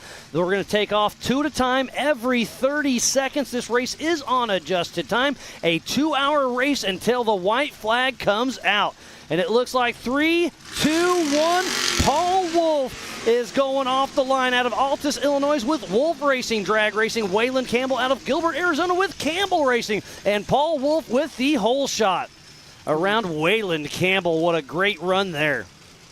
So again, Waylon Campbell in that number 2 spot, but Paul Wolf has all that seat time out here already this weekend, so an advantage like we were talking about. But next up off the line will be Pip Justice next to Philip McGilton. And it's IFS up front. Now second row is both solid axle machines, so Philip McGilton and Dr. Amanda Ross out of Tuscaloosa, Alabama with 47 Motorsport Drag Racing. Pip Justice and Diamond Dave out of the Australian Butch with Rufus Racing. And it looks like Pip Justice got the whole shot out there, but next up off the line will be the 81 of Levi Shirley and the 35 of Bailey Campbell. Both in Campbell chassis. This is Levi Shirley's car. He let the Campbells borrow this at King of the Hammers earlier this year, so it's kind of cool to see the car Bailey drove at Hammers, and she's racing her own car. So Bailey Campbell, a Mid-America Ambassador with Ryan Miller riding shotgun out of Gilbert, Arizona with Campbell Racing. Drag Racing, Levi Shirley, number 81 out of Dodge City, Kansas with Lucky Dog Racing and Levi Shirley Racing. And Levi Shirley did just now get the whole shot on Bailey Campbell, but Bailey Campbell, she's always one that will not back off. I love seeing her out here racing against these boys. And in row number 4, getting ready to start, will be the number 4 of Chip McLaughlin and the 4423 of Frank Vonderheide. Chip McLaughlin and Brad Christian out of Corinth, Texas with Rufus Racing, Drag Racing, Frank Vonderheide, and Drew Davis out of Scranton, Arkansas with STT Racing. And it does look like Chip McLaughlin gets the whole shot over Frank. And Chip McLaughlin with the huge Rufus Racing team out here. Everybody cheering him on. But next up off the line in row number 5 will be the 401 of Brent Moffitt, right next to the number 9 of Brian Crofts. Brian Crofts in that single-seat IFS Campbell chassis out of Queen Creek, Arizona, drag racing. Brent Moffitt and his brother Corey Moffitt, and that Jimmy Solid Axle machine out of Kewanna, Oklahoma, with Catch This Racing. And Brent Moffitt may get the whole shot over. Man, that was a nope. Brian Crofts gets it. That was a showing. So here's the race line wheels waterfall, and look at the race line wheels on Paul Wolf making it right up. So Paul Wolf has the quick lead over Waylon Campbell, and Waylon Campbell is struggling. I did not expect to see this. So he's going to have to back up once. So now he's got about a 12-second lead over Waylon Campbell. And then we do have next off the line, that is Kenneth Goodall and Dana Hell. So Dana Hale with Peanut riding shotgun out of Weatherford, Texas with Team Hale drag racing. Ken Goodall and Todd Miller out of Phoenix, Arizona with Goodall Racing, both IFS machines. Dana Hale was racing Ben Napier's old car, a pinhole machine. Cool to see that still racing with us. And then in row number 7, getting ready to start, the 911 of Kevin Taylor and the 187 of Kenneth Hale. So Kenneth Hale making his 4400 debut with Donnie Callenbach riding shotgun out of Conroe, Texas with Team 187. Kevin Taylor with Heath Day riding shotgun, that 911 Porsche themed machine out of Texarkana, Texas with Point One Racing. Here comes Levi Shirley in the waterfall section. We'll see if he can make quick work of this, because it's kind of a center line here in that single-seat car. So, Bailey Campbell on that left line. I think she's going to get up and through. So Bailey Campbell with the pass in front of the crowd. Bailey Campbell, Ryan Miller out in front. Yes, and just now taking the green flag is the 199 of Brendan Jones and the 553 of Daryl Kresbach. So the 199 of Brendan Jones out of Arkansas City, Kansas with Jones Towing. Drag racing Daryl Kresbach with Jay Sharman out of Waterloo, Iowa with Full Moon Motorsports. And is that a live camera? Yes, people are moving. Levi Shirley is stuck in waterfall, blocking the right lane. So here is Chip McLaughlin with Rufus Racing. Can he one-shot it? Yes, he does. That Tribe 16 IFS machine, quick work. Frank Vonderheide right behind him with a solid axle machine. Struggled a little bit. Oh, look at this. So this is nosedive. This is last year's Joker line. This is going to be a tough one to see, as Paul Wolf is stuck there. He's been there for a little bit with Waylon Campbell right behind him. There is a winch point up there, so we're going to see. There's only about one line, though, and look at this. This could be a really big issue for everybody. And I did see somebody blow by. You have to hit this every line, otherwise you're short-coursing the course. Yeah, I'm not sure who that would have been right behind him, because we do have Philip McGilton and then Pip Justice as well. So not sure who that was that blew by. So Waylon Campbell, our physical race leader. Now Chip McLaughlin just moves into third position, I believe. So right now it's Waylon Campbell 1, Paul Wolf 2, and Chip McLaughlin racing for Zandy in that third position. All right, it looks like Levi Shirley is back moving. Not sure what was going on with him. He was obviously stopped and not moving whatsoever, but he's backing down and getting out of the way. Something is broke as Dana Hale pulls up in that new machine for him. And Philip McGilton. He's already gone through. Philip McGilton, yeah, he's running strong. So that may have been him that may have bypassed that first one. I am not sure. It's all speculation. And Waylon Campbell is coming through the Yukon Little Blue during the first spot. Ooh, look at that. Levi Shirley's got a broken trailing arm, so he is out of the race. Tough break for him. There's Kevin Taylor heading up the race line wheels waterfall with Brent Moffitt right in front of him. Tough break for Levi Shirley. Looks like he's trying to give him a little bit of a push, but yeah, unfortunately that is not good. So on board with Paul Wolf at just sneaking up on race mile number 2.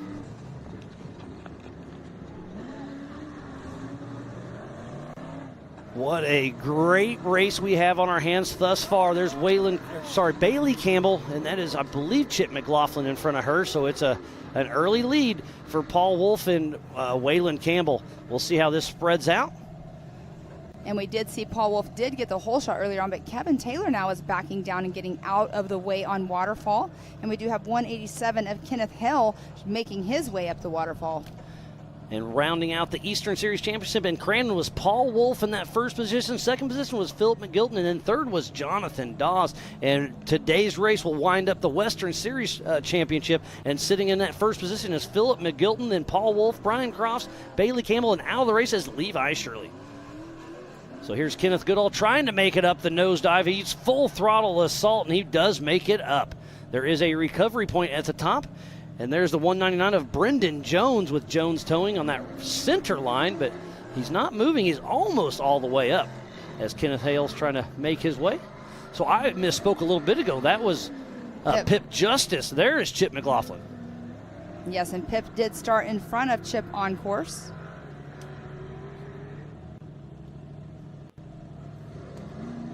There's Brian Crofts coming down the Yukon Little Blue section. We saw Waylon Campbell coming down the normal Little Blue section down the center of it. It's a really fun little run, and it does shave off a little real estate, so we'll see if he keeps playing that or not, as Brian Crofts is still pushing strong.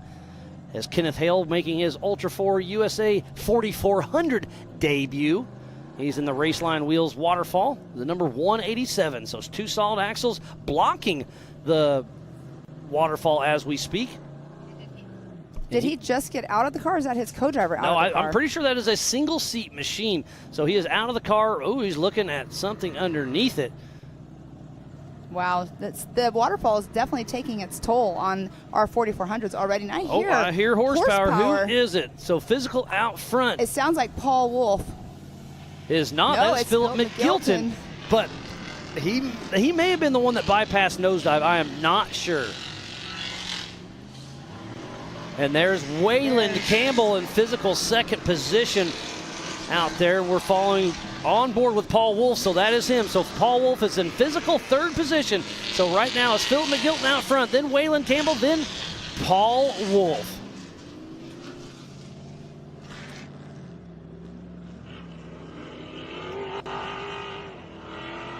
This onboard with Paul Wolf is awesome to see. We're going to do a little bunny hop here, and it takes a huge hop.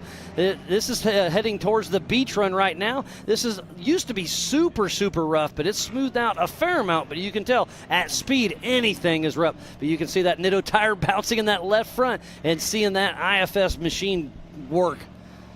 All right, so we were saying, what were you saying, about 13-minute laps is roughly what you were thinking? That was my guess, but we're already, it's going to be close. I was thinking 15 minutes, but we can see behind us here, Pip Justice is going along, and here we do have, this is Philip McGilton going on along.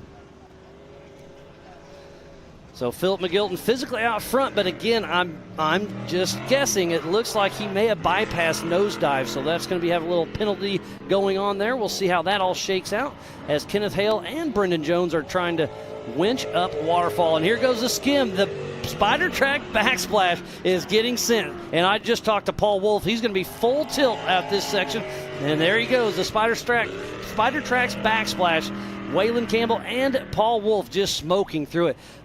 Paul Wolf trying to chase down Waylon right here, heading towards the grand staircase in the AMSOIL hot pits. So the cars, obviously they're longer wheelbase and everything, and the speed that they have, they're not even getting that splash that we've been seeing from all of the other race vehicles going through that backsplash. And did I just see, was that Frank Vonderheide possibly parked at the bottom of the nosedive? That'd be a tough break for him. He was down there earlier on, just sitting there, and the 4423, that will be, yes, Frank Vonderheide. That is unfortunate, and I believe that's pretty much like right there at the entrance of it. Yeah, that's at the entrance of nosedive. So our AOE team's down there checking everything out, seeing what's going on. So I hear Brian Crofts in the background. Here's Philip McGilton. Well, Miles, this will definitely give us a difference in time split. So JT Taylor, our race director, is down there with a red flag. So he is going to be pulling Philip McGilton over and explaining what is going on. So Philip McGilton is going to get shut down. All right, so JT Taylor's going to go over there and explain what's going on, because I do think it is unintentional, but he did bypass nosedive, so we'll have to see how that shakes out. So right now it is Waylon Campbell in the lead, heading out for another lap, and what is his lap time going to be? It is a 11 minutes, 10 seconds. These guys and gals are smoking. Paul Wolf right behind, so Waylon Campbell is in the lead. So we are going to have a rugged replay of Philip McGilton.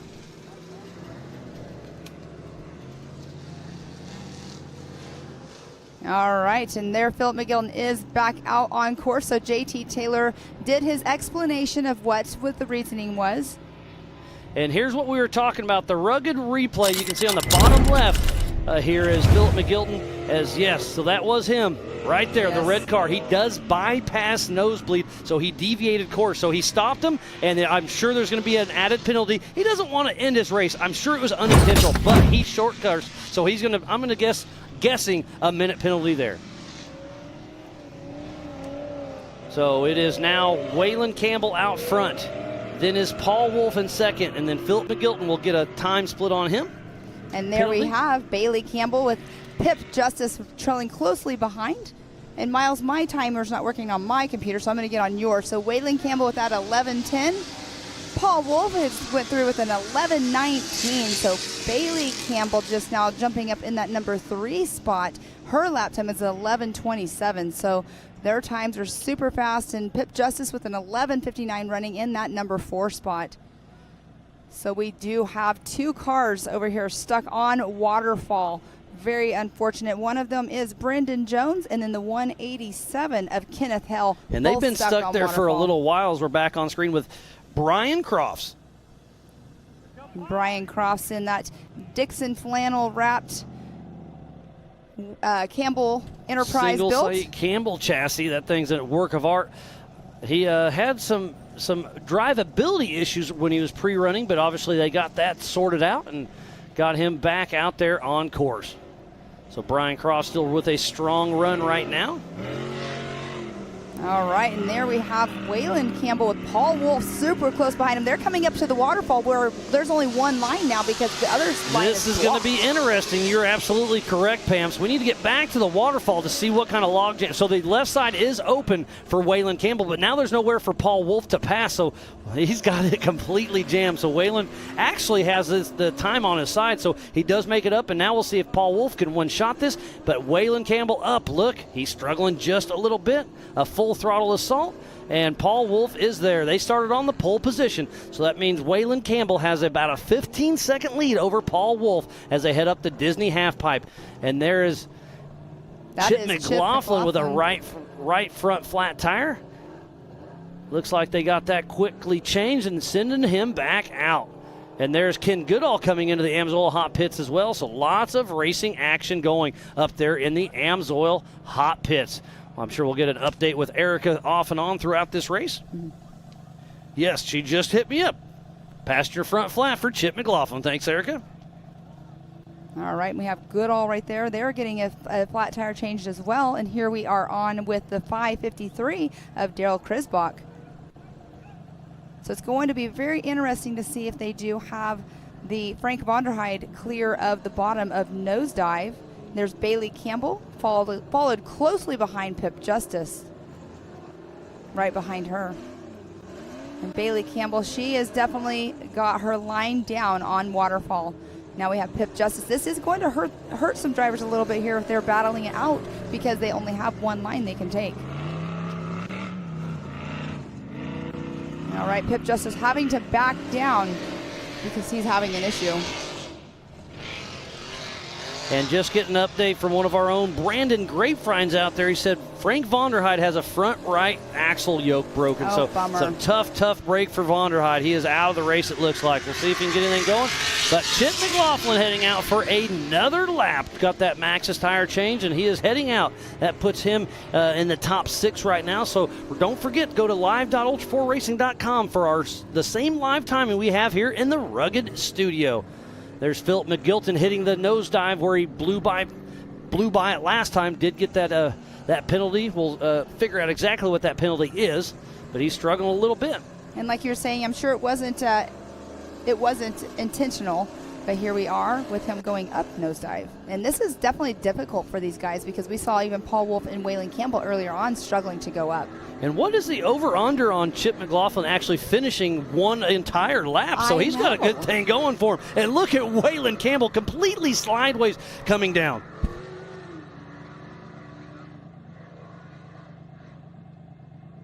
And just got an update from JT Taylor, our Ultra4 USA race director. Since Philip McGilton bypassed nosedive. His first lap did not count at all, so he is going to be a lap down, and he is sitting in the first position for the Western Series Championship, so that's really going to hurt his standings. It's going to be really close between him and Paul Wolf, but he still has a chance if he can finish this race. So he's got to be frustrated, right? Well, he's got to finish this race just to get to the Western Series.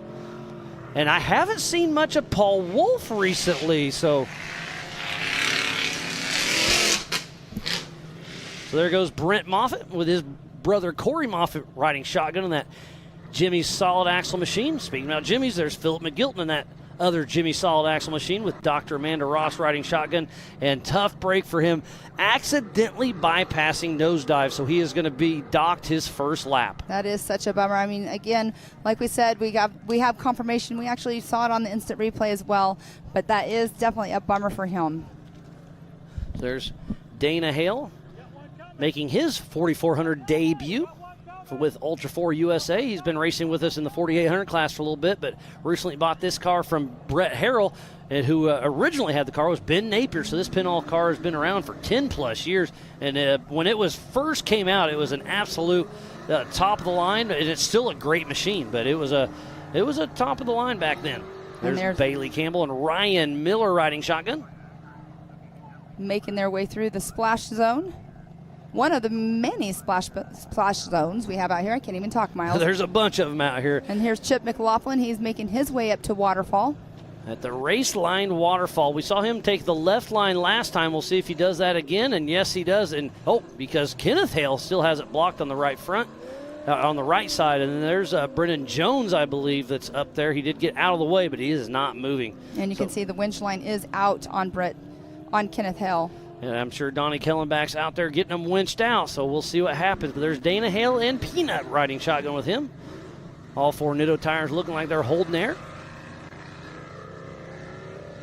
That is a really slick machine. All right, so Waylon Campbell has the fastest lap of the race so far at 11:10.772, and then Paul Wolf was at 11:19.700. And you can hear the horsepower. When they come right behind us, I can't hardly hear Pam right next to me. But I love the sound of some horsepower and the smell of race fuel. So Kenneth Hale does get up and out. So at least the line is open. We'll see when we see the next cars coming through.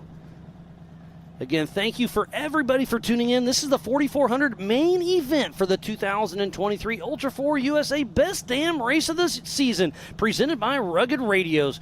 We are in South Grand Lake Recreational Area, just outside of Disney in Langley, Oklahoma, on the backside of the Pensacola Dam. Here comes Brent and Corey Moffitt with Catch This and that Jimmy's chassis. And Brent Moffitt making his way up to the So I'm Waterfall. getting a little chatter for the Rugged Radios that Waylon Campbell may have been rolled. Again, this is just a little chatter. I don't know exactly where he is or what's going on. There's Paul Wolf, so he is getting out of the car. Well, Paul, I wonder if he's getting out to see if is that Waylon in front of him or what's going on. No, he's checking his car. So Paul Wolf is having some issues. There goes Kenneth Hale. We saw him. So where's Waylon Campbell and what's going on with Paul Wolf? Our two leaders I'm hearing are having, well, we see Paul Wolf having issues, and Waylon may be as well. Wow. This is going to be a race to the finish. The attrition is already setting in. All right, and Kenneth Goodall getting some information. He's in the pits right now, changing a serpentine belt and a tire change. So serpentine belt, so that means the water in the rocks here could be giving them some issues. So Philip McGilton is still pushing strong. Remember, his first lap did not count because he bypassed nosedive. But now our leaders may not be moving, so if he can play his cards right, he could still be in the mix. We saw Levi Shirley out of the race, Frank Vonderheide out of the race. Haven't seen Kevin Taylor, Brendan Jones, and Ken Hale both having issues. Daryl Krosbach, haven't seen him. I don't think Tim Hooper took the start. And then Philip McGilton is a lap down, but he's still pushing. Yes, and Philip McGilton is leading those West Coast points. And Paul Wolf in that second spot. And then we have Brian Crofts, Bailey Campbell, then Levi Shirley. But we saw Levi Shirley with a broken trolling arm. And here we are with Chip McLaughlin. And Paul Wolf is still stopped right there at the base. It looks like he is completely out. This is at the top his car. of Waterfall before you head down Viagra. This is all the way at the, you can see the dam in front of us. But this is above Waterfall where Paul Wolf is stuck. He has to go up a pretty steep hill right where he's at to go into the woods and then come down Viagra. So he's miles away from the AMSOIL hot pits, so that's not an option. I'm not sure what's going on as we switch to Dana Hale and Peanut. You got Ken Hale on course, Dana Hale on course, Waylon Campbell, Bailey Campbell. Getting a little tongue-tied, I do apologize. These cars are the Swiss Army knife of off-road. We race King of the Hammers, Crandon, Mid-America Outdoors, Pennsylvania, Tennessee, Kentucky, Lake Havasu. We can go over huge rocks, mountains, short course, water, jumps, tight trees, mud, dust, desert, whoops. These cars can do it all and do it all well. And this is a great showing here in Disney, Oklahoma as Philip McGilton heading through the Brannick Boulders. And right before they went to this camera view, Bailey Campbell, she's skimming through that Brannick, or the backsplash back there, and she did not let up whatsoever. So this is interesting. This could put Bailey Campbell in the lead if she yes, that does put Bailey Campbell in the lead. And then Brian Crofts in second. So I'm looking at live.ultra4racing.com, and Waylon Campbell and Paul Wolf has not tripped the heads-up loop. It's only been Bailey Campbell, then Brian Crofts. So Bailey Campbell 1, Brian Crofts number 2. How far back is Pip Justice? What is going on with Waylon Campbell? And what's going on with Paul Wolf? We see him, but we do not know what is going on. All right, so we'll get a true lap time right here. We'll see what his lap time just now was for Philip McGilton, 11:47. So it's a great lap time, even with the nosebleed. And here we are seeing Kevin Taylor stopped right next to Levi Shirley. So that's at the bottom of the race line waterfall. And Lauren Healy's chatting in. He said Waylon's driver's door was gone, so he thinks that Waylon and Wolf could have gotten a little bit of a tangle. Not sure what happened, but yeah, good pick up there. Thanks for the info, buddy. And Shelby St. Clair is tuning in. 911 is going to change a drive shaft. So our physical race leader, Mrs. Bailey Campbell, is got a great showing with Ryan Miller riding shotgun, finishing lap 2, heading out on lap number 3 here for the 2023 Ultra4 USA Best Damn Race of the Year, presented by Rugged Radios. Bailey Campbell out front. How far back is Brian Crofts? So this is pretty fun. Yeah, that's going to be a little heated talk tonight. We'll see. It's going to be fun seeing Bailey and Brian battle it out on course. Yes, I did see Brian go by behind us here, so he is not too far behind her, but how exciting is this for both of them right now running 1 and 2, because obviously we do not have Waylon Campbell in. We don't have Paul Wolf as we saw him out of his vehicle, but Brian Crofts should be coming through here in just a moment, and there he is. So we'll look at our timer, but yeah, I'm going to say it's a minute split or so. And Bailey started 1 minute ahead, so it's actually going to go back to Brian Crofts on adjusted time, not by much. Wow, wow, wow. So Brian Crofts, adjusted time leader, but physically out front is Bailey Campbell. Haven't seen Waylon Campbell or Paul Wolf for a little bit. Pip Justice, where's Chip McLaughlin, Brent Moffitt, Dana Hale, Ken Hale, Philip McGilton. Whoa, this is going to turn out to be a battle of attrition. There's Philip McGilton. Again, his first lap did not count because he bypassed a nosedive. Tough break there, and I'm sure it was by accident, but hey, that happens, and it's time to go up. So Philip McGilton's going to head into the race line waterfall. We'll see if there's any lap traffic hanging out. And it looks to be clear. Yes, they've got everybody all cleared and out of the way. The 199 of Brendan Jones is still broke down right there on the side. But we do have, let's talk about the points really quick. Philip McGilton's number 1 in the West. Paul Wolf is number 2 in the West. Brian Crofts is number 3. And then Bailey Campbell is 4th in points on the West. So between this could really shake up. Between Brian and Bailey, there's also only a 40-point difference. It's going to be down to the wire. See Daryl Crosbach up in the AMSOIL hot pits. Oh, getting an update from Benji. Waylon lost his sign panel when he drove down Little Blue, and it just skimmed on the side. So no tangle with Paul Wolf. It did happen in the center line of Little Blue. Thank you, buddy. And Miss Bailey Campbell making her way up the waterfall. This is a 5-mile loop. They are racing for 2 hours, and then the white flag comes out. So it's going to be a race to the finish, and our physical race leader is struggling on the race line waterfall right now. Brian Crofts is about a minute behind, but on adjusted time, he is leading this race. So she just got, I'm going to say about 8 seconds added to her lap here. We'll see if Brian Crofts, how far back he is, and if he can make a smooth line. He should be coming into screen any moment as Ken Goodall is dropping down the Yukon Little Blue as we speak in that 2-seat IFS Jimmy's car. And here's Chip McLaughlin, number 4 with Rufus Racing. We'll see if he skims the back. Looks like he's about to lose his jack off the back end. Yes, I saw that earlier on when he was going by. I was wondering exactly what it was, but it does look like his jack. And there's Brian Crofts making his way up the waterfall. So Brian Crofts is struggling a little bit, just like Bailey was. So the waterfall is starting to lose its traction. It always is a little bit wet, and the more cars that drive up it obviously are giving themselves some issues.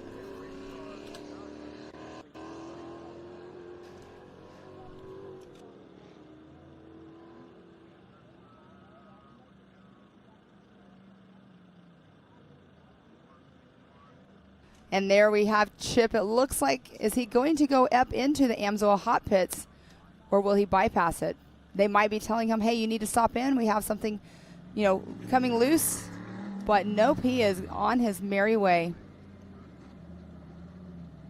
So Chip McLaughlin is actually running in. I believe he's, third physically on the race course. Yeah, Chip has a pretty good run going right now. It's going to be exciting to see how it all shakes out. It's redemption for all the trees he's hitting. He's trying to make sure that he doesn't hit one this race. Oh, no, another update from Brandon Grapevine.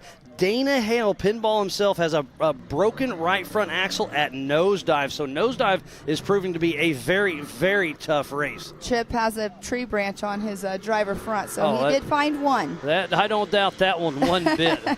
He's got a couple leaves hanging off the top of that one. Too funny. Chip McLaughlin should be coming through here in just a moment. I think he planted that there. Oh, and it is a spare drive shaft that's hanging off the back of Chip's car. Get an update. Thank you, Shelby.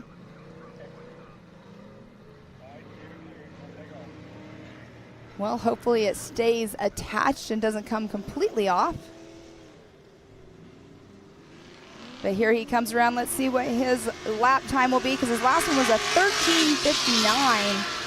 So Chip McLaughlin coming through in that number 3 spot with a 13:45.777. So he's actually picked up his lap time. And so Chip and Bailey and Brian have all gotten around Waylon Campbell and Paul Wolf, 2 of the heaviest hitters in this race. Hopefully they can get back going. There's a Pip Justice. There's Bailey Campbell coming down Little Blue. Going to take a right, slide down, take another left, and head towards the wood section. So Bailey's 2-seat Campbell chassis still looking like it's in great shape. Her and Ryan Miller have a great race under their belt. It'd be great to see her have a great finish here in Disney, Oklahoma for the best damn race of the year.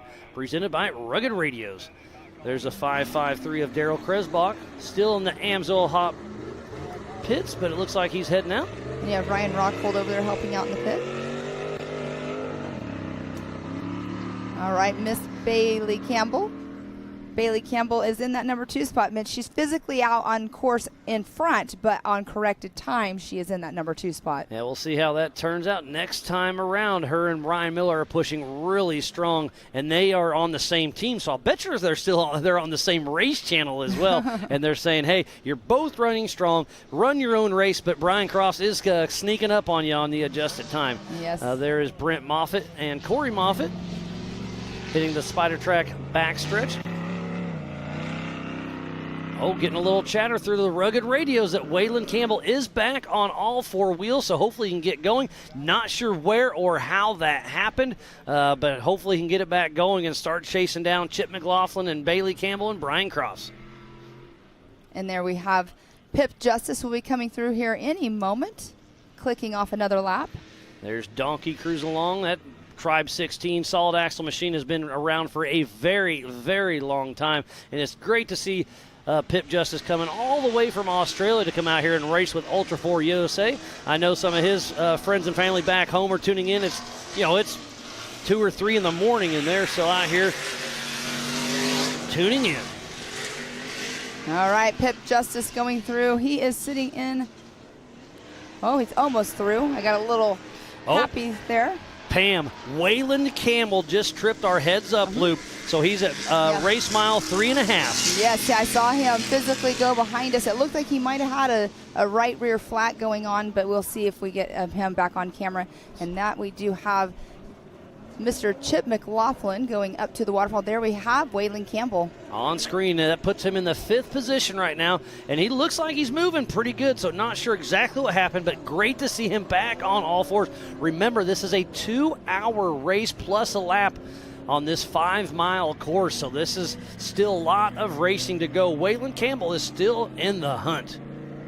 So they're probably going to do what, roughly about, 8 laps roughly, maybe? It's going to be, we'll see. Yeah, it's going to be interesting. So what's the fastest line? So they're going to run, I'm going to say 10-plus laps. 10-plus laps, okay. All right, Brett Moffitt going through, clicking off another lap. So Brent Moffitt just moves in 4th position overall. Great run, and then Pip Justin in that 5th spot. And look at the crowd at the race line waterfall. What a great shot. They are having a lot of fun out there. There's going to be some battles going on.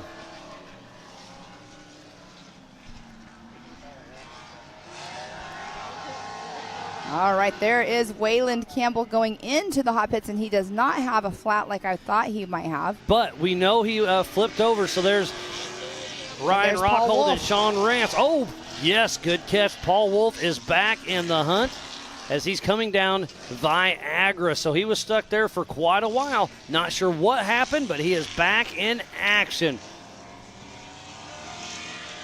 All right, so Paul Wolf actually just now went down Viagra and now stopped. He stopped again. So he's having some electronic issues or something. Tough break. I hate to see this for Paul Wolf. He has been such a great competitor all season long. He started moving, but then Chip McLaughlin was right there. So now Chip's going to have his first shot at nose dive right in front of Paul Wolf as Ken Goodall heading back around. He'll be seeing his laps click off. All right, it looks like Brian Crofts and Bailey Campbell might be headed nose to nose because they both keep clicking the ticker here and it keeps coming up green. So they are coming through. There's Miss Bailey Campbell right there chasing down Brian Crofts if she didn't already pass him. And there's Philip McGilton still running strong. He moves up into 7th position because he was a lap down because he bypassed right here. So there's Dana Hale we see on our right with that broken right front. But that means Chip McLaughlin must have made quick work of nosedive. Paul Wolf is definitely having some issues going on. He's just sliding sideways every time he's gassing it right now. So we've seen Waylon Campbell down in the Amsoil hot pit. So I just touched in with Erica Allreed, and she's going to try to get an update for us shortly as he heads out. So we'll see what's going on down there. But Waylon Campbell in and out of the Amsoil hot pits. And Miles, I can't tell what it is, but on the back of Paul Wolf's, I don't know if it's just like an overflow line or what, but behind on the back side of his car on the right side, there's something hanging down. So hopefully that's not what's causing the issues. We'll find out. And look, Waylon Campbell pulled most of the body panels off his car, so when he tipped over, maybe they were loose. Is he having some overheating issues? Again, just speculation, but most of the body panels are off of Waylon Campbell's car. And Waylon and Levi and Brian, they all look almost identical. Obviously, Levi's still parked, but it's going to be hard to tell between Waylon Campbell and Brian Crofts if their bodies came off. And he's getting slideways all over the throttle. His car looks absolutely healthy. All 4 Nitto tires on the ground and putting the power to the tires. All right, Bailey Campbell going through just now. Let's see, where is Brian Crofts? Because they looked like they were running super close together. But Miss Bailey Campbell going through. And there's Brett Moffitt. And the 401, Brent Moffitt, sorry about that. There's the 911, Kevin Taylor. And look, everybody's helping. Everybody in the AMSOIL hot pits, I absolutely love it, as Paul Wolf, who is our pole setter, is back and moving. But Bailey Campbell right now is the one to watch. Her and Ryan Miller are driving an amazing, amazing race. So here's Brian Cross. So go to live.ultra4racing.com for the same live time we have here in the Rugged studio. We'll see what kind of time splits we have. All right, let's see if that moves Miss Bailey into that number 1 spot over Brian.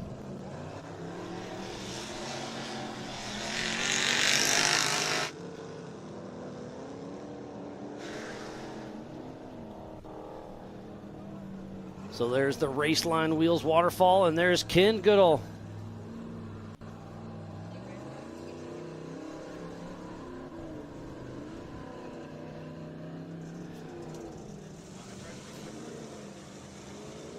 All right, and there's Kevin Taylor in the 911, back moving.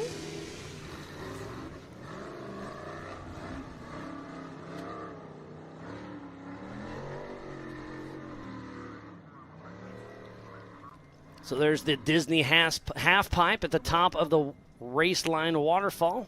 He'll take a right, then head through the trees for a little bit, and then drop down Viagra.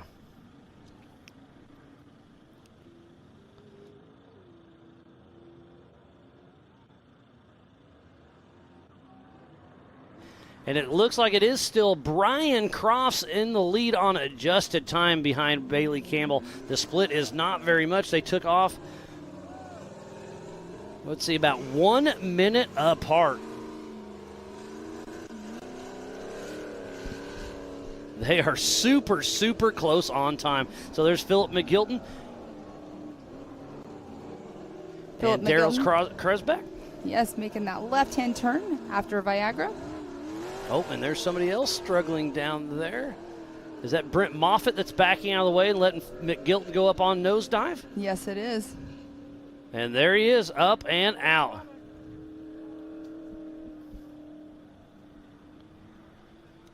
All right, let's see if Brent Moffitt's having some issues trying to get up nosedive.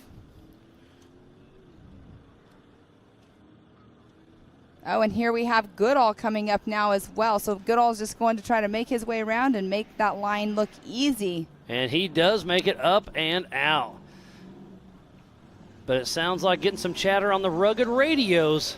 Our one and only Erica Allred is in the AMSOIL hot pits.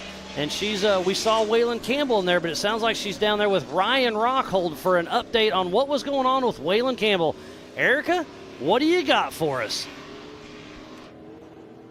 Thanks, guys. Joining me is Ryan Rockhold. Ryan, unfortunately, we saw Wayland on the side of the course, but thankfully he was able to get going again and just came into the pits. So can you give us some insight as to what went wrong? Yeah, so his power steering, it blew the vent tube off, and it was just dumping fluid out, a little bit over full. When he pulled in, the AN cap and everything was gone, the whole tube and everything, so we just capped it off and made it solid to where it won't breathe anymore and spit all over him. So. Well, we're thankful that he's back out there and look forward to seeing how he can do in the rest of this race. Absolutely. The kid's doing amazing. He was in second when that happened. I'd hope he gets back up there. Us too. Guys, back to you. Thank you, Erica and Ryan Rockhold, for the quick little update. So apparently he did not flip. He was having power steering issues. So we'll see what's going on there. Yeah, great information. Erica's making sure she's keeping us up to date, getting all the information she can. And that was a nice little wheel stand there by the 187 of Kenneth Hill. And Kevin Taylor making his way up. So Kevin Taylor trying to get up, as well as Ken Hale. Kevin Taylor was having issues earlier. We did see him pulled off to the side next to Levi Shirley, and that is Chip McLaughlin. Chip McLaughlin getting ready to hit the spider track backstretch, and he's hitting that at about a medium speed. You need to either hit it faster or slower. But right behind him should be Mr. Paul Wolf, I believe. So we'll get a shot of him. Here he is, Paul Wolf, getting ready to hit the spider track backsplash at wide open speed, and that's how you do it right there. Oh, here is this Brian Cross? That is Brian Cross. Cross. Yes, it is. Struggling nosedive. a little bit on nosedive. It looks like on top there in the shadow, I think that's Frank Vonderheide. So doing a little class act up there. Yeah, you can tell what they're doing is they're bringing more water up on the rocks. And what does that do, Miles? It just makes it slippery. slick for sure. But he's up and through, and then he's going to go up here, take a left, and then go through the woods for a little bit, drop in, and then go over Little Blue. So there's Waylon Campbell. Oh, yes, he's going to do a pass up and over. Oh, look at that. Waylon Campbell with the pass. Who did he just pass? Who was that? I couldn't tell. Ken Hale, I believe. Or Daryl Kresbach. Both of them look very similar. Oh, All right. Paul Wolf is in the Amsoil hot pits. This will be a very exciting we'll see what happens here. Obviously, it's a right rear flat, but I hope Eric can get in there and figure out what he was having issues with at the top of the waterfall, because he was stuck there for multiple minutes. And look at Ryan Rockhold down there. This is what Ultra4 is all about. Everybody, all hands on deck to get these drivers in and out. So there is Ken Hale. So that was Daryl Kresbach that Waylon Campbell did the pass on at the end of the Yukon Little Blue. Yes, so he had to winch himself up. We were having issues up there earlier. I believe he was stopped as well up there, and that's Levi Shirley. Speaking of sportsmen, absolutely. Levi Shirley is up there helping everybody winch because he's broken at the bottom, so good on him. And there goes Chip McLaughlin for another lap. And that was Chip McLaughlin's fastest lap of the race for himself today with a 13:13.197. So there we do have Paul Wolf in the pits, getting that tire change, probably talking about what else was going on, because we did see him working on the front side of his car. And the 199 still off to the side up there at Waterfall, Brendan Jones. I know that I can see that they're working on it. Yeah, he's been up there for quite some time, but he hasn't given up yet, but just tough break for him. If you are just tuning in, we thoroughly appreciate each and every one of you for tuning in to the 2023 Ultra4 USA Best Damn Race of the Year, presented by Rugged Radios. Here is Pip Justice, number 78, all the way from Australia, part of Rufus Racing.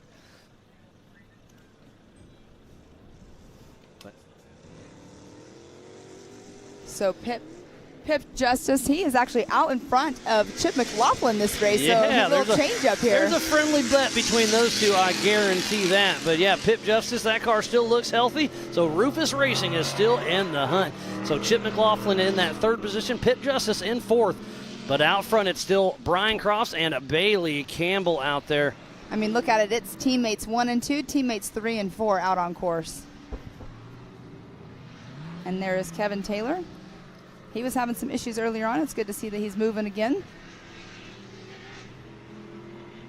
So Kevin Taylor and Heath Day still pushing strong. There's Philip McGilt. Remember, he did lose his first lap because he bypassed the nosedive section, and it is Paul Wolf back out of the Amsoil hot pits.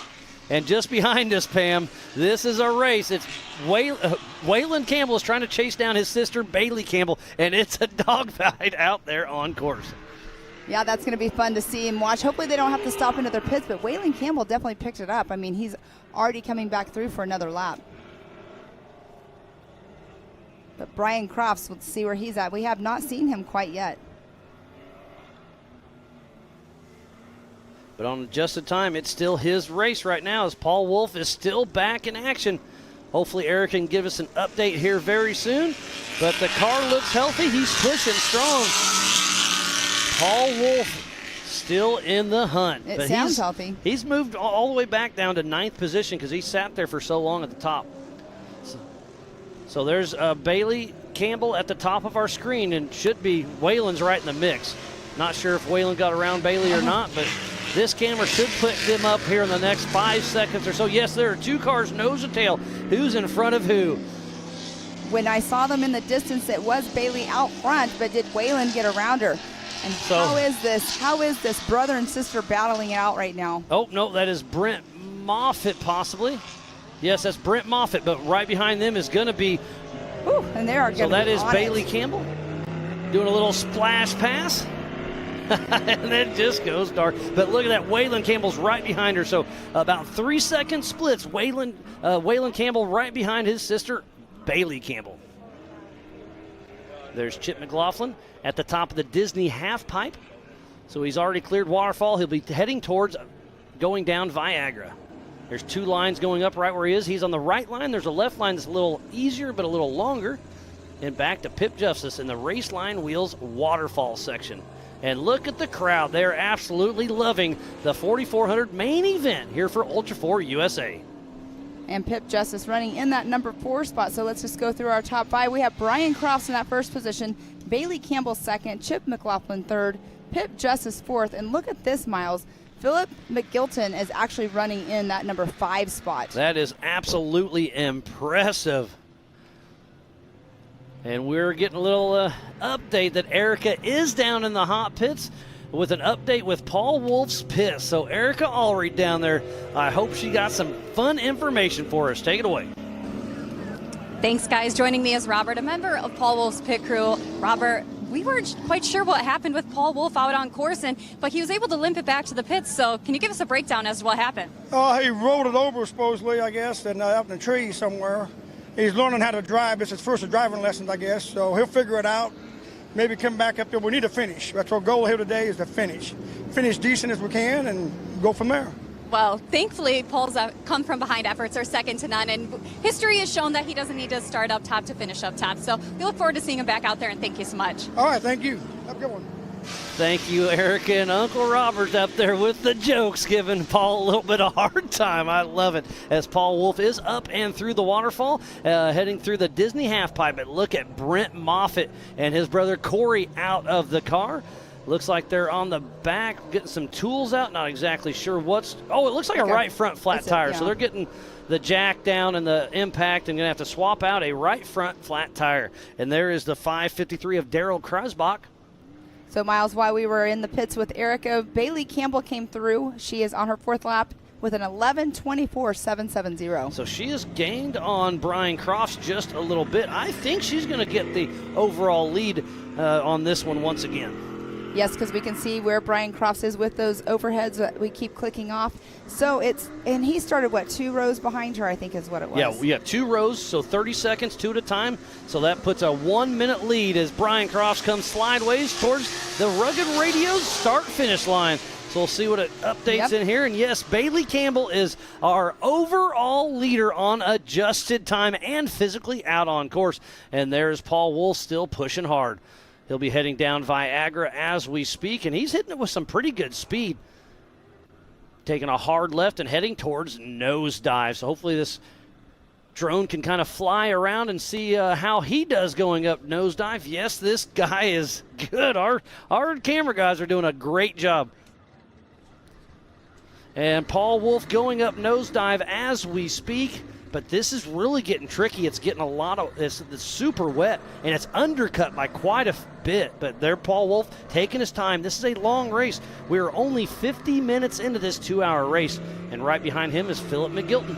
And is that Frank Vonderheid up there in the trees? Because we know he's broke down over by there, so he might be there just in case he needs to be a helper. Sportsman, yeah. We saw Levi Shirley at the top of Waterfall, and yeah, Frank Vanderheid and Dana Haler broke down there, so it could be any of those characters.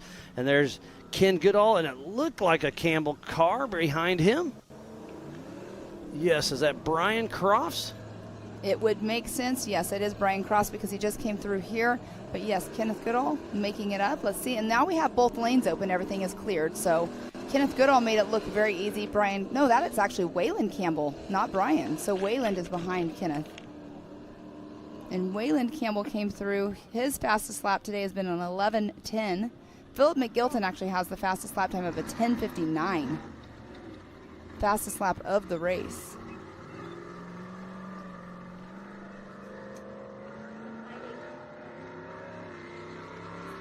There is Paul Wolf heading out. And the 48-44 of Dana Hale blew some a steering line or something, so they're trying to fix that as well. They are not calling their race. They're trying to get it back going. So thanks for the update, Grapevine. Oh, and Philip McGilton's net is down. Getting out of the car at the back of Nosedive. So Philip McGilton out, but look at that, putting the helmet on top, letting everybody know that he's okay. But it looks like Philip McGilton is calling his race. That is a tough break. Not sure exactly what's going on. Grapevine's back there, hopefully can give us an update. But Brian Cross one shot's the right side of the race line waterfall. All right. And look at the parking lot. There's Dana Hale, Philip McGilton, and Frank Vonderheid all parked there. Tough break. And Amanda's riding with him, correct? Yep, Dr. Amanda Ross riding. And there he is, up and through. Oh, somebody's dragging a jack. Oh, Brent Moffitt isn't too far away from there, if I'm not mistaken. So he may have ran up to the Amsoil hot pits and grabbed the jack. Because remember, no outside. Oh, no. Kenneth Hale is upside down. Is he going to land on wheels? No, he is not. This could be interesting. There's Frank Vonderheide coming down to help him out. So Kenneth Goodall is over here. Oh, there's Peanut checking everything up. There's Dana Hale. So look at all of these racers over here making sure everything's okay. So all of these racers and Ultra4 USA staff can help him get this car righted. Well, and here's what I was going to point out. I mean, where Philip McGilton is, he might be in perfect range to winch him back just over. winch him back Absolutely. over. But can he get him there? I don't know what's going on.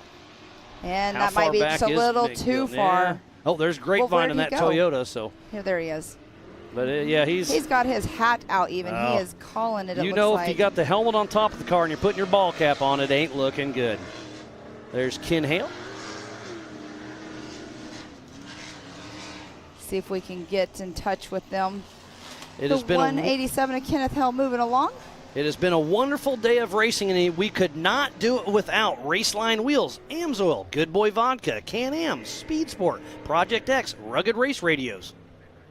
And we do have Brian Crofts trying to go up nosedive, and he's making his way up. We do still have, who was that Goodall on his side.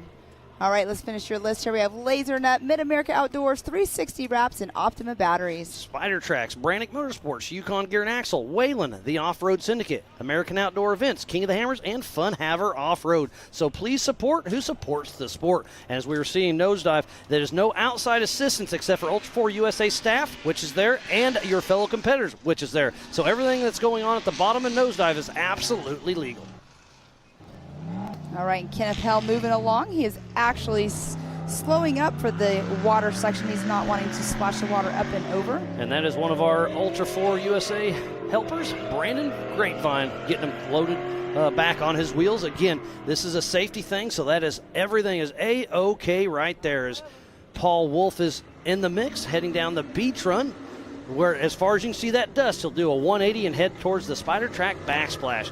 And there's Brian Cross, who's still running strong in that second position. But right now it's still all about Bailey Campbell and Ryan Miller out front physically and on adjusted time. And again, you know they're on the same radio channel, and I wish I could hear that chatter in the Amsoil hot pits. Fun drive home, too, together. So here we do have Kevin Taylor. He just made it up the waterfall. There's Chip McLaughlin, still has that drive shaft trailing along. He's going over towards the Amsoil hot pits.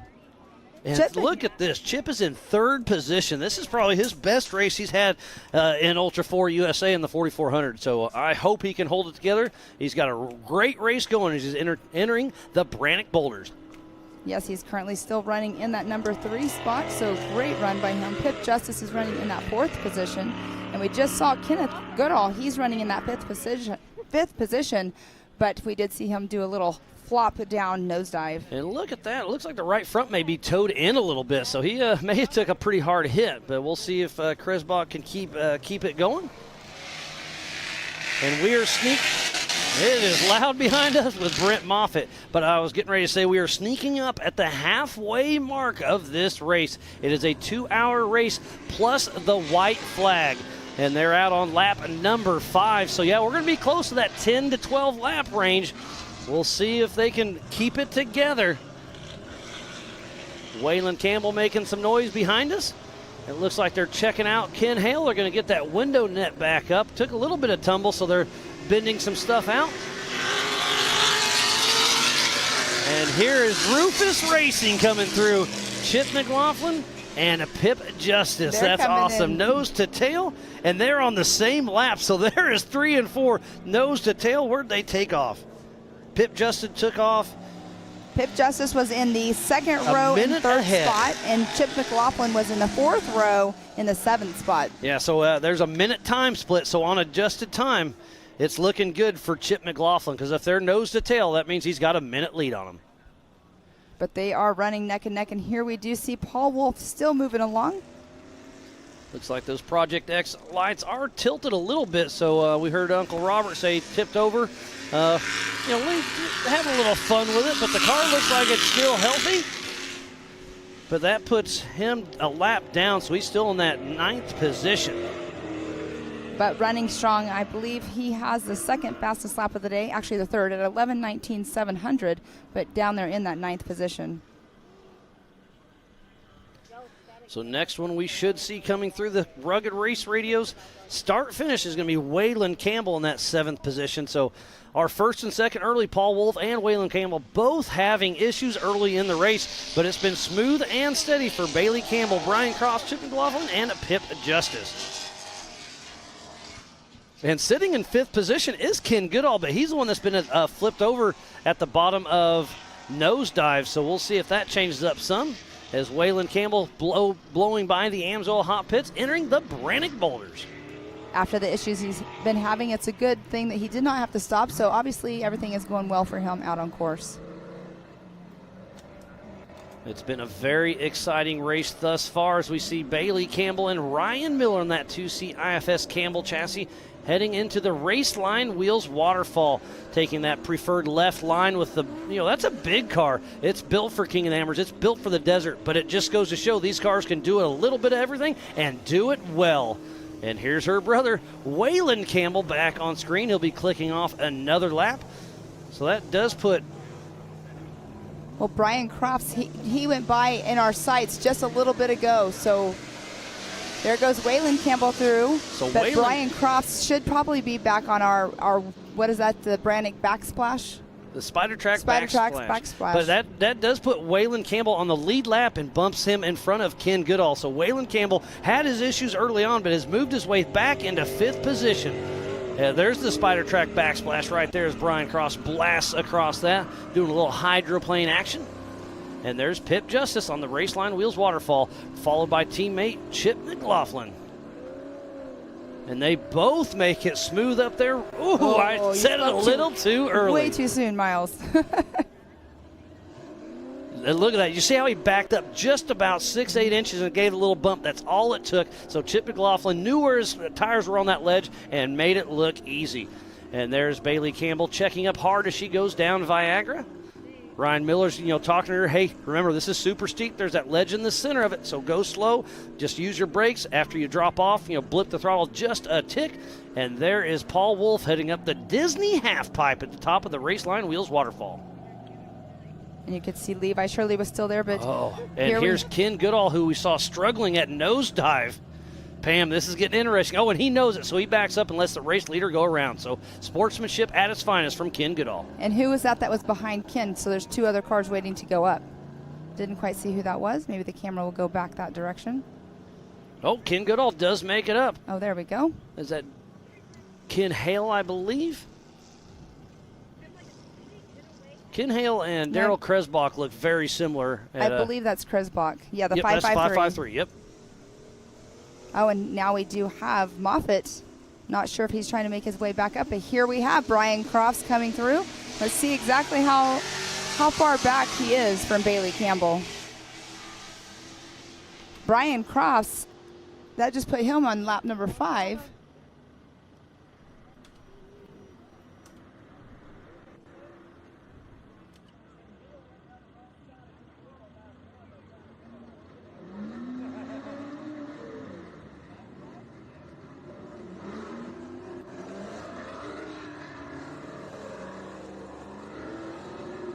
So there is Waylon Campbell heading up the race line waterfall, making quick work on that right line.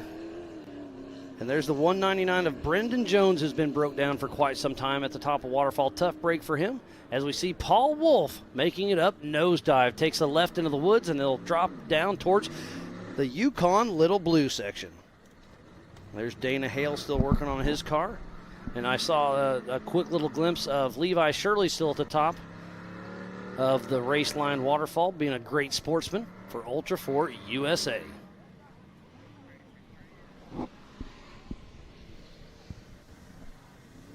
All right, we are past our halfway point for the race today. The drivers are out there having a blast, except the ones having the issues, I'm sure. Oh, they're Here still we come. having fun. Here's Everybody's still got a smile on their face. It's And- just part of the experience. Here's a great view right here. That's Ken Hale dropping down Viagra, and that gives you a great shot of that little lip right in the middle. That really can give you some issues, especially going up. I mean, you see a lot of people one-shot it. So it's a fun hill to go up, but it's not really raceable. And Ken Hale is running in that 12th position, but here we do have, I believe that was Bailey, but here's a race going on between Paul Wolf. I'm not sure who that is in front. Looks like that's Chip McLaughlin. It is Chip McLaughlin. So Chip McLaughlin is up on Paul Wolf, but Paul Wolf gives him a little bit of heaters on the back. I wonder where Pip Justice is if he's that far, much farther in front of Chip McLaughlin. Yeah, it's been a great race between. Oh, we got another car upside down, and that could have been Ken Hale. And that is Wayland? No, that's Paul Wolf. Nope. Nope, that's no, it Wayland. is Wayland. That is Wayland Campbell. So Yep, that's a 187. That is Kenneth Hale upside down. It is a not much room right there. Does Wayland have enough? Man, this could really change some things. Wayland's trying not to get into him. You obviously don't want to do that, but right now Ken Hale and Donnie Kalenbach are just sitting in there just patiently awaiting because their safest spot right now is in. And look at this. Wayland Campbell is going to be a sportsman right now and flip over Ken Hale. You got to help them help you because he's in the way. Exactly. Get him righted. He'll get out of the way. Wayland Campbell can make his way on up. So, again, great sportsmanship all the way around today. Remember, it is a no-chase race. Only Ultra4 USA staff and your fellow competitors can help you out on course outside of the AMSOIL hot pits. And Wayland Campbell is going to get him flipped over. A little bit of finesse. So now what the issue is, hopefully they can get him unhooked and Ken Hale can pull out of the way super quick. So there is Bailey Campbell. Ooh, and I heard a big backfire out of it. It stumbles a little bit, but there she is back on the throttle. Not sure what happened. It went from wide open throttle to check up for that water, and it backfired really hard and then splashed the water, and then it seemed to clear out. So not sure exactly what happened there, but it looks like she is back and moving. Her and Ryan Miller have a great race under their belt.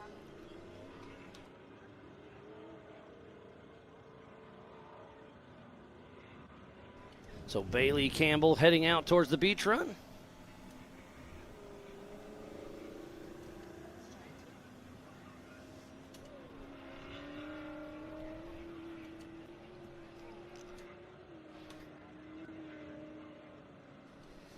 And there is Kevin Taylor in the 911 coming through, the very unique race vehicle, taking it super slow through our water sections.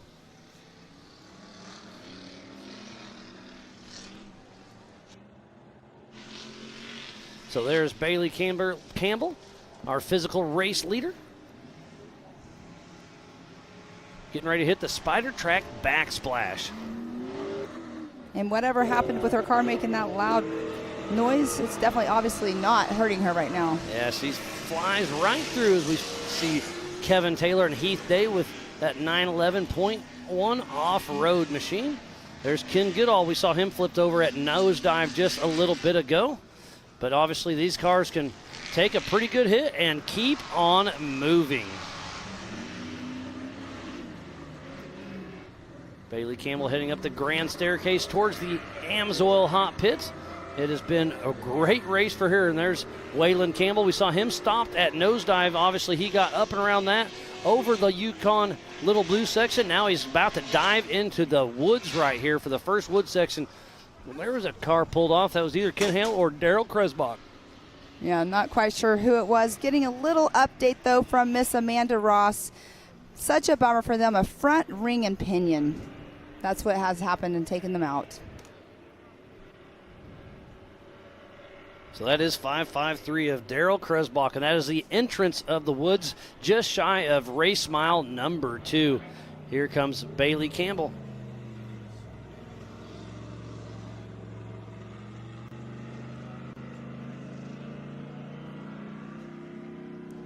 And just getting some rugged radio updates. It looks like Wayland Campbell is going to get a time credit for helping out at the nosedive.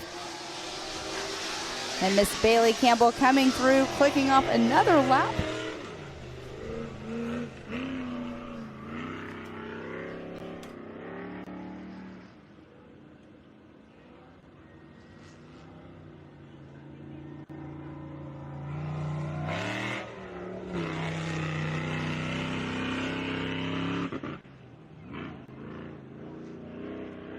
And it's over there at our waterfall, and here we have Paul Wolf. He's over going up the staircase by our Amsoil hot pits. Paul Wolf had a great run going early, but had some issue. Here's come Ken Hale into the Amsoil hot pits. Obviously, he went upside down for just a little bit, so they definitely needed to get everything checked out, see exactly what was going on. Looks like they're checking out the back of the car. It doesn't look like to me they need to change a tire. Maybe they're just going to check a few things out. Well, he did go upside down, so want to do a little once-over, but they are jacking up the front. It looks like they are going to do a change of a tire, or maybe he's having some issues with brakes and they're going to check out the lines. They're taking off a tire off the back, so we switch back to Paul Wolf. He'll be clicking off another lap, and he will push strong all the way to the finish line. I guarantee you that. We've been racing for just over an hour. This is a 2-hour race plus the white flag. And we have Waylon Campbell in our sights over here. He's got another body panel getting ready to come off, so I don't know if he's going to have anything left on his car whenever he's Yeah, he's going to have a naked chassis at the end of this race. As Paul Wolf clicks off one more lap, and that moves Paul Wolf all the way up to 6th position. So let's go over that. It's Brian Crofts and Bailey Campbell out front. Then Chip McLaughlin, Pip Justice, Waylon Campbell, and a Paul Wolf. So Chip McLaughlin still sitting in that 3rd position. What a great run by him. Rufus Racing has had a great showing this weekend, helping out with the kids this morning. Scott Farley getting on the podium last night in the stock class. Chip McLaughlin, we just talked about him there. He is hitting the heads up loop. He will be our next one around. All right, Miles. Eric Allreed is letting us know that Kenneth Goodall did have a driver front flap and the front flat, and they are switching it out with the spare. So here we have Chip McLaughlin coming around, though, clicking up another lap. He is in our 3rd position.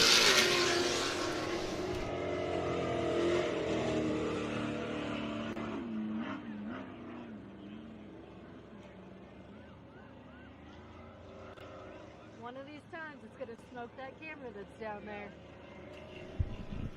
Good thing they're only like $500.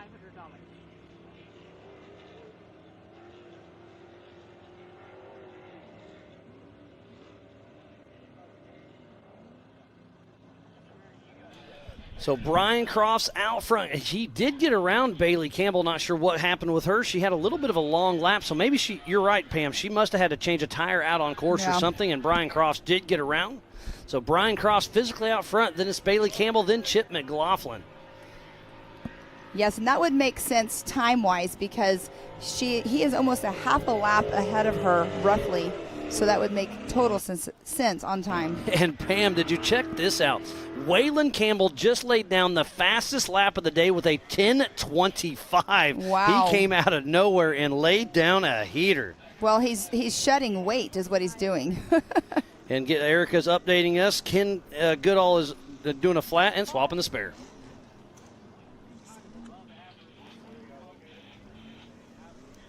All right. And here's that is Waylon, Campbell. right? I mean, there's no body panels left on his race truck. And he's got the green tires. That helps you just tell the difference between him and Brian Crofts. Brian Crofts has the gold tires. And there's Paul Wolf in the race line wheels waterfall. As you can see, that race line wheel hanging off the back of his car. But all 4 Nitto tires still holding up.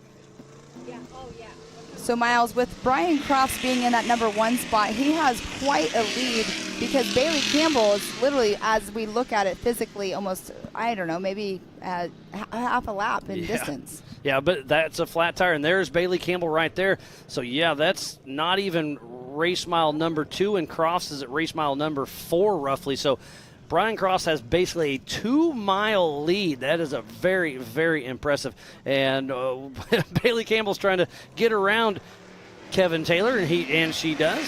So thanks, Kevin, for being a sportsman there.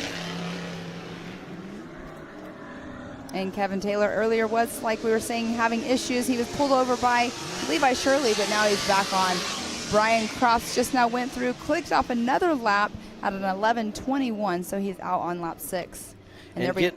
And getting an update from Nosedive, Ken Hale tweaked his chassis, so he is not going to go on, but he's not calling himself out of the race because he wants to stay there and help his fellow competitors. So, again, a huge sportsmanship out there on screen for Ultra4 USA right now. Thank you, Grapevine, for keeping me in the loop on a lot of information out there. And getting an update from Erica that Bailey's car keeps going in and out of limp mode. So she's having some drivability issues as well. And remember, with that huge backfire just her last lap. So, yes, that's what's going on. She's having some drivability issues. Is it fuel? Is it air? Is it some water? Only everybody's guess. It just has to last for 47 more minutes, and then she can possibly hold on to that number 2 spot. Lots of chatter over the rugged radios, keeping everybody honest here in production and out on race ops. And look at Waylon. He is on a mission. He is flowing. He is slaying it right now. He's driving the make or break. If you remember last year, he was winning the race, and then on the last lap, he had a flat tire, and he's by himself, and he didn't change it, and it got so bad that the wheel went around the hub and the brakes, and he was unable to finish his race. But he is right now in that 4th position trying to chase down Chip McLaughlin. It's going to be an interesting race. We still have 47 more minutes before the white flag comes out for our leaders. And right now out front with about a half a lap lead is Brian Crofts. We're up and through the Disney half pipe. Have Miss Karen and Benji out there. She sent me a video. I can't quite make out who it is. I think it is Wayland, maybe when he lost the skin on his car. It's on my phone, so we can't actually see it on the live show. But yep, that's when he went down the center of Little Blue. He just skims it and gets back on all 4s. Wow. There's been an amazing race on our hands. So much stuff going on. I've had a blast. I hope you have had a blast. We're going to reset, take a quick break, but don't go anywhere. We'll be right back after this. Welcome, world, to the 2022 Method Race Wheels. AMSOIL runs on freedom and has since 1972.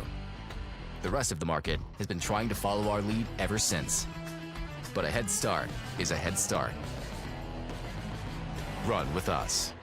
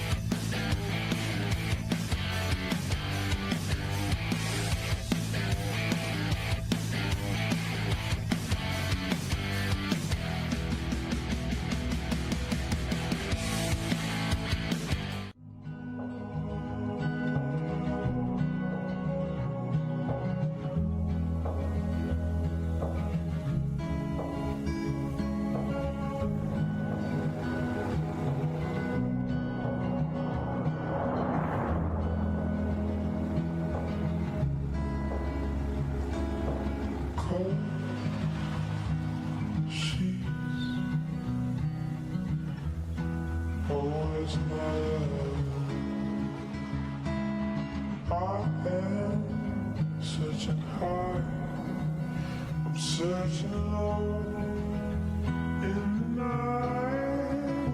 Ooh, does she know that we think the same?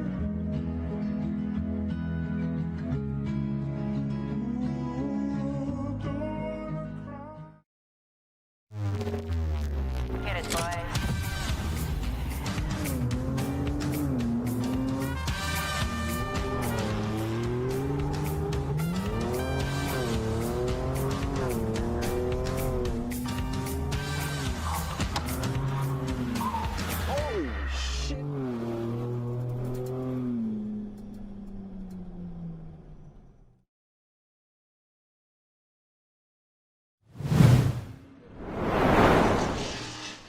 Welcome back to the 2023 Ultra4 USA Best Damn Race of the Year, presented by Rugged Race Radios.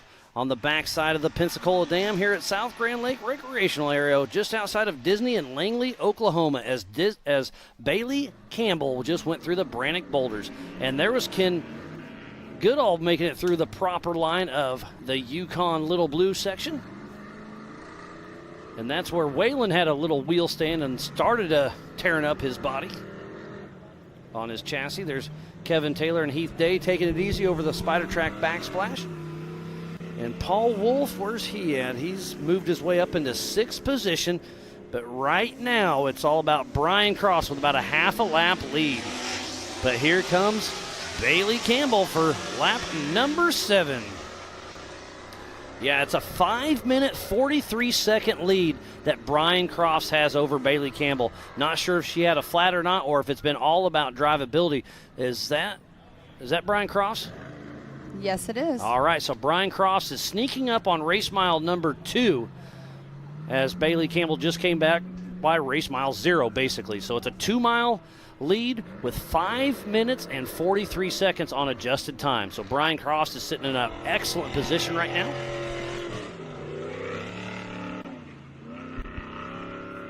And he is also running in our points on 3rd position for our West Coast right now with how we ended up after Crandon. And so this is definitely a bonus for him. But look at Bailey Campbell. Her last lap was a 10:47 compared to Brian Crofts' 11:21. Brian Crofts is running right around that 11:20, pretty consistent. So he's doing a great race, but Bailey Campbell really turned it up. And so is Waylon Campbell with a 12:14, but the fastest lap was a 10:25 by Waylon Campbell. But just remember, Bailey's car keeps going into limp mode, so she's having some issues out there. So Waylon Campbell gets around Chip McLaughlin, so that's going to be a little change up in the scoring here. So Waylon Campbell just moved into 3rd place on adjusted time.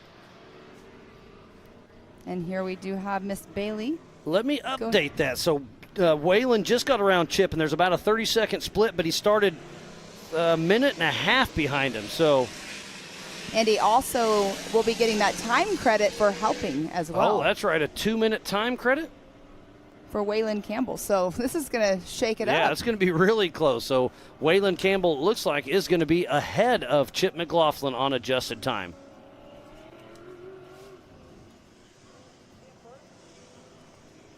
And Miss Bailey Campbell just hauling the mill. She knows that she's got to keep up her pace a little bit more. She's having those issues that she was having as well. And here comes Paul Wolf through. Paul Wolf is still running strong. Now that he's back out, he's actually in the number 5 spot, and his lap was just now 11:18.845. So that is Paul Wolf's fastest lap of the day for his race. And we got 40 more minutes yet to go before that white flag does come out, as Bailey Campbell's putting on a show at the Raceline Wheels Waterfall. And there is a huge spectator area right there, and everybody's having some fun. Thanks again to everybody who makes this possible. Jason and Gayla Robinette, all the volunteers, the Ultra4 USA staff, the AOE crew, media, safety, USAC, racers, fans, and all of our marketing partners. As we see heading up the Disney halfpipe is Bailey and Ryan Miller. She's pushing strong. She's going to drop off this little rock ledge, head up into the woods, and then run for about 30 seconds and then drop down Viagra. Bailey Campbell taking that right line. It's more direct, a little steeper, but these cars can do it. Oh, and there is that? Chip McLaughlin, if I'm not mistaken. Tough break for him. He is just on the other side of the Spider Track backsplash, so that's before the water. So not sure what's going on. Yeah, there isn't hardly any trees left out there on that beach run, so not sure what took him out, but he is pulled off and getting out of the car. Tough break for Chip McLaughlin. Had such a great race going. Well, Waylon Campbell's turning it up, Pam. We did see Waylon get around Chip McLaughlin, and Waylon just now took over that number 3 spot from Chip. Yeah, we just saw Chip pull over also, so he's definitely got a lead And a 10:28 lap for Waylon, his fastest at 10:25. So Waylon Campbell is on the move, trying to catch his sister Bailey Campbell and brother-in-law Brian Crofts. And speaking of Bailey, here she is going up nosedive. So it's a Crofts-Campbell podium right now. Family affair at its finest. That's some great racing from the entire Campbell crew. Have to give a shout out to Erin. She's up in Montana watching the race. Her and Grizz have the Your Series, but she's up there cheering on the racers. And here we have Paul Wolf right now behind Kevin Taylor getting ready to go up the waterfall. I hope Paul takes that right line. No, he's going to be patient, takes the preferred left line. It's so crazy how some people love the left, some people only will run the right. It's a wheelbase game for sure. But Kevin Taylor and Paul Wolf make up and out pretty quick and easy. Don't forget, our next and final race of the year will be Legends of Havasu for our national event. It's a do-not-miss event with the Ultra4 USA F1 boat racing, IPRA rodeo, American side-by-side takeover, national music acts, the Sound Outlaw drags, pool parties, jet ski tricks, and a little bit of everything. So do not miss that one at all. That is going to be at the end of the month for October 26th through the 29th, and there are VIP packages available. Go to legendsofhavasu.com to check it out. And there is Chip and Brad out of the car. And he's taking off all of his safety gear and everything too, so either they're going to try to work on it, maybe get back going or not. But there is our leader, Mr. Brian Cross, in the number 9. Tough break for Chip McLaughlin, but you did see how his helmet went on top of the car, so that shows a visual for other drivers that, hey, at speed, don't worry about me, I'm okay, I'm off the side of the road, but that's a good visual to put a helmet on top of the car to make sure everything is okay. So Brian Crofts, our physical race leader, and on adjusted time by over 5 minutes right now, Mr. Brian Crofts. I know his dad, Art, is rooting right now, hoping everything goes good.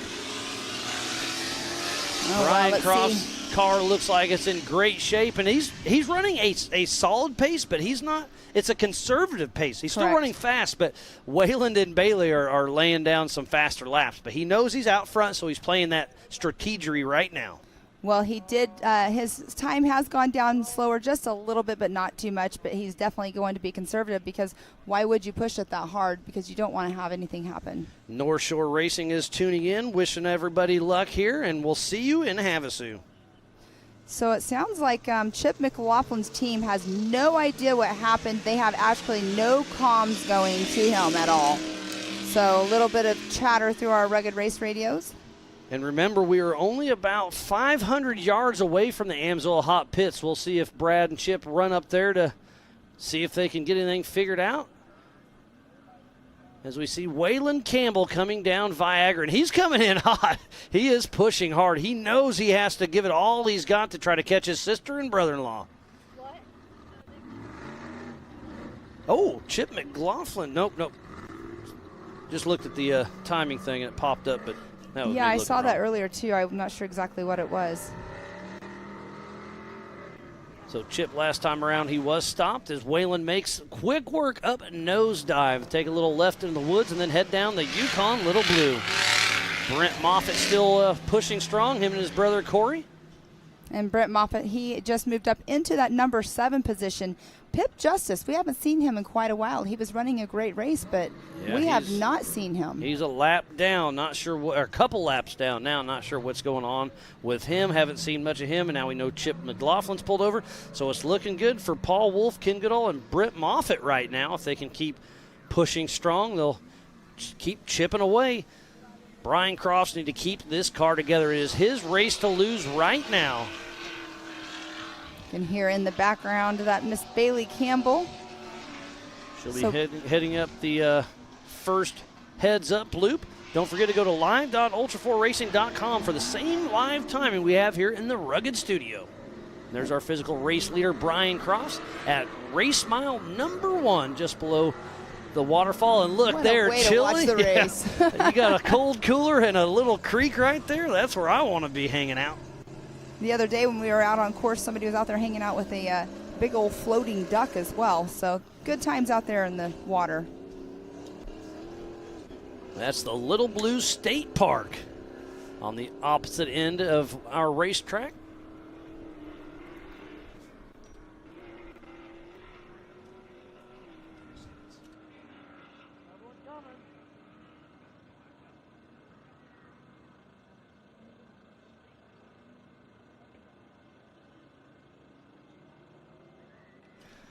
Thank you, everybody, for tuning in to the 2023 Ultra4 USA Best Damn Race of the Year, presented by Rugged Radios. And I've got another special guest in here, race director JT Taylor. How's it going, buddy? What up, Miles? Oh, man, it's been an amazing weekend so far. We've been out here for over a week, and it was all for this moment right now, and everything's running smooth. Yeah, I'm knocking on the table because we're still 33 minutes in on this one, left to go, and then get that white flag out there, get them around one more time, see who can pull this off. It's been an amazing race out there. Lots of attrition has set in, and all of our volunteers and staff out there has done an amazing job. You know, normally you're out there running around like crazy, but right now you actually seem like you're pretty calm. Everything seems to be under control.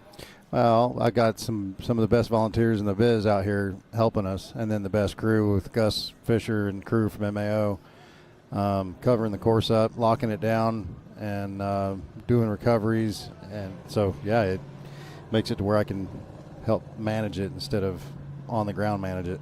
Yeah, I mean, you've been on the Rugged Radio all week long, making sure everything's running smooth. As our physical race leader, Brian Cross, struggling a little bit at nosedive. I love how you threw this in on every lap for the 4,400 event. It's hard. It's a big challenge, but 44 is the biggest and the baddest. So that's what we wanted. We want to make it hard. But, yeah, that's going up. Nosedive right there. They'll take a right through the woods and then head over towards Little Blue. And there's our pole setter from the start of the race, Mr. Paul Wolf. Yeah, it was a shame he had a problem. I still haven't heard what his problem was over there at the top of Viagra. Yeah, I mean, he was out of the car for a little bit. That's just part of it. It was Bailey Campbell through the start line. Yeah, she is on the move. Yeah, she's trying to chase down her old man. And look at that Little Blue State Park right there. It's a great showing. You can get in the water, cool down, grab a cooler, and watch them come down Little Blue. Yeah, that's about as America as it gets right there. That's what I'm talking about.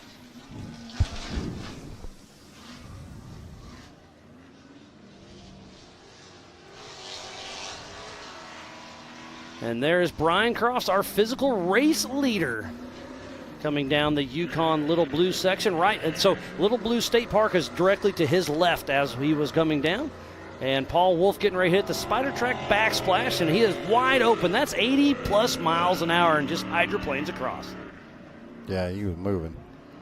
So what's your favorite part of the course that's turned out? Because, like I said, when you're building the course, you think how it goes, and it always changes. I think the new little private property roller coaster. Yep, but back in the woods, it's a really cool little section. It's pretty tight for these big cars as well. It is tight, but then you get to come back out on the rocks, and you're sliding and drifting and hooking it, and then diving back in the woods, and then back out on the rocks, sliding it, and then back in the woods, and then bringing it back on Race Mile 3 past start-finish area on the south side of the river bed. Yeah, it's a fun little section. This part right here is super rocky for about 100 feet, and then it starts getting a little... That's about the only hard rock section back in the woods, and then it's really flowing. They really start moving.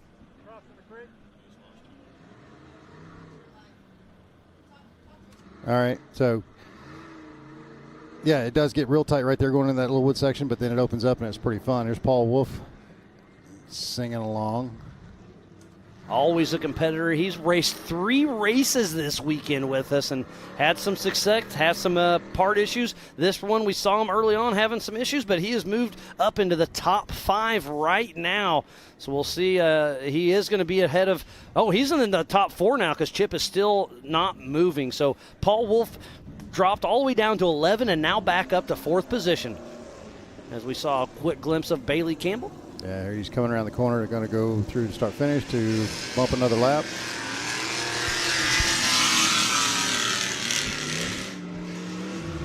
Paul Wolf moves up into 4th with an 11:20.9.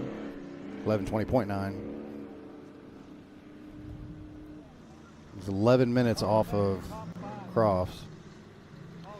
So, JT, you've been on the Rugged Radios quite a bit, and we saw Wayland earlier being a sportsman and turn over Kenneth Hale when he was flipped over, and you gave him a time credit. Kind of walk us through what happens there. So the funny thing is, not too long before that, Wayland was in the roller coaster wood section laying on his side as he came up the hill, hit a tree, dumped it on his side. I got to him. Pip Justice was already in there with Brian Williams, had him hooked up. Pip spent about 4 minutes in there pulling him back on his wheels.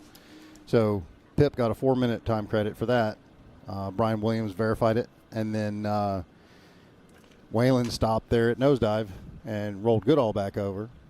And we watched it, and I timed it, and it was right around 2 minutes. So that's awesome. He got that time credit for sportsmanship and for instant helping. karma. Instant He needed help, and then he gave help. So that's just awesome to see.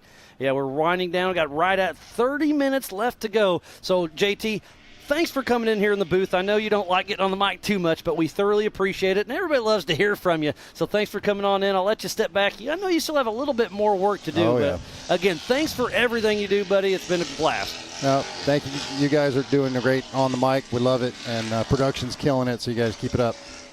All right, give it up for JT Taylor, our Ultra4 USA race director.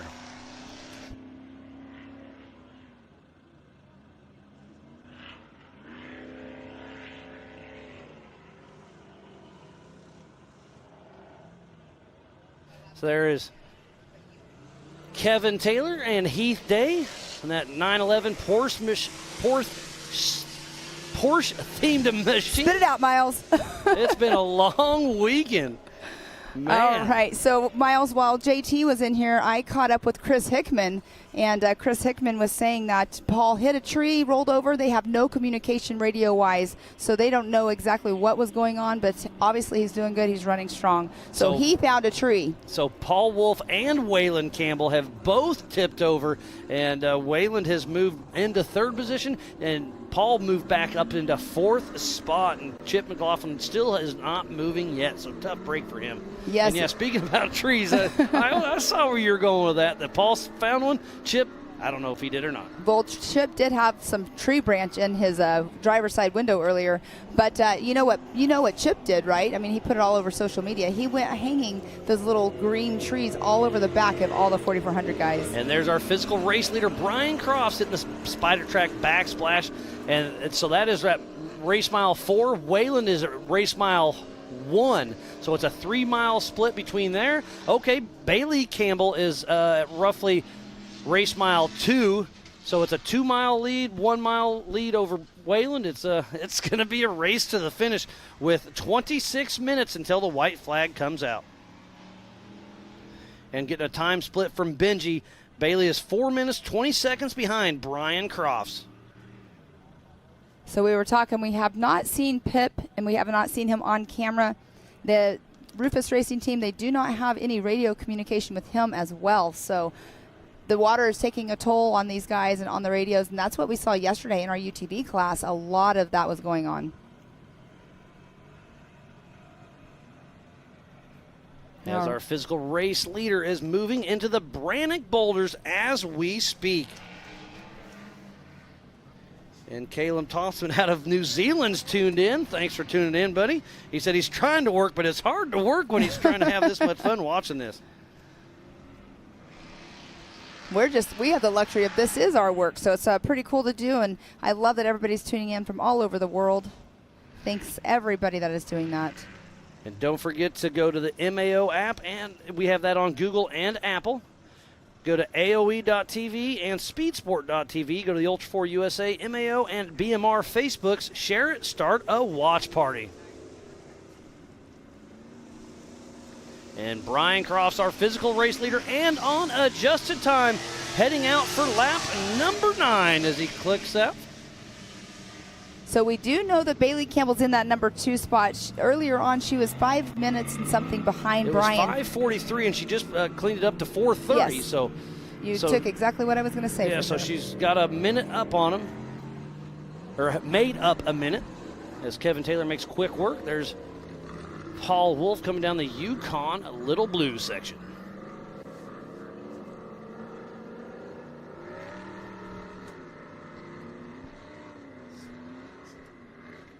That is a great shot right there. I believe that is Paul Wolf. Yep, Paul Wolf heading, you can see at the top of the screens where the woods, you enter the woods, so he's got one little more water crossing to go. But what a wonderful day of racing it has been, and we are not done yet. And thanks again for everybody tuning in to the best damn race of the year, presented by Rugged Radios here with Ultra4 USA, displaying what it is all about.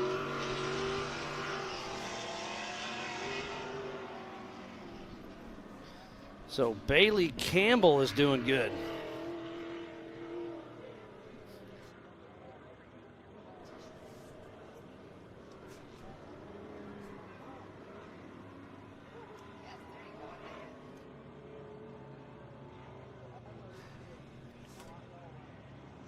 Paul Wolf is just trucking along in the back stretch. Now that is one of our high-speed sections, but here we now are back with Kenneth Goodall splashing through the water. He'll be coming through here in just a moment. Oh, slowing down just a little bit. I was a little concerned there for a second because I saw some steam, but it looks like he's doing just fine. And there's another shot of Chip. Oh, that is Pip Justice. Sorry. So we haven't seen much of him. Not sure exactly where he is at, but Yeah. they're getting some tools out. And we were wondering, and we were trying to find out if anybody knew what was going on with him, and there is no radio communication. There is Brian Crofts, our physical race leader, heading towards the Raceline Wheels waterfall section. Brian Crofts making his way up the waterfall. All right, so he is at the end of the first wood section. So that is a race mile number 2, basically. So that is at the end of the first race, the first wood section. And actually, last year the racetrack went where he is on that line. This year it's to his left. So he is off course, not sure what's going on. Had such a great race going, but Pip Justice is off the side of the course and has been sitting there for a few laps. So tough break for him as Brent Moffitt clicks off another lap, moving himself into 6th position. There's Bailey Campbell bypassing the Amsoil hot pits, hitting the Brannick boulders. And look at this, Chip McLaughlin is back in action. He moved back to 7th position, but great to see Chip McLaughlin with Rufus Racing back underway. He was sitting in the 3rd spot. Tough break. Pretty much all day long he's been in that number 3 spot. So that took him quite a bit of time, whatever was going on with him. About 16 minutes is what it would look like it would have taken him on that lap. And there's Miss Bailey Campbell. She'll be coming through here in just a moment. Bailey Campbell sitting in that number 2 spot. So we'll be able to get a time split here very soon between Brian Crofts and Bailey Campbell. It was up to 5:43, moved down to 4:30. What's it going to be right now? We're about to find out. Down to 3 minutes and 50 seconds. So she gained another 30 seconds that lap. So she's really starting to turn up the heat. Yes, she's definitely on a mission. Hopefully Brian knows that she's trying to, well, obviously he knows that she's chasing hopes him he down. doesn't but know. Right, exactly. But he's either letting up just a little bit, but wow, what a great race Bailey Campbell's having. Should be roughly 3 more laps in this race. We got 20 minutes yet to go before that white flag comes out for Brian Crofts.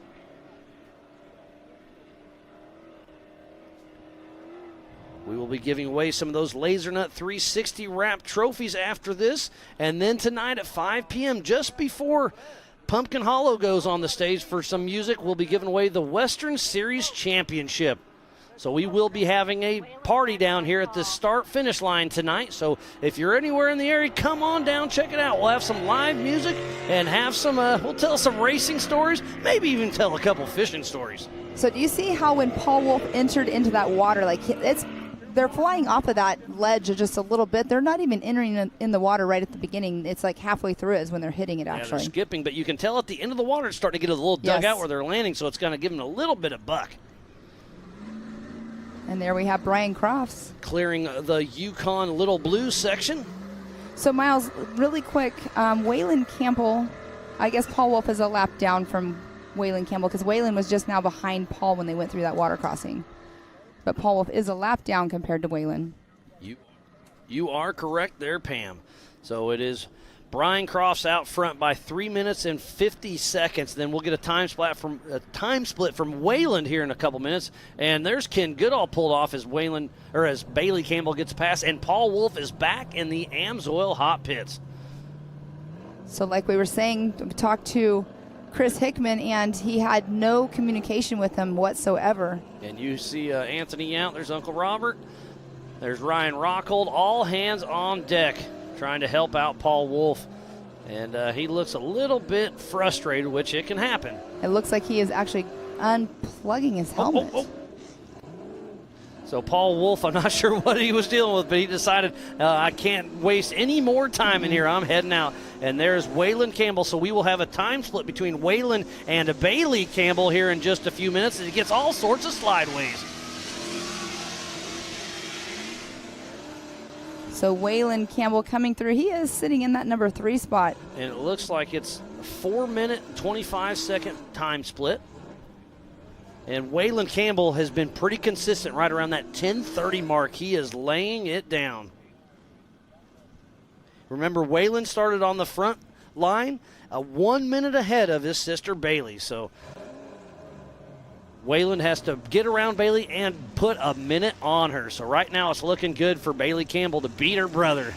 The Campbell camp is going to be a fun one to chat with tonight if it sticks out the way it is right now. Oh, can you imagine 1, 2, and 3? It would be pretty wild with the Campbells and Brian Crofts. And Mr. Paul Wolf making his way. And Bailey's having trouble getting up onto this, up the waterfall, so I'm not sure what's going on.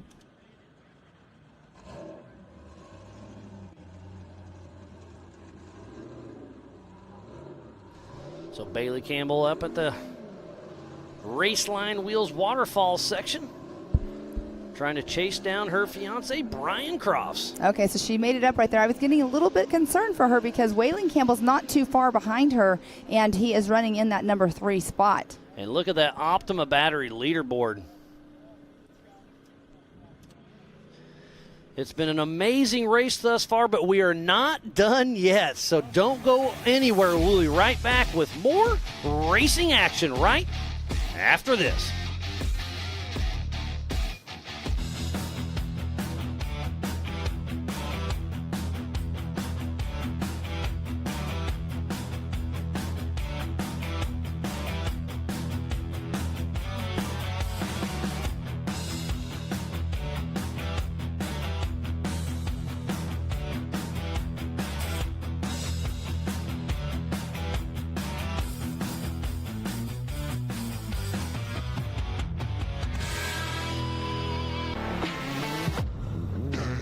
Lightweight, agile, and strong, the Pitbull is perfect for the job.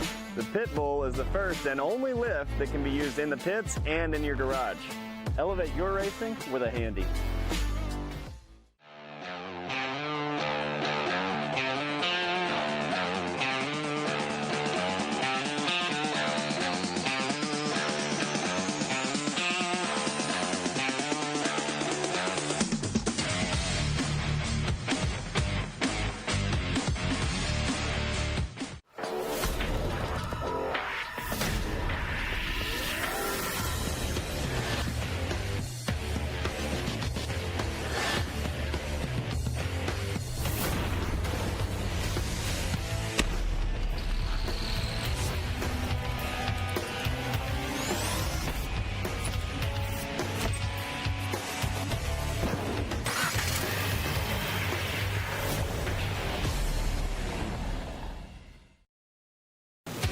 Watching Speed Sport 1, your home for great off-road racing from America and around the globe.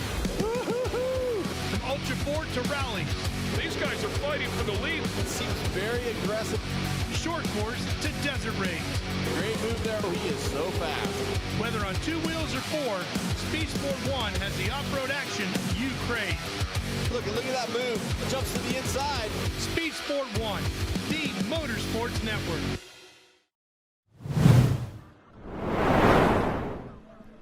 Welcome back to the 2023 Ultra4 USA Best Damn Race of the Year, presented by Rugged Radios. We are here at the South Grand Lake Recreational Area just outside of Disney in Langley, Oklahoma, on the backside of the Pensacola Dam, as we're watching Waylon Campbell, physical third position, trying to make it up nosedive, and he makes it up pretty quick and easy. Pam, this has been a good one. Yes, and while we were at break, Brian Crofts went by, not through the finish line yet, but he went by behind us. His race truck did not sound too hot, so hopefully he's not having any engine issues. But he was definitely not on it like he's been this whole race. But we have been seeing Bailey Campbell picking up time as well. So it did not sound like it was running at par, but hopefully he's still trucking along and no issues. And Erica's giving us an update. The 911 of Kevin Taylor is in the Amsoil hot pits with a driver rear flat. And speaking of Brian Crofts, here he is. He'll be coming through our finish line here in just a few moments. And you were saying earlier we should have about 3 laps left in this race. Yeah, we are 14 minutes, so it's actually going to be really, really close. I think it's 3 more laps, yeah. Well, we got 14 minutes, and he just clicked off a 11 minutes, so he should get 1 more lap in before the white flag. So that is a 3 more lap race if everything kind of keeps consistent as it has been, as Waylon Campbell is really pushing hard trying to catch his sister, Bailey Campbell. Caleb Jones just said he saw it was Chip McLaughlin coming down Little Blue, so he's still running strong. Great to hear that. As we're back on drone with Waylon Campbell, number 3 out of Gilbert, Arizona, with Campbell Racing and that Campbell Enterprise Monster Energy-backed machine. And that's great. The drone can follow them through until they have to go into the woods here, but that's awesome to see. It's good to see, too, the drone up high because it shows you the way the track is looking. But here we do have Paul Wolf making his way through. He is running in that number 4 spot. He is a lap down. And Benji's giving me an update from Little Blue. Bailey's 5 minutes, 20 seconds behind, and Waylon is 6:22 behind Brian. So about only a minute is splitting Bailey and Waylon. So pretty impressive to see how this is going to shake out. I got a physical eye on Chip McLaughlin. He's still moving strong. Him and Brent Moffitt. Oh, Waylon Campbell is pulled off right by Pip Justice. Not sure what is going on, but Waylon Campbell, our physical third position, just pulled off race course. I don't see Pip Justice anywhere right now either. So Waylon, I just saw him trying to come out of the car. Window net is up. Waylon Campbell is crawling out of the car. What a heartbreaker for him. What is going on? Probably a flat tire. The way he's moving, he knows it's a hurry up. Oh, and look, and Pip is moving. Justice is back in, getting back in action. No, he's got something. Yeah, is that a belt? He's got a belt in his hand. So something is going on at the front of his car. So that's his tool bag that I saw earlier flapping around whenever he went by. So that's what kind of belt is that? I mean, yeah, I don't know. Or without the side panels, his tool belt kind of came out and got tangled up in something. That's possible as well. So there's our physical race leader, Brian Crofts. It just goes to show it's not over till it's over. To finish first you must finish. And Brian Crofts makes quick work up the race line wheels waterfall. And there is still the 199 of Brendan Jones has been parked the entire race right there in the center of your screen. Tough break. And back to Bailey Campbell, physical second. Now she's pulling away from her brother, Waylon Campbell. So who's in that 4th position? It's Paul Wolf. But Waylon is a full lap ahead. So it's gonna be interesting. Hopefully Waylon can get back going as Kevin Taylor and Heath Day change that tire.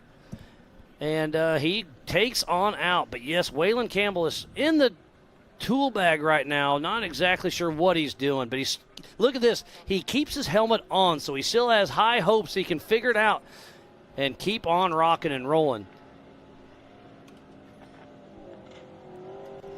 So it sounds like Paul Wolf, what had happened is he came in with oil pressure issues, but there's nothing they could do about it, so he just went ahead to go back out. I mean, if you can't do anything about it, you can't do anything about it.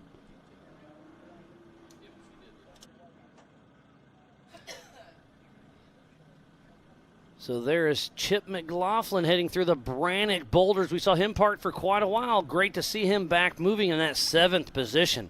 But right now the race on our hands is what's going on with Waylon Campbell. because right now it's Brian Crofts and Bailey Campbell out front. And they're both still running pretty smooth, and Waylon was really running hard until he has some kind of mechanical. He's out of the car trying to fix it. And Kevin Taylor coming on through, clicking off another lap. Kevin Taylor's running in that number 8 spot. So Paul Wolf is at race mile 3.5 right now, and Waylon is at race mile 2. So he's got to make 6 miles up to get around Waylon. So Waylon has literally 15 minutes or so to get back underway before Paul Wolf overtakes him. And Chip McLaughlin's engine is sounding very, very healthy going through. He is now in that number 5 spot. So He's good job by Chip McLaughlin. Getting thumbs up from Ken Hale and Todd Miller. They're in one of our water sections. I believe that's the one that's just before the Raceline Wheels waterfall. Ken Goodall and Todd Miller.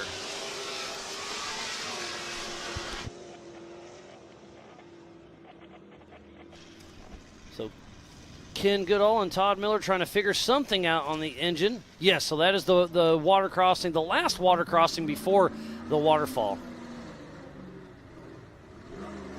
So Kevin Taylor is taking a hydraulic hose. It's causing some fitting issues, maybe some brake fluid. Oh, he's taking some parts out to Kenneth Hale. Sorry, misunderstood that. So a hydraulic hose and some brake fluid out to Kenneth Goodall, so he can finish the race. So another great sportsmanship from Kevin Taylor helping out Ken Goodall. So thank you, Erica, for that update.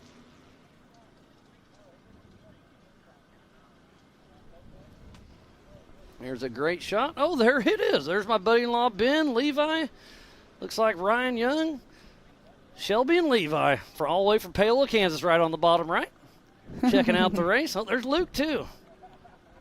Great venue out there at Waterfall. Everybody's having some fun. They told me they were going to come, and they got a great shot there at the waterfall. And it's getting all shaded up there. I'm sure it's getting nice and cool up there.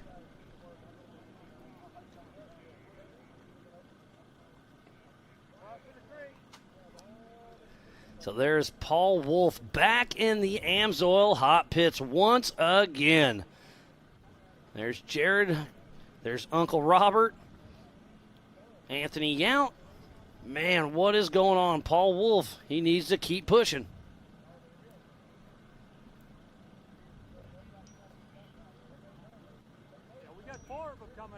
So there are no comms in the Campbell pit whatsoever. But speaking about Campbell, there's Waylon. He is back in the car and getting suited up, so he is back in action. Not sure what his issue was, but to finish your, go ahead and finish your thought, Pam. No, it's all good. It's all good. There's no information from the team because none of them have any of their radios. Yeah, so no communication between the top 3, so they're all running blind out there, so they can't get time splits. They can't tell their pits what's going on. The pits can't tell them what's going on. So that's a huge disadvantage right here between the entire Campbell crew. But Brian Crofts is still out front, and Paul Wolf in and out of the Amsoil hot pits, entering the Brannick Boulders. And Paul Wolf is still sitting in that number 4 spot, Waylon Campbell in that 3rd. So Brian Crofts first, Bailey Campbell second, Waylon Campbell 3rd, Paul Wolf 4th, and Brent Moffitt in that 5th position. Paul Wolf back underway. We'll see what happens, but we did see Waylon Campbell take off, so he's got, let's see, if I do my quick math, about a 2.5 mile lead over Paul Wolf. So what's that going to be, about a 6-minute lead or so? Roughly, that's about what the split was earlier between Bailey and Brian, whenever they were kind of around the same area. And remember, Waylon and Paul took off side by side in that front row, so it's a physical finish between those two. Paul Wolf all over the throttle. From my venue point, the car looks like it's in great shape, but obviously he keeps stopping in the Amsoil hot pits, so something's going on. Something is going on, but he's still in that number 4 spot, which is a very good position to be. I mean, he is in 2nd position in the West Series points. And there is Brian Crofts.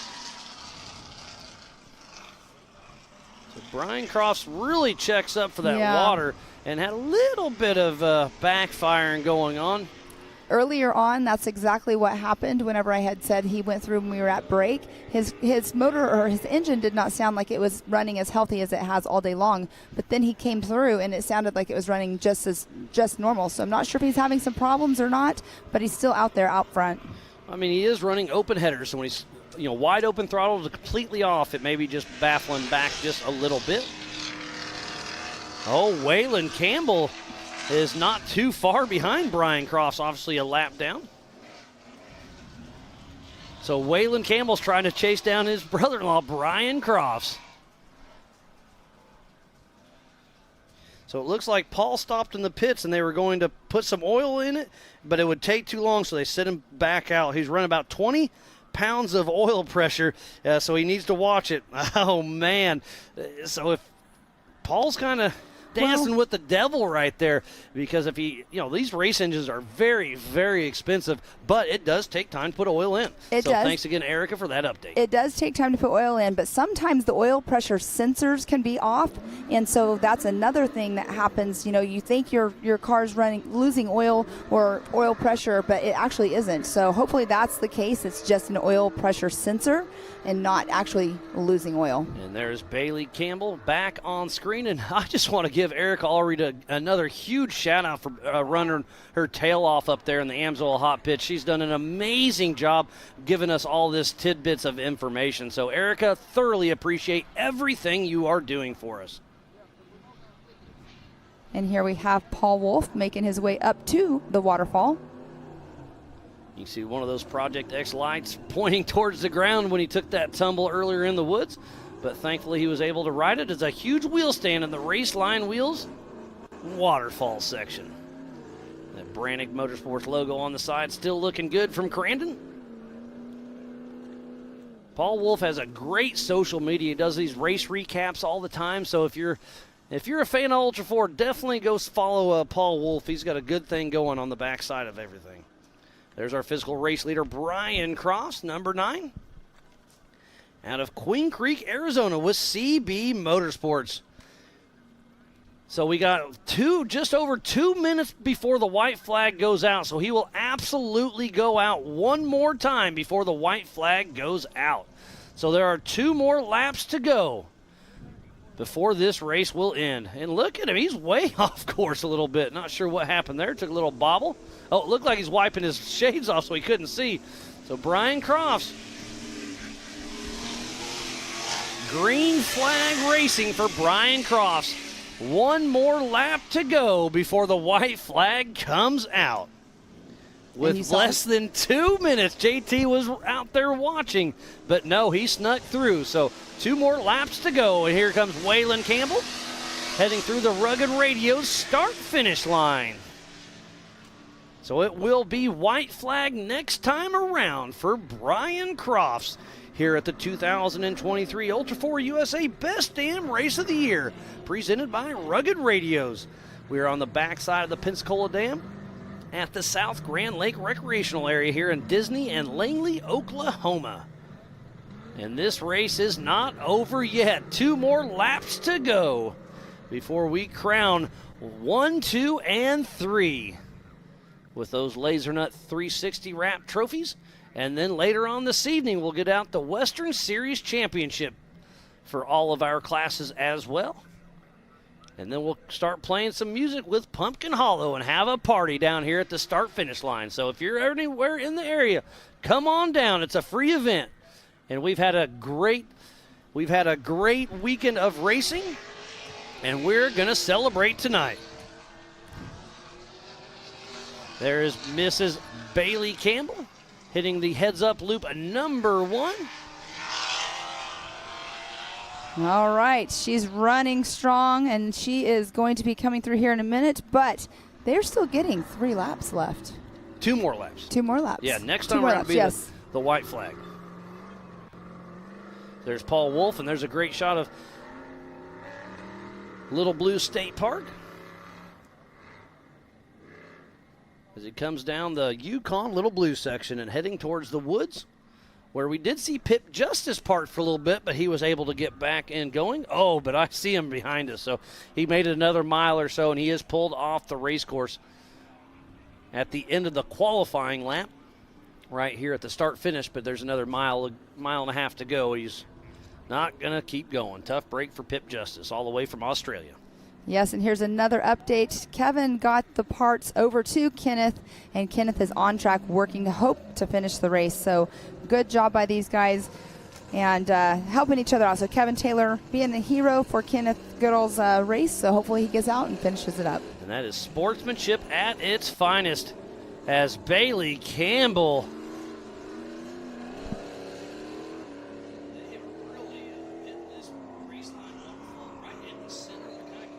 own line now.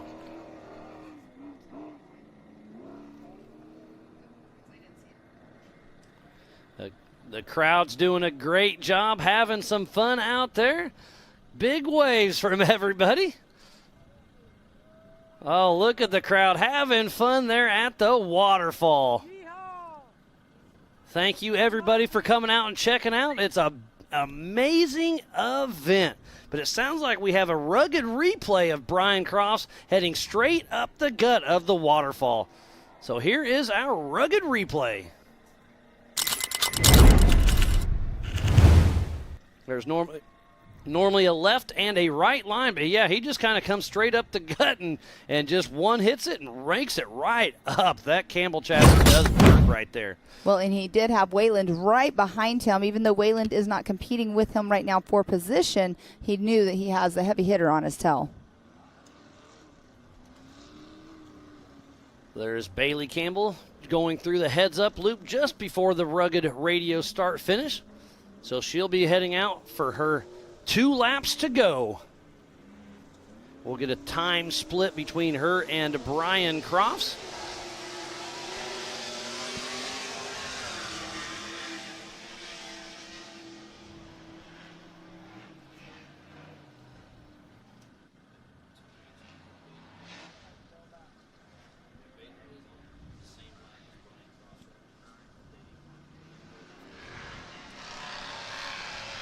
So out front is Brian Crofts, then Bailey Campbell, then Wayland Campbell.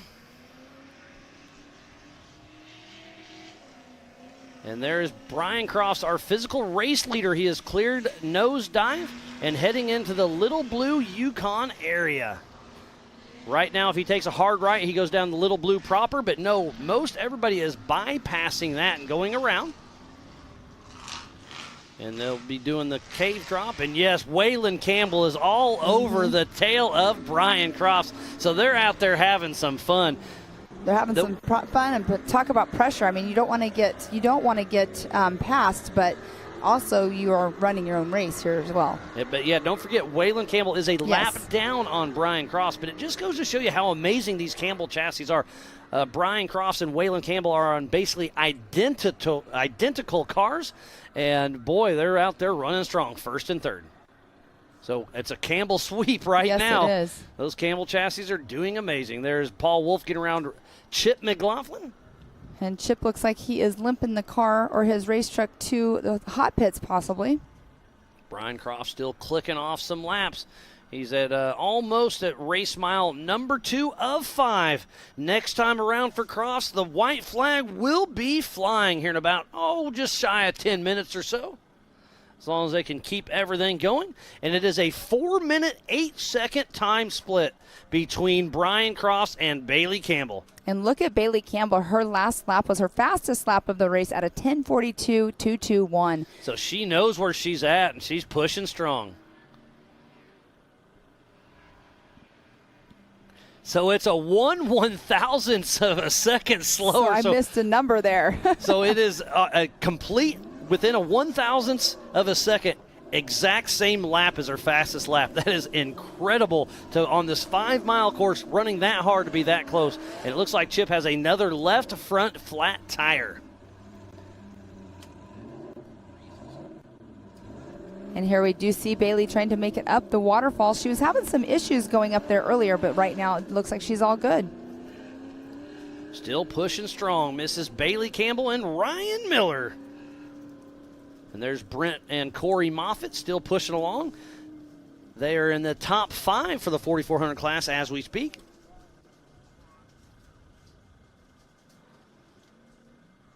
And Brent Moffitt right there going through the water. He'll be coming around here in just a moment to our finish line in just a few moments.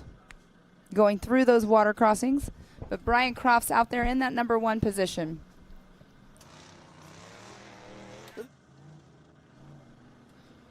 So 2 more laps for Brent and Corey Moffitt in that solid axle, straight axle machine. Jimmy's chassis still running strong.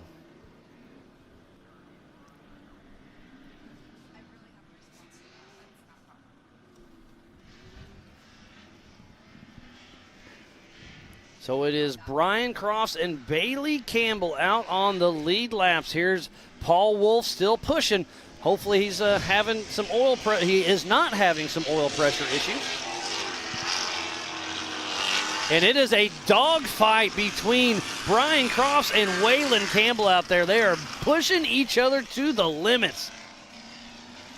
Yeah, Waylon Campbell still behind him. But no, here we Paul Wolf is pulling off the race course just past the race line start finish. Remember, he was having oil pressure issues, so he's playing a points game right here. He made it he clicked off another lap, but is pulling over, trying to save the car probably. We'll see if we can get somebody down there to get us an update.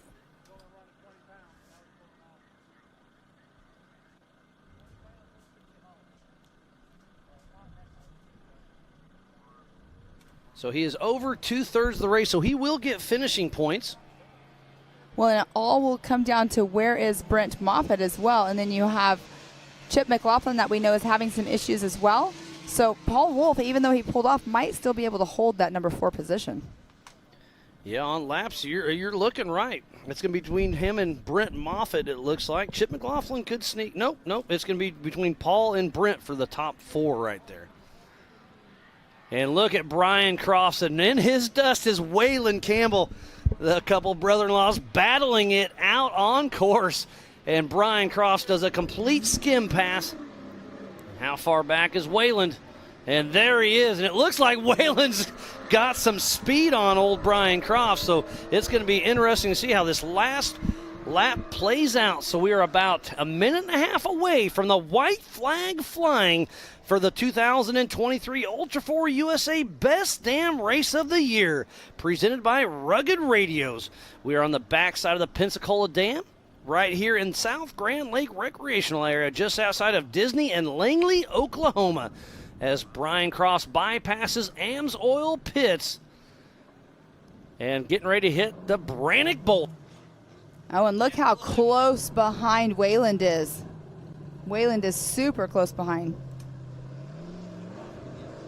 All right, and here we are. Now, is Waylon going to do it and go get past him? Because if Waylon gets past him... Oh, I didn't think of that. If Waylon can get around Brian Crofts, he's got 2 more laps. That is a good call there, Pam. and I'm sure Waylon knows that. And he's just pushing hard because why not?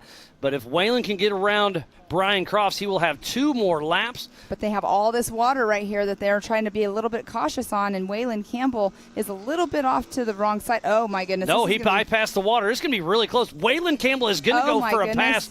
I don't know. It doesn't look like it's going to happen. It's going to be close. But Brian Crofts, so the white flag will be flying. And yes, it is. The white flag flies for Brian Crofts. 1 lap to go with Waylon Campbell all over his tail. But remember, Waylon is 1 lap down. Correct. So it's still going to be a race to the finish. But 1 and 3 are nose to tail. How far back is Bailey Campbell? What a wonderful race we have on our hands. If he would have got around, though, he would have been back on that lap, the lead lap with him. Well, actually, they're on the same laps. Waylon is down 1 lap. Wow, that would have been really awesome. Yeah, holy cow, this is going to be a race to the finish. It's been a great finish to all of our races. It's been very, very exciting this weekend. So, again, thank you, everybody who has been tuning in. And there's a great shot of Brian Crofts and Waylon Campbell. This is an amazing shot as they're blowing through. That was the end of qualifying last year. So they're going to dive through and kind of come to the right of our screen, kind of weave through the trees.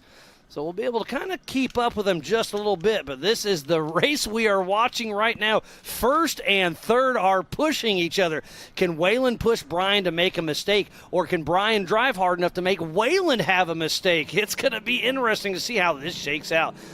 Brian Crofts still out in front by about 5 seconds or so. Even though they're not racing against the same position, he knows that he's back there pushing him, and that can make a driver actually, mess up because you're pushing yourself a little extra harder to not get past. Oh, and look at Waylon going for the pass again.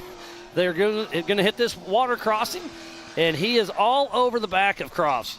Oh, so Bailey Campbell just tripped the first heads-up loop, so she's at race mile Look at this. 3.5, but Brian Crofts is being pushed by Waylon Campbell. You know Waylon right now is all smiles, and look, it looks like Brian Crofts does pull over. Let him go. But, hey, that's a smart move. Let Waylon go out and push. And Ken Goodall pushed him around. Up. But that's a very smart move by Brian Crofts. He knows he's got a full lap. There's no way Waylon can get him. So Waylon was absolutely pushing him. So smart racing by Brian Crofts right there.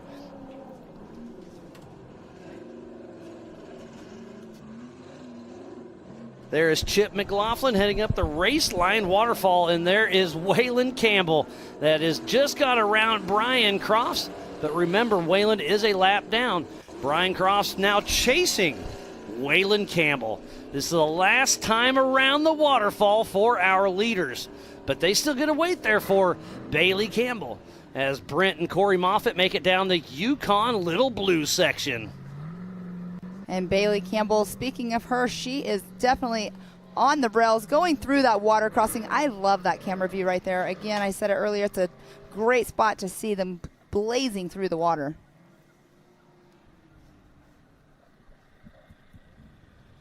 A great aerial view to see how vast it is down here. There's over 20,000 acres and over 100 miles of trails. But we've got a 5-mile course laid out, and it has been an amazing weekend. Thank you to everybody for staying tuned in. This is the 4400 main event. Drone's doing a little trick flying right now. Taking us on a little airboat ride here. A little 3-mile tour. So there's lots of stuff going on this weekend over in Arizona. In California is the Off-Road Expo. I got to give a shout out to Ryan Few. He's over there. He is with Nitto, and he is cheering on the Campbells and Crofts because they're also all on Nitto tires. But Ryan's got it on their big old Jumbotron that they have on their trailer. So pretty cool to hear that they're watching that all the way over there in California. Well, thank you, Ryan Few with Nitto. And, yeah, it's looking like it's going to be a Campbell Enterprise chassis sweep and a Nitto tire sweep. It's a great weekend by all.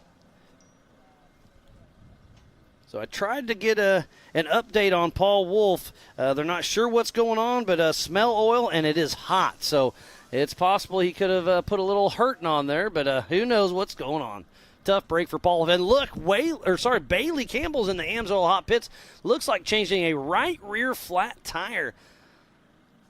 I think she still has second locked down, so she's playing it smart because she still has 5.5 miles yet to go to finish up her race. And look again, the Ultra4 family, all hands on deck, having everything come together. Oh, come on, Miss Bailey. So Bailey is back in action, and there's Waylon. He is pushing hard. What a great shot of the Little Blue Yukon section.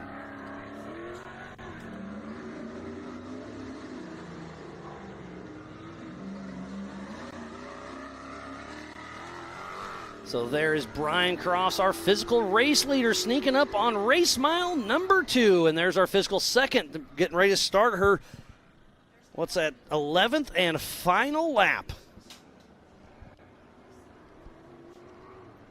Sorry, they're going to finish 12 laps. 12 laps in total, pretty yes. Impressive. Racing for 2 hours plus the white flag on this 5-mile course with a little bit of everything. Some water crossing, some of the biggest rocks we see, some wide open sections, and some tight trees. This is what Ultra4 USA is all about. And there goes Bailey Campbell and Ryan Miller grabbing the white flag. Physical second position. So about a 2.5-mile lead between Crofts. No, that's just shy of 2 miles between Crofts and Bailey Campbell. As we see Brian Crofts sneaking up on race mile number 2 at that first little woods section. He'll be jumping out on the lake bed here in about 10 seconds. Just for about a second, and then head right back into the woods. And it gets really tight in these next couple wood sections. So it's just a horseshoe right out on the lake bed and right back into the woods. And then right now he's going to take a hard right, followed through the trees, and it gets real tight and turny right there. And then he'll hop back out on the rocks and then head back in for the third and final wood section as Brent and Corey Moffitt still trucking along. And they're actually running in that number 5 spot, so that's a great spot to be. They were having some problems earlier, but here they are still going. But Brent Moffitt's still going to go out for another lap, and Paul Wolf, I believe, is still pulled off to the side. So I think Brent Moffitt's going to pump Paul Wolf from 4th to 5th. Well, Brent Moffitt will be completing this lap, so they'll have the same number of laps. So Brent Moffitt moving along. Yes, I just put physical eyes. Paul Wolf is still stopped just after the start finish, so Brent Moffitt can go out for another lap and bump Paul from 4th to 5th. So Brent Moffitt is going to get 4th position if everything holds true. Back following Bailey Campbell and Ryan Miller as they pass Ken Goodall. Big thumbs up from everybody. And as long as Brent Moffitt keeps on going and doesn't have to stop in his hot pits and get Waylon Campbell and Brian Crofts by him, he will still get to go out for another lap. So there is Paul Wolf stopped and out of the race just after the Rugged Radio start finish. So Waylon Campbell has got about a 30-second lead over Brian Crofts, but remember, Waylon is a lap down. So our physical race leader, Brian Crofts, is sneaking up on race mile 3.5 of 5 as we watch Bailey Campbell making up the race line wheels waterfall. And there we are again with Waylon Campbell making his way through. So Waylon Campbell's heading to the end. He'll do a 180 loop and head toward the Spider Track backsplash. So coming into screen should be our physical race leader. There he is. Brian Crofts is right around race mile number 4. No hard obstacles per se. He's got a couple water crossings, the Brannick boulders, and he will be here in town in about 2.5 minutes, grabbing that checkered flag. And there's Waylon Campbell. Look at Waylon. He is skimming fast. So, Miles, it would be very interesting to see if Brent Moffitt does have to stop or anything, because right now he literally will get to go out for another lap. And I'm thinking right now, am I confusing myself? So Brian Crofts is out front. Waylon Campbell got around him. So is Waylon going to grab? Is he going to get 2 white flags in? Or how's that going to work? I guess we'll see how it plays out. Well, they both got a white flag. Correct. But on then the last lap. Waylon got around him, and Brian Crofts is our leader. So we'll see how it all shakes out. And there is Miss Bailey Campbell. Heading up nosedive for her 12th and final time. And Brent Moffitt heading out for his final lap. Brent and Corey Moffitt, 1 more lap to go. 5 more miles down here at the South Grand Lake Recreational Area. So, Miles, that will make Paul Wolf go down into that number 5 spot because he is going out to get another lap. So great run by Brent Moffitt, but hey, if Paul Wolf can hold that 5th position and for points, he still has good hope in the Western Series Championship. And there's Waylon Campbell. He's about 100 yards away from the Rugged Race Radio start-finish line. All right, so let's keep our eyes on Mr. Taylor. So he is going to get the checkered flag. So Waylon Campbell grabbing the checkered flag, but that should put him in 3rd position. So Brian Crofts is not too far behind him. Waylon Campbell was a lap down. So we are really, really close to getting our unofficial winner. There he is, Brian Crofts, our unofficial winner of the Best Damn Race of the Year, presented by Rugged Radios. 100 yards to go. The checkered flag is out for Mr. Brian Crofts. A great running all day, all over the throttle. And Brian Crofts grabbing that checkered flag What a wonderful race for the 4,400 main event. Pam, that was a good one. That was definitely a good one. We were waiting for Miss Bailey Campbell to come in and get her checkered flag, but right now, unofficially, we have Brian Crofts in that number 1 spot, Bailey Campbell in second, and Waylon Campbell in third position. So a Campbell Enterprise chassis sweep and a Nitto tire sweep. What a great run by all. There's Bailey Campbell, physical second and on adjusted time. She's in our first little fast flowy wood section, right around race mile number 2. So 3 more to go. And I hear Brian Crofts rev it up for everybody right here at the start-finish line. And here is Chip McLaughlin. Looks like he should lock up 6th place. Not a bad run for him.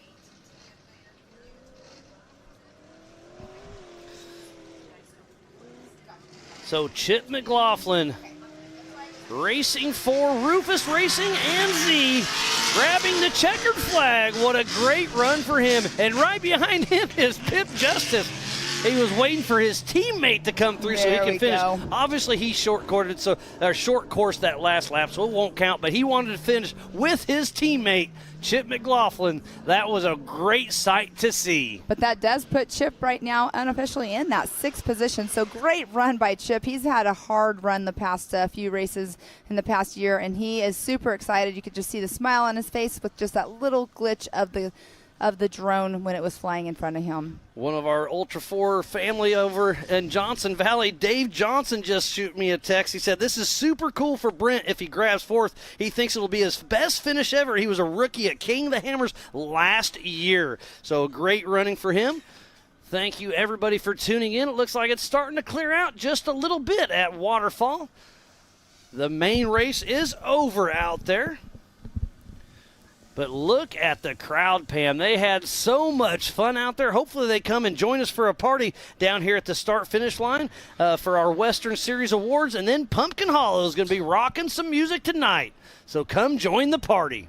Yes, it's going to be an amazing night of giving away awards as well for our West Coast Series. And here Miss Bailey Campbell is in the background of our studio for here, and there we have her. So that is race mile 3.5.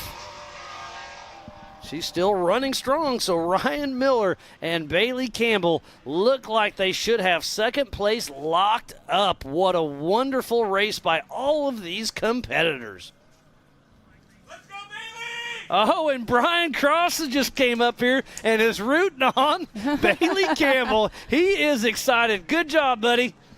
He came over to the back of the rugged booth and gave her a huge shout-out. He's got to be all smiles right now. Well, and yes. You know Bailey's just as excited. And Kevin Taylor just came through and got the checkered flag as well. He was having some issues earlier on, but he just now got that checkered flag. That's got to be a great feeling after you race in a race like this. It's not a super long race, but it's been a hard race. They've had some hard hills they've had to go up.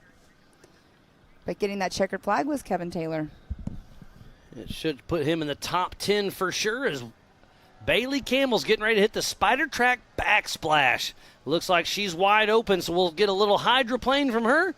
And one more time to go over this little splash section, and she does it well again. She's got to be well up into 90s, 100 mile per hour back there. Over 80 for sure. And there's Brent Moffitt as he's coming around the Yukon Little Blue section. I wonder what the top speed is out there. It probably is in that section. So sniffing 100, at least over 80. I will be finding out when I go do their interviews because I want to know exactly how fast they were going. Exactly. And they got it on their GPS, so they can't even lie to us. So Brent Moffitt dropping out the backside of Little Blue. Basically race mile 1.5. What a great showing by Brent and Corey Moffitt. We saw Derek West riding with Mick Henson yesterday. This is one of his old cars out here still running along. You know, kind of a dazed unique and confused, I call it, a Ultra4 rock bouncer Porsche-themed machine. It is definitely unique, and there is Miss Bailey Campbell getting ready to come around our last heads-up loop. And she'll be coming around to get that checkered flag unofficially in that number 2 spot. So Bailey Campbell a couple hundred more yards, and she'll be grabbing that checkered flag. Unofficial second position. Bailey Campbell and Ryan Miller all over the throttle, getting slideways, grabbing that checkered flag. Unofficial second position goes to Bailey Campbell.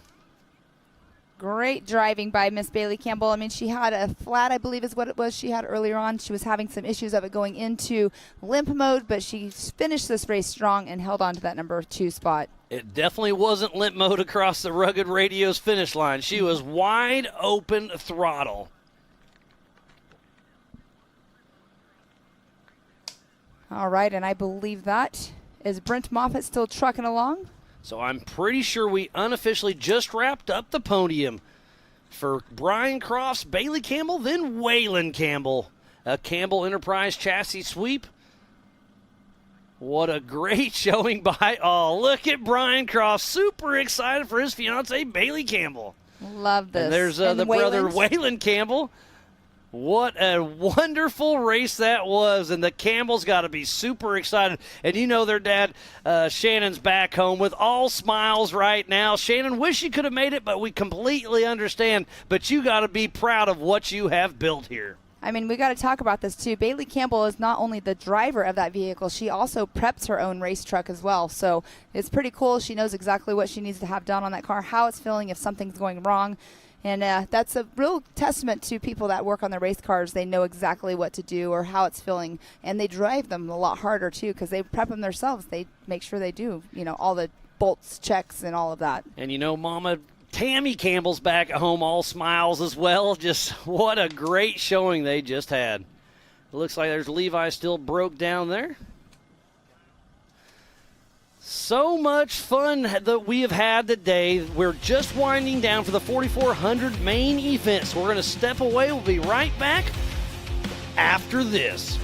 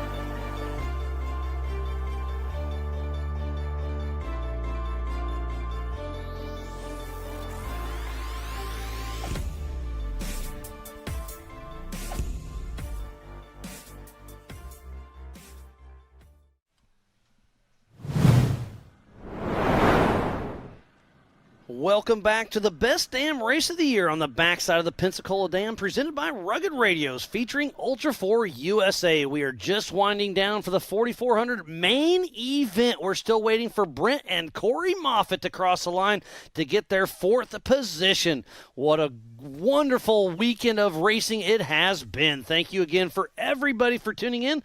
There's Brian Crofts, Waylon Campbell, and Bailey Campbell out there. Waylon's already on the phone celebrating with somebody. And there is Brent and Corey Moffitt heading up the staircase, going to bypass the Amsoil hot pits for the final time. And he will be our last finisher, I believe, of the day. So he is going to be taking over that number 4 spot unofficially from Paul Wolf. Brent Moffitt entering the Brannock Boulders for his last time. About 2 minutes, and we'll see him in here.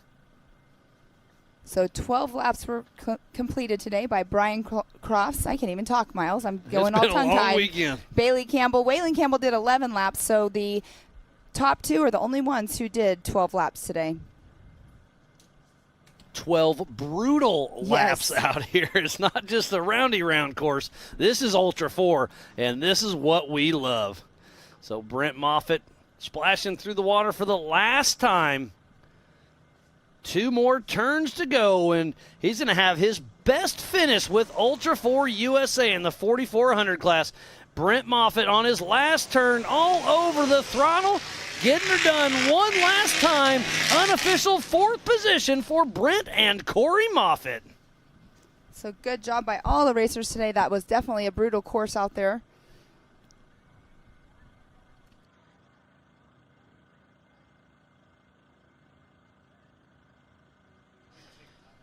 Sounds like the Rugged Radios getting a little, the course is cold. The Rugged Radios just said course is cold. Sounds like Erica Allreed, a 3rd member, is down there with Brian Crofts. Erica, what do we got? Brian Crofts, our 4,400 Unlimited winner. Brian, it sounded as though you were the only driver out on course that didn't have issues and was able to come out of that race unscathed. So tell me, what went into this brilliant effort here today? I think all the troubles I had coming into the race, having a motor that wasn't running, luckily had our tuner and he was able to get the car running good for us. And we just winged it on the start line and sent it. So. Well, it seemed to pay off for you and your team. So anything else you want to say about that win? Because must I say, it looked very rough out there. Yeah, it was super wet, as you can see, but, no flats all day, no belts, no nothing. I was able to keep the car rolling and moving, and that was the name of the game. And I think you just saw history here. The first time ever we've had 1, 2, 3 Campbell and Crofts. So it's pretty cool to have my wife finish 2nd and my brother-in-law 3rd. So I couldn't be happier. I bet. Congratulations on that one, Brian. Thank you. Thank you, Eric, and great job goes to Brian Crofts. He forgot to thank me for towing him into the pits a couple days ago after he was pre-running, but I'll let you slide on that one. But no, what a great showing it was. With the Campbell crew, Brian Crofts out front, then Bailey Campbell and Waylon Campbell. What a wonderful day of racing. What a wonderful weekend of racing. And here comes our Good Boy Vodka unofficial results. And that 1st position is Brian Crofts. Number 2 is Bailey Campbell. Number 3, Waylon Campbell. Then Brent Moffitt, Paul Wolf. In that 6th position, Chip McLaughlin, Kevin Taylor in 7th, Kenneth Goodall in 8th, Pip Justice 9th, and Philip McGilton in that 10th spot. And 11th, Daryl Kresbach. Then Ken Hale, Dana Hale, Levi Shirley. Frank Vonderheide, Brendan Jones, and then Tim Hooper did not actually take the green flag this morning. So lots of attrition set in today, but that is what Ultra4 is all about. This is some of the hardest racing out there. It was so much fun to watch. I hope you guys and gals back home and here on site had just as much fun as we did. Yes, and it's awesome to see they're down there having little celebrations after this awesome finish. And we just heard Brian Crofts talk about he thinks that's the first time in history that 3 Campbell chassis have gone across the finish line, 1, 2, and 3. That's pretty impressive. And again, a Nitto sweep as well, so they've got to be excited about that one as well. Shannon Campbell and Tanny Campbell are back at home celebrating as well. I'm sure of that. They got to be super proud of their kids. And here's a Rugged Radio celebration replay. This was fresh after the race. That is Brent Moffitt up on the hood of his race truck, giving a hands up in the air. Super excited to be finishing. So that's his best finish with us. I believe that's at 4th place, and that's his best finish in 4,400. So Brent and Corey Moffitt got to be super excited. What a beautiful landscape it is down here.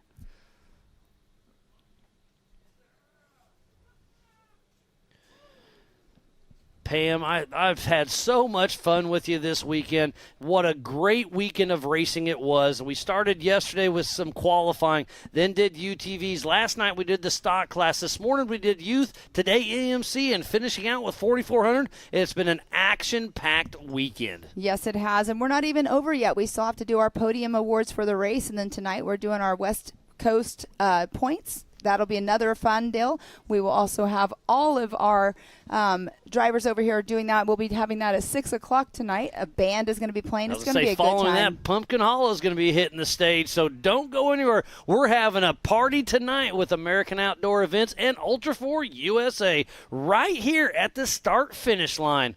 So, grab your coolers, grab your rigs, go play for a little bit. Go follow the course, and you can see how hard it really is out there. You don't need GPS. This course is burned in, and you can kind of see how hard trails are. And then come and join us for tonight with Pumpkin Hollow after we give away the Western Series Championship.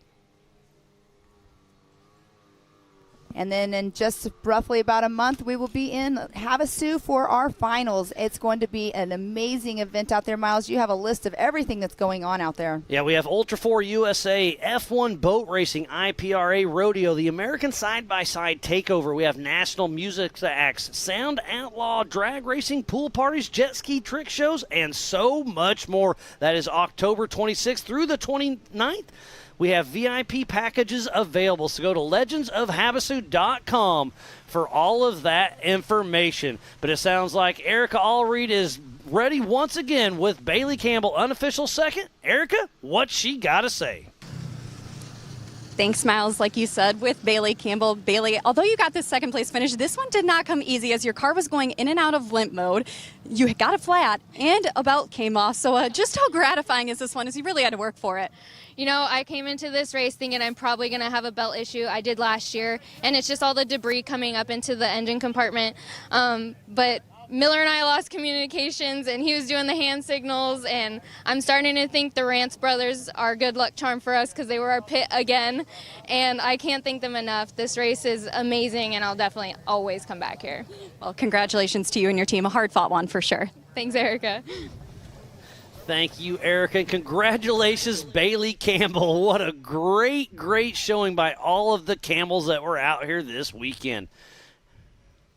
Yes, and it's awesome to see her up there on the podium in that number 2 spot. She's also been on the podium up in Montana as well. So it sounds like she has the great pit crew going on. And we have Chip McLaughlin back here giving us hands up. He finished the race. He finished the race without hitting too many trees, or at least not too hard. Oh, he did say he pinballed a couple times, but that's just part of the game.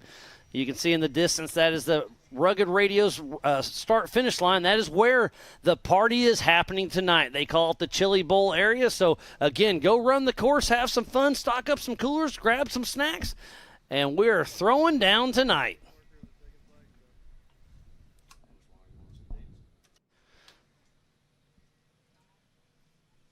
We're seeing some trail riders out there checking out the Spider Track backsplash.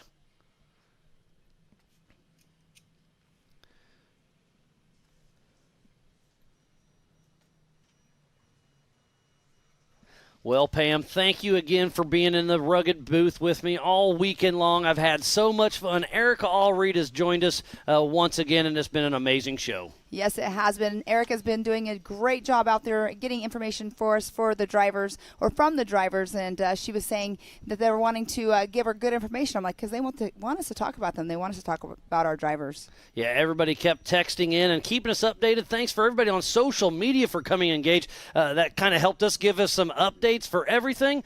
Man, wow, what a wonderful weekend of racing it was here. I've had so much fun. I hope you guys back at home have as well. So thank you for everybody for tuning in to Ultra4 USA for the 2023 Best Damn Race of the Year, presented by Rugged Race Radios. From the entire broadcast crew at AOE.TV and Speedsport.tv, I am Miles Haskowitz alongside Pam Hall. Thank you, and we will see you at Legends of the Hall for our national finals.